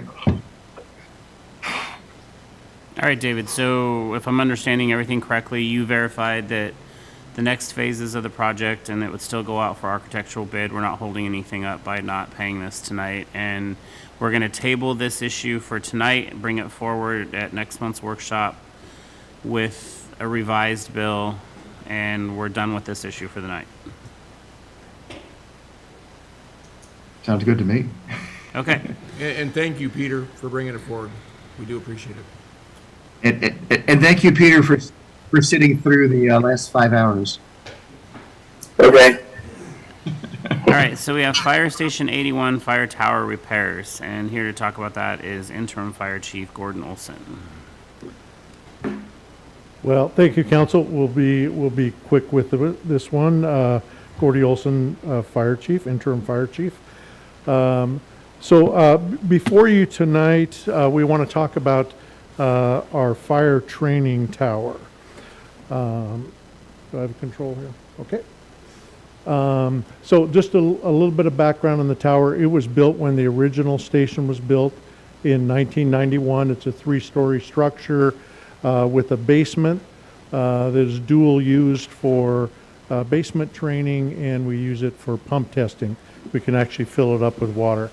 So we do everything in that tower, from firefighting, hose work, search and rescue, roof ventilation, rope rescue. Our partners do SWAT operation and use the facility quite a bit for multiple training scenarios. So when I first came to the department and looked at the facility, I could see that I would say it was aging a bit. I knew it was 30 years old. There were some issues kind of inside, which previously the department and members of the department have fixed kind of ongoing. We have very talented people that can do those sort of things, but I really had a concern about it and wanted to make sure that there wasn't more behind that we weren't seeing. A facility itself, a training facility can be really several $1 million. So I knew it was a good investment and it was going to be worth the investment to make sure it was in good shape. So I had it evaluated by a contract professional, which is actually the company that built the facility originally in '91. So they knew the facility well. Because I had a facility previously similar that was due for some major structural upgrades and could get more expensive. Fortunately, his assessment said, hey, this is in really good shape. Really, you are just in a situation where all of the metal doors and frames and windows are due to be replaced because they're rusted out and they are failing. And so I think it's worth the investment of the city in that facility for a high-cost item that is used a lot. I did think that now was a good time because we're ramping up with summertime and a lot of use in the facility. Might be a good time to get it fixed. So during that assessment, basically they came back and they recommended replacing 7 doors and frames. The maze throughout the structure had another 6 or 8 barn door windows, slide tracks, balcony, barn door type doors. So here's just some pictures of the things that need to be replaced. You can see they've been well used. Again, we maintain them very well, but really it's metallurgy at this point where that's starting to fail. And they're all built into the concrete structure, which is why I think a professional contractor would be best suited to do these repairs and replacement. We also have the basement, which has a pump test area, a pit that we fill with water, and we test our fire pumps every year. And it's starting to, it's been leaking for a while, so it needs some resealing. So P&L Construction basically came back to us and gave us a price for roughly all those doors and windows and frames of $28,160. So I thought it was worth coming to council mid-year and asked for some funding to be approved to make those repairs immediately, because we do have a motivated contractor that has some time and would be willing to do those repairs. I will say, if so approved per Mr. Goldman, this is something that he would bring back fairly shortly in the next budget amendment. Great, thanks, Gordy. All right. So I will confirm with our city clerk that we have received no public comment. That's correct, Mayor. No comment was received. Perfect, we have no public here, so we're going to move on to council. Questions, comments on the issue? Councilmember Stucky. So this didn't go out for an RFP, you just went with the original contract, is that correct? Yes, and I believe we checked with the city, we checked with purchasing, and please correct me if I'm wrong, but it was an amount that could be approved by the mayor and council. It's also a contractor that I think is on our small works public roster. So there was some simplification of doing that. It may be a sole source issue, again, because of the knowledge and background and the previous use of that contractor. Is our city attorney still on? Yes, she is. Didn't think you were going to need me this evening. Well, no, I haven't considered this before, but I have a personal loan from the owner of P&L. Is this considered a conflict for me? Because typically, you know, when I vote, it's gone through an RFP process. I understand it's below the threshold, but I understand this is not a big deal. I just don't want any appearance. I do have a personal loan through the owner of P&L. I think stating it on the record is good transparency, but I don't perceive a conflict in this particular instance. Okay, thank you. Thank you, Councilmember Stucky. Anyone else for the good of the order? Councilmember Hoffmeyer. Just real quick, seems like a really fair price. I mean, you could look online. Those doors are $1,500 a piece just for materials, so seems like a good deal. Thanks. Anybody else? Councilmember Wiesner. Well, just to continue with the transparency, I do have a business relationship with the owner of P&L, but there's, no profit in any of the work he does. I'm his real estate broker. So I won't be recusing myself, but I just want to, put it on record that I do have a business relationship with him outside of this type of business. Great. Thank you. Anybody else for the good of the order? All right. Hearing none, I would entertain a motion.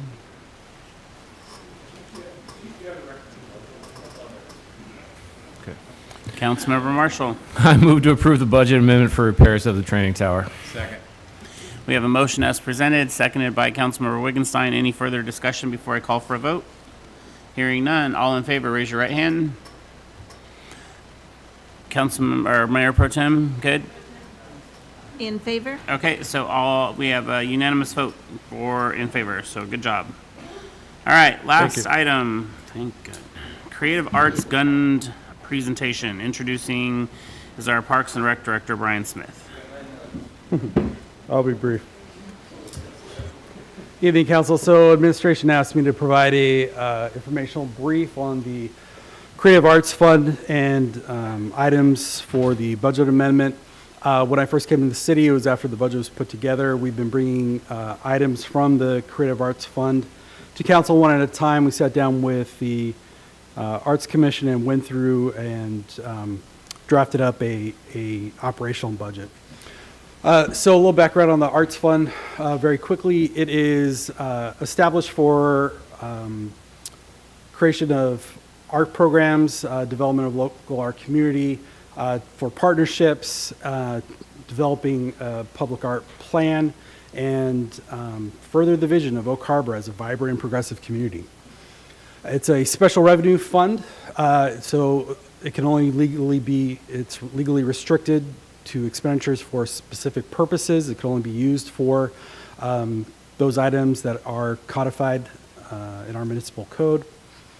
The fund is a 2.25% tax sublet of utilities, brings in about $60,000 in revenue a year from those proceeds.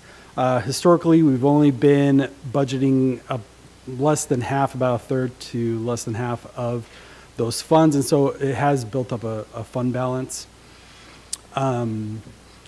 Those expenditures have primarily been around placement of public art, but we've also expended funds for art maintenance, support of community events, art programs, supporting partners and other art agencies around the community, and project management. So last year, the council had a discussion with the Arts Commission. One of the things that came out of that was they wanted to see a better plan for how those funds would be spent and implemented, as well as making sure that we were budgeting out those funds and not building up a fund balance that wasn't being used for the intent of the funds. So the base budget was about $24,000 for this budget cycle, out of a little under $62,000 in anticipated proceed revenues into that fund. Around our project management, support of the community arts, sculpture maintenance, some miscellaneous.